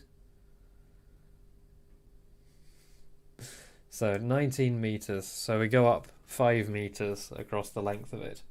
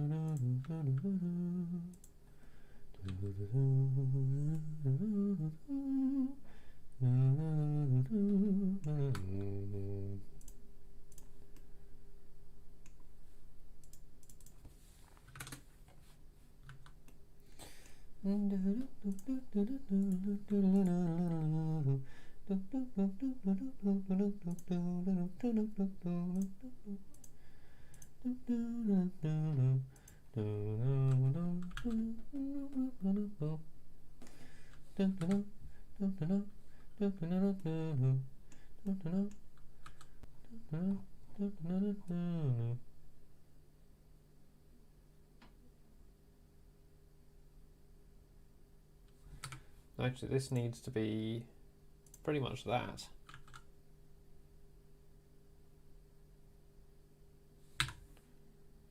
There we go, 5 meters.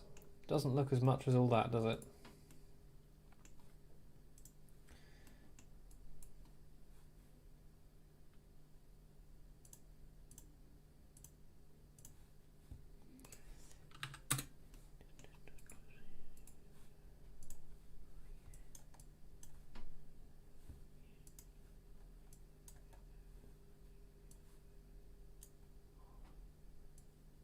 Okay, it's not a meter down, but it might be half a meter down.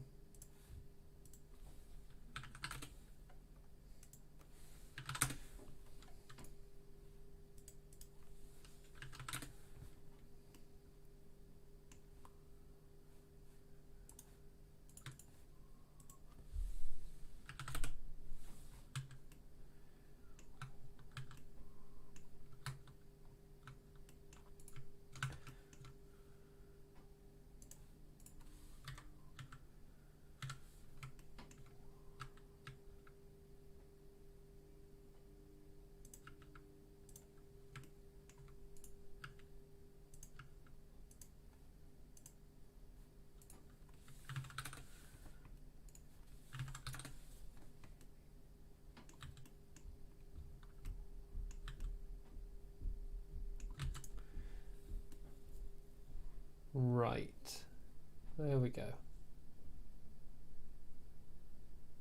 I think that will do.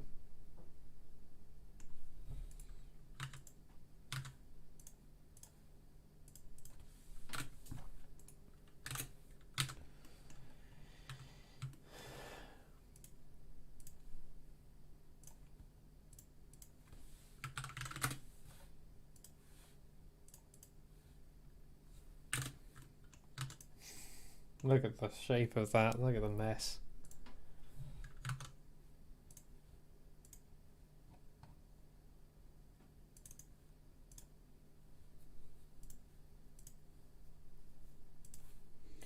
Right, now I just need to find it in here, Ramsey Road Wheatfields.sco. I need to add all the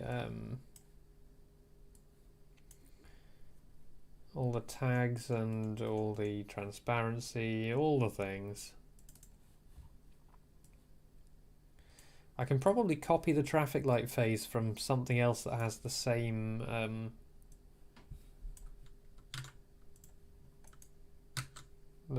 requirements.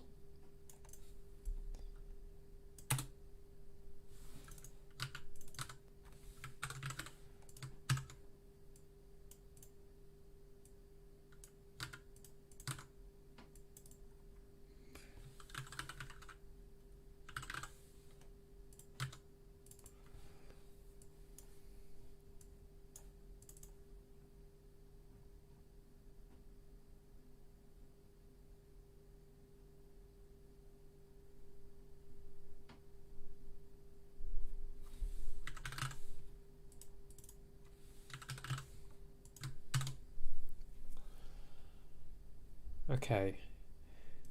Now, if we're lucky, if we're extremely lucky, I should be able to load this straight in and it'll just work.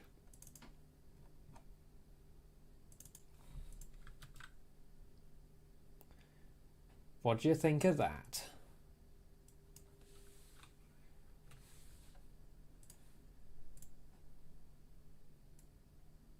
Height deformation and everything. 100, 250.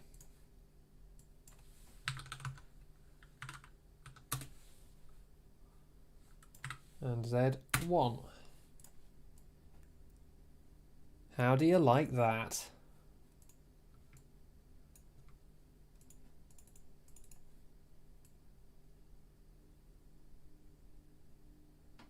Look at that. Look at all these markings, all these junctions, all on a hill.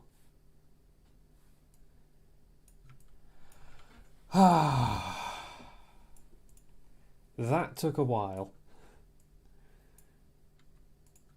Now this piece is going to turn up on somebody else's map at some point, because that is very generic and very complicated to make. And I do see some errors down here, but whatever.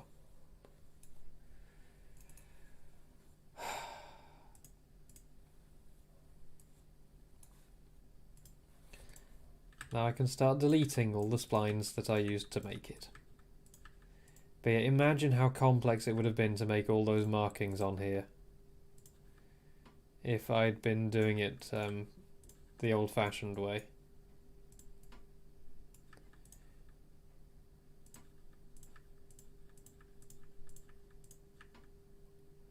And pathing it will be easy too.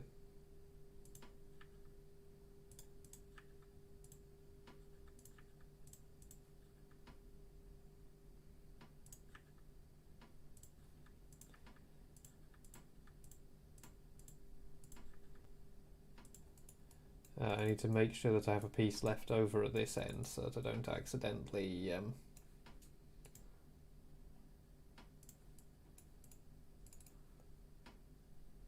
that piece will be left over. Cool.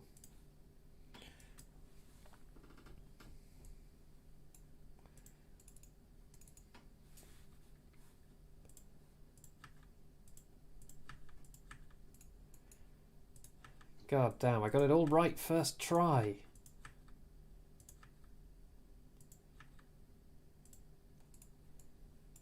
Hell yes.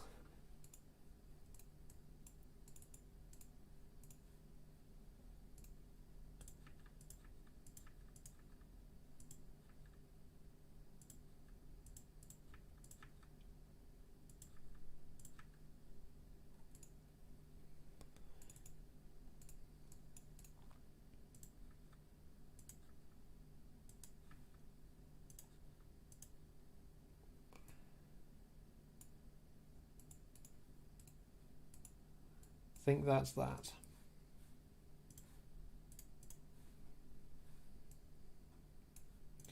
And I'll work those out when the time comes.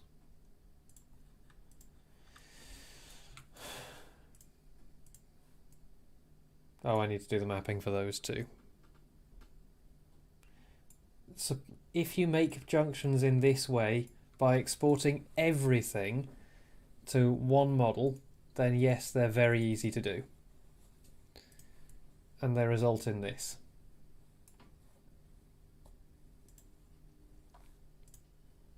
And look, the height deformation even works properly.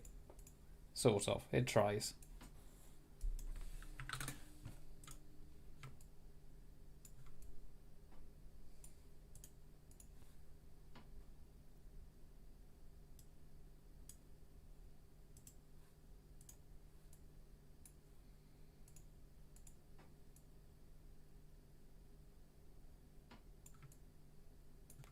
There is something wrong here. And I have a reasonable idea of what might be causing that. Nope, I don't have an idea of what might be causing that.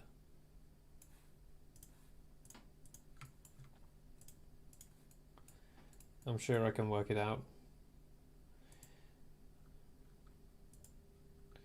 The other thing is that I need to change some render settings.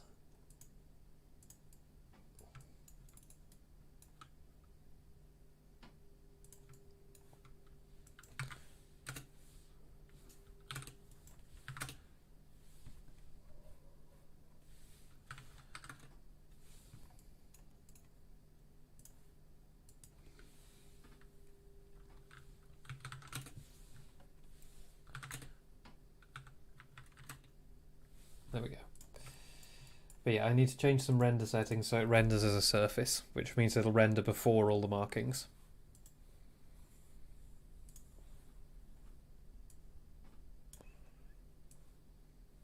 Which is easy enough to do. Render type surface, fixed, abs height, surface. So run down these tags. This one means it renders before the road markings, so the road markings won't cut holes in it like this. Can't remember what fixed does. I think that what that means is when you move the terrain it won't move this. Abs height means that the height coordinates, the Z coordinates, are absolute height above 0, not height above the terrain. And surface means you can drive on it. So it's a special kind of collision.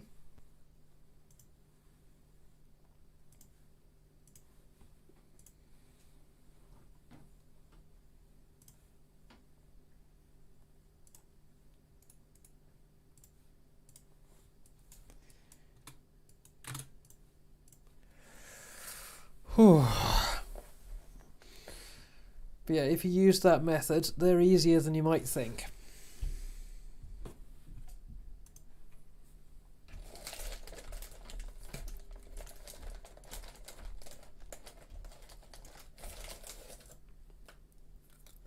Oh, I missed my mouth.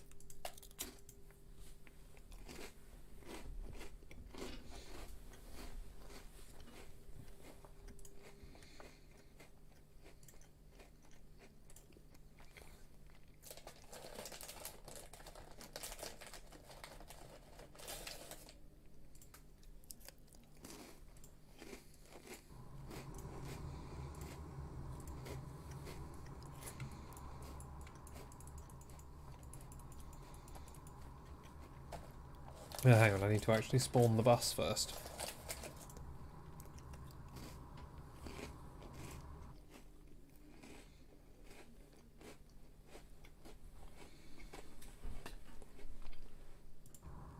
Oh no.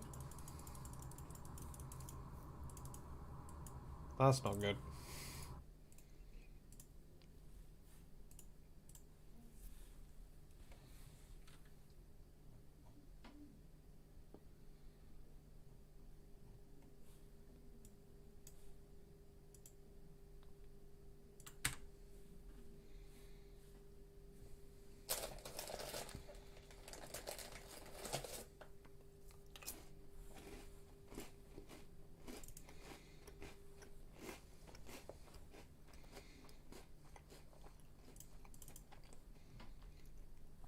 Oh, poor guy.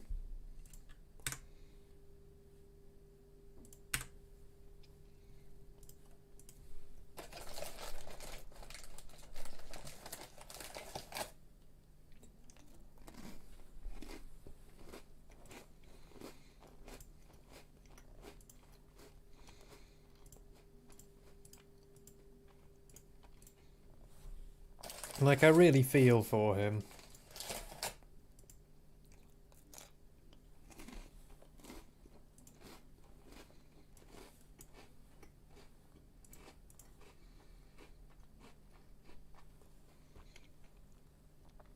Like, he was so close to actually proving himself at the last one. So close.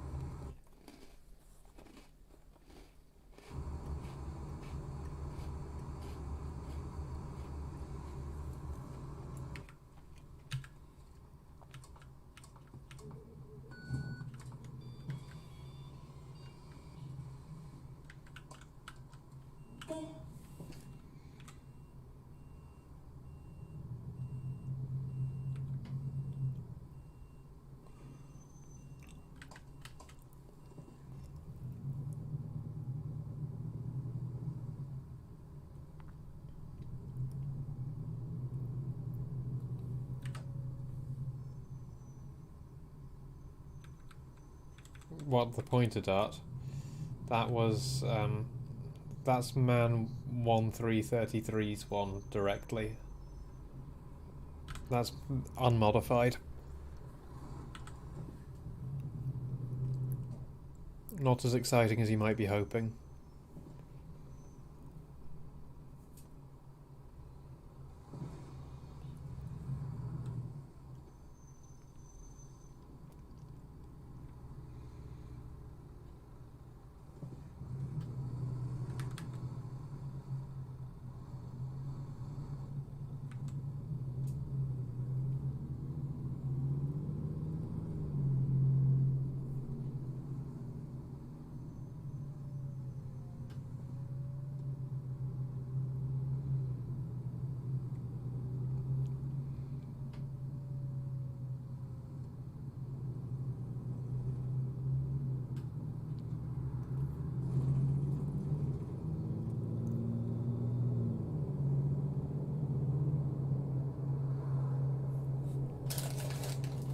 Biscuits.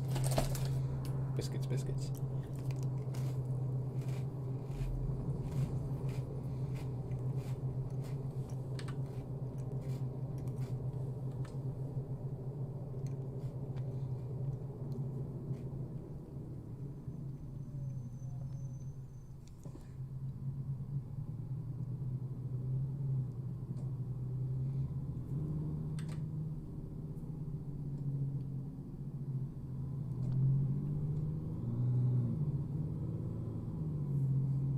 Yep, biscuits on the move. High speed biscuits.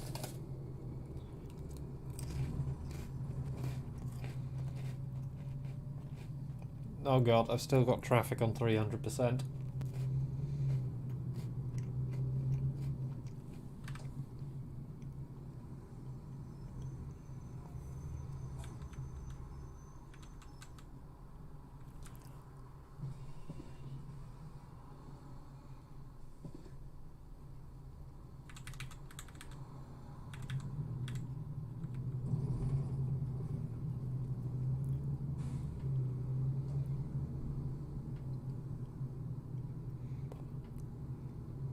I know I did make my own at one point. I can't remember if this is a duplicate of that, or if this is a duplicate of the UKDT one.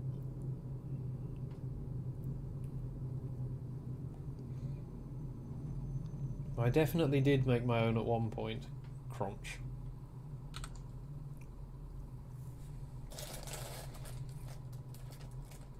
Oh, it might be. Maybe it is.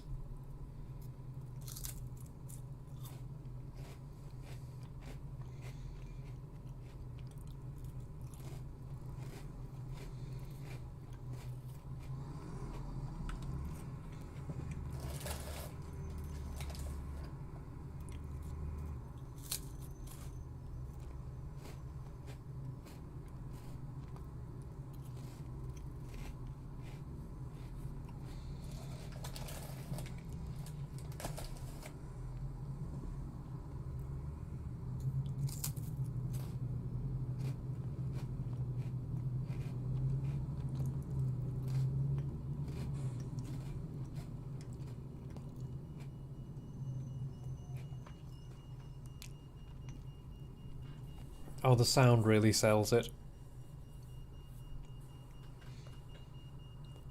That sound really helps.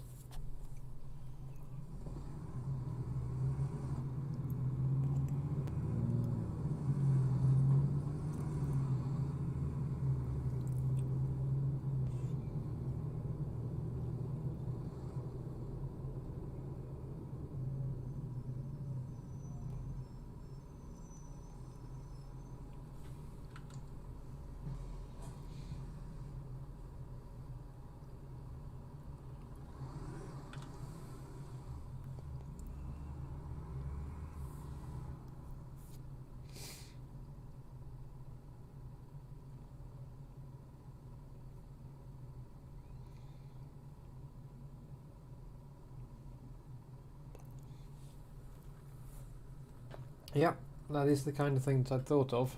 Yes, it's a good suggestion.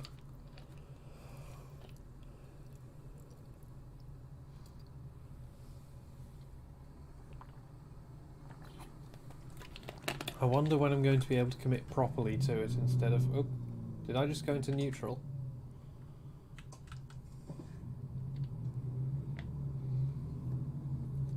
At the moment, Farthington takes up most of my time.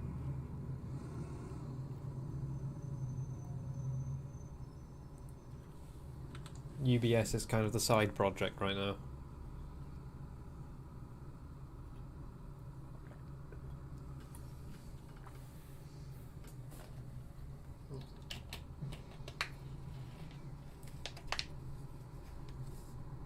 What am I doing? I am driving from the town centre over to the new bit of road that I've just made.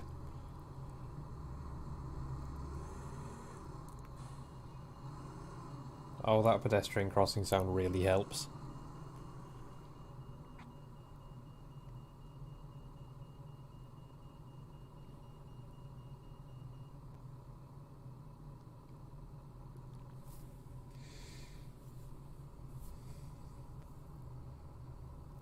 Where?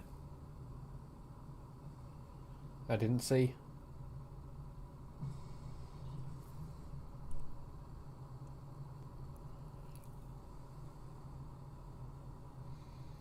I don't know.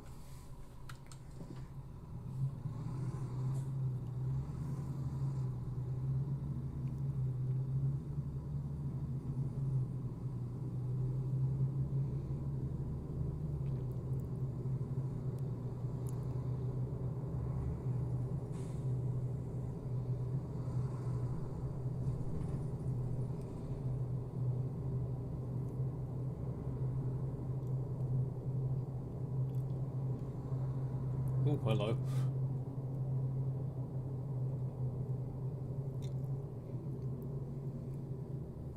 Okay. I didn't notice it.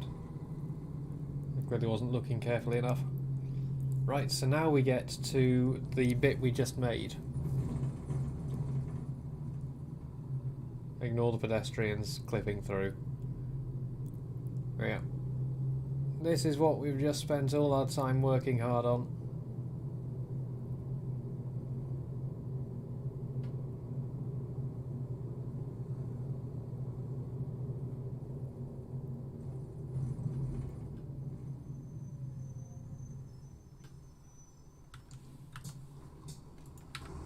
So it looks like there's a couple of things that might need some tweaks.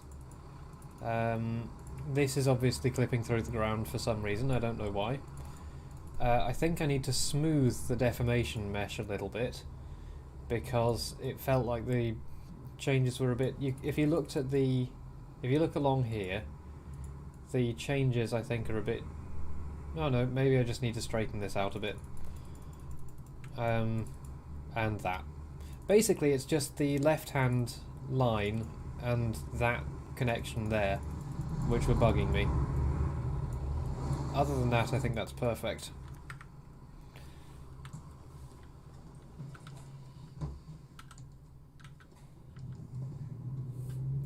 And there's a stop on a hill.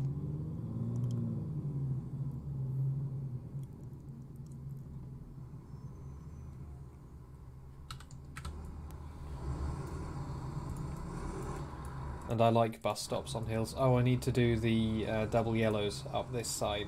Oh no, there aren't any double yellows up this side. Wait, what does this bus stop do then? Oh, it has a normal bar. Oh, I need to add that then.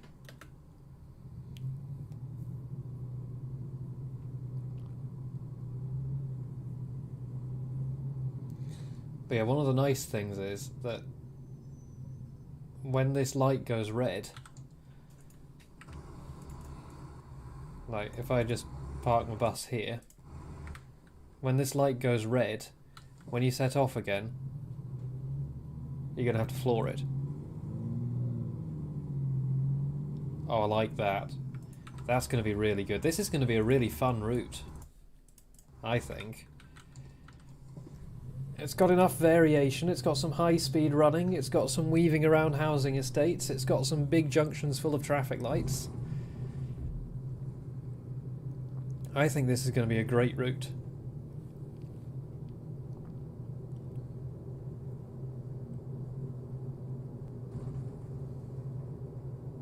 And we're going to ignore these guys. Hi.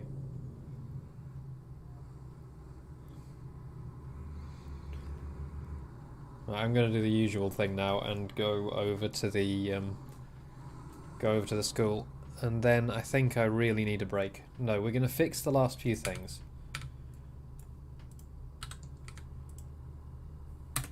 We're going to fix the last few things, and then I'm going to have a break.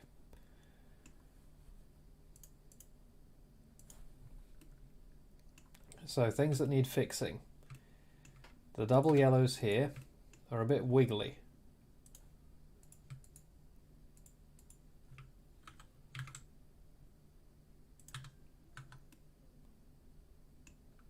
Less wiggly.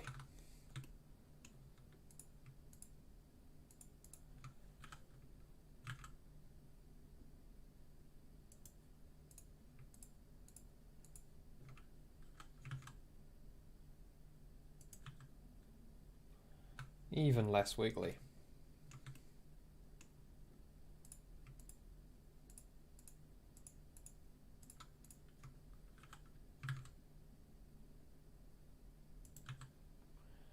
Even less wiggly than that. Okay. Double yellow's no longer wiggly. This doesn't line up. Yeah, you can really see it if you drop down to this sort of angle.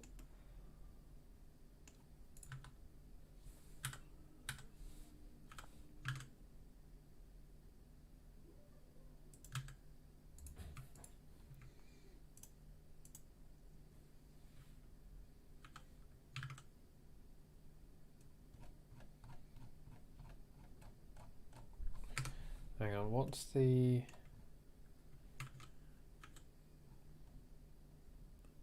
radius is increasing. Okay, so I want the radius to be about like that.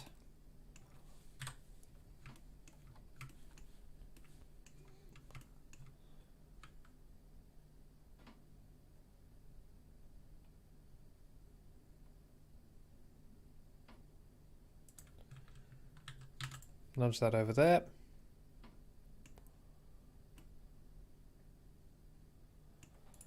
Yeah, OMSI has reached a weird kind of golden era all of a sudden. It's very odd.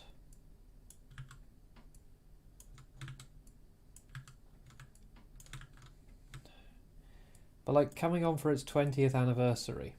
20th? 10th anniversary. 20th anniversary, oh god. It's suddenly reached this weirdly... Like suddenly all the DLCs are coming out for it.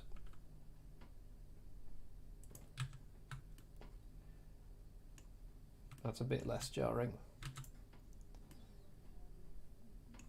Right, so now we just need to work out what's going on with this. And I think I saw some... Oh, and I need to add the bar here. Yeah.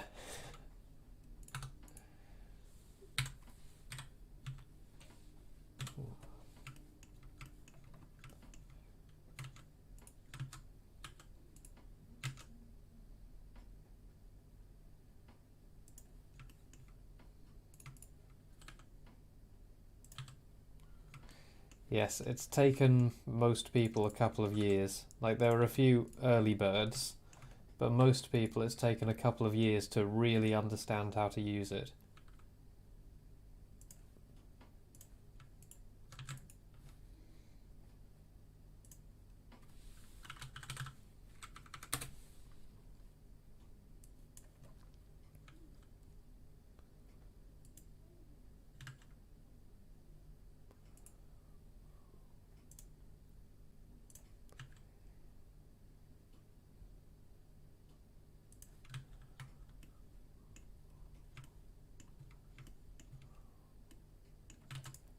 Right, that's the bar in.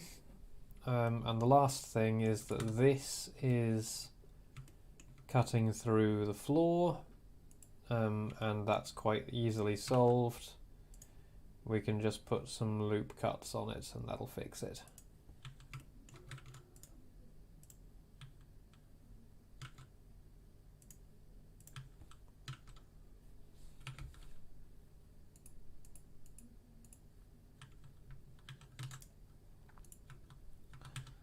Yep, and these need mapping.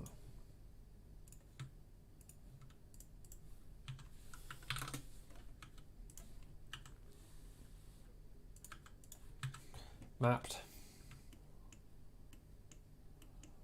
And then there was a bit over here where the mapping had gone skew-if.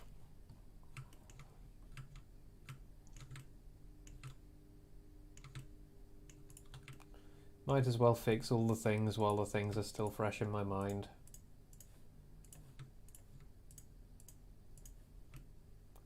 Oh, hello. That didn't do it. That's odd. Huh.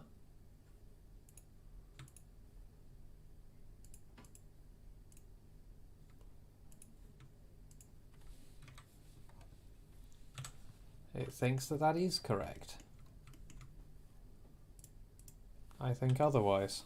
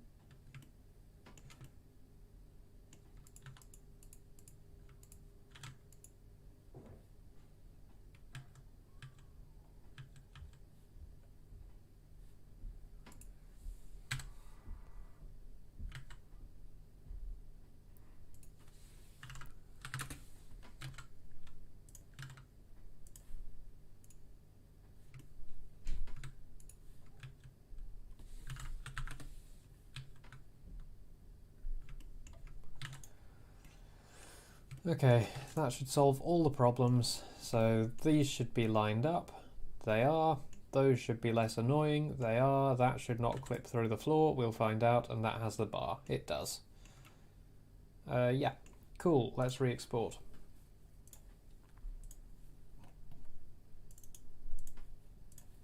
Convert. Yes. Do not overwrite SCO.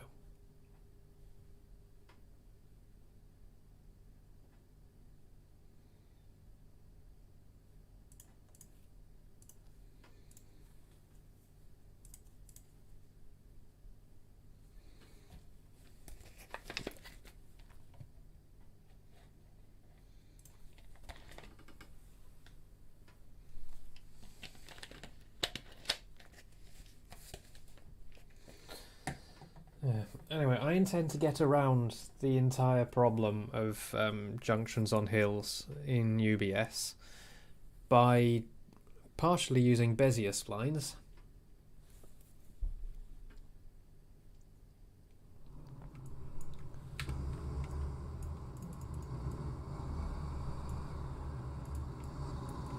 I had another part to that sentence.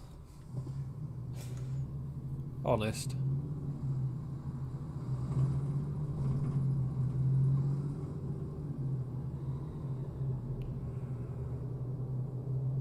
Yeah, this is perfect now.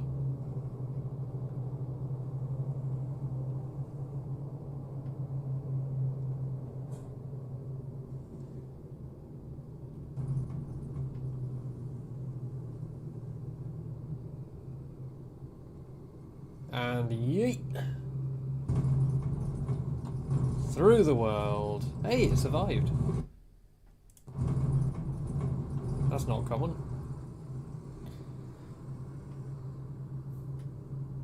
What road tool?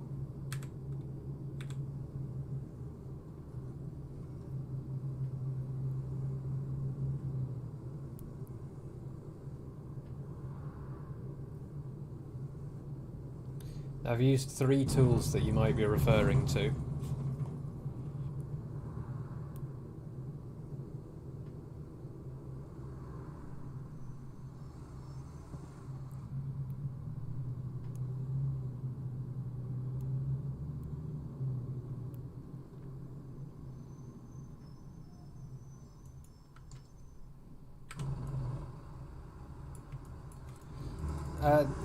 that one, I believe, is called 7 Grand Dad.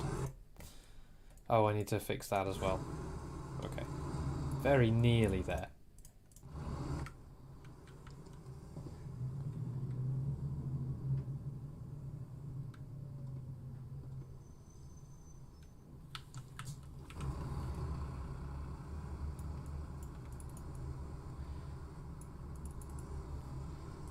So, this one, yep. 7 Grand Dad.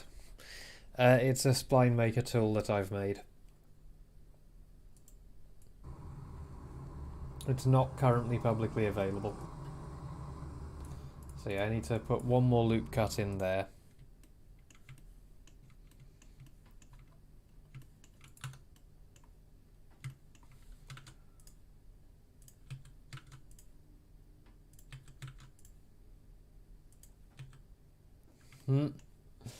Yep.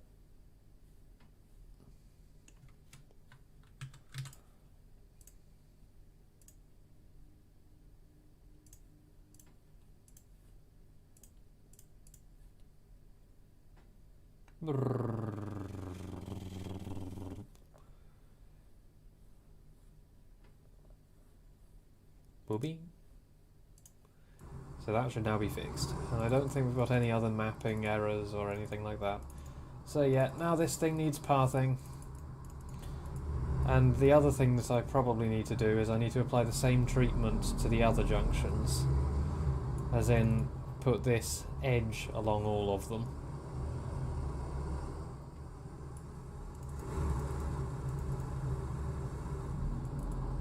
Because I have along here. But I need to do that and put drop curbs in along other places that they're necessary. I've got them in most places where they're needed. So where was the place where pedestrians were disappearing?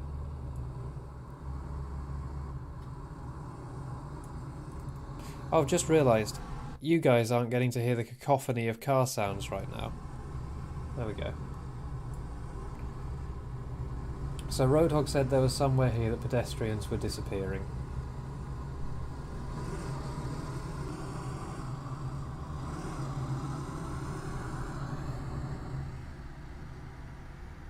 Ah. Well, there you go. I've turned the speakers down.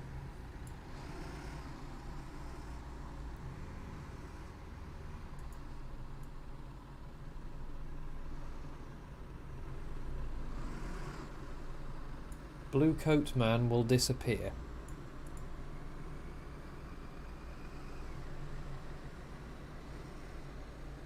I mean, OMSI does, when OMSI has too much traffic, it does sometimes just despawn them.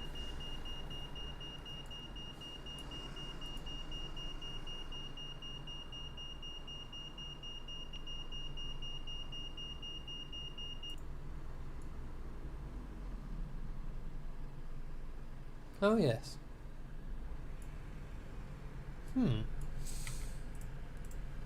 That's odd. I'll deal with that some other time.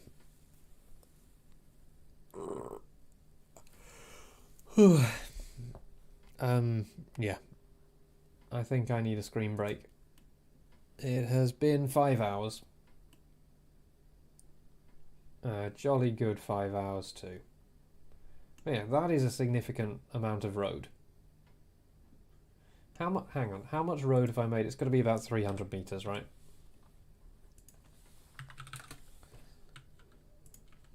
$250-ish. So I've done about 1/4 of a kilometre. Including going back and fixing some stuff on the other bits. So if I can lay about 1/4 of a kilometre of road per day... Let's see...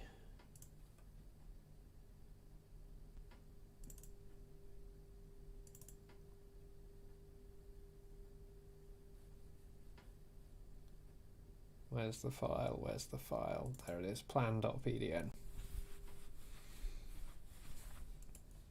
I mean, this is only in the town. It'll be...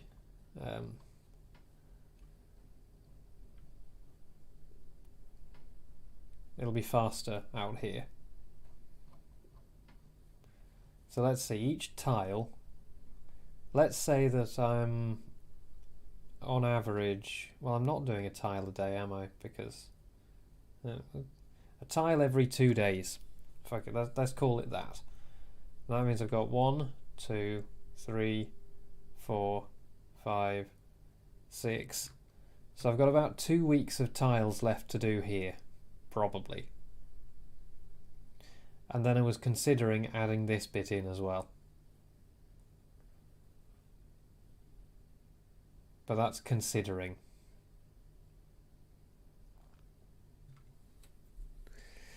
Oh boy. I do need at some point to call a reasonable end to this, because I could work on this forever and then I will never get on with UBS. So yeah, I need to call a close to it at some point. But that point is not right now. Yeah, I'm going to have a screen break.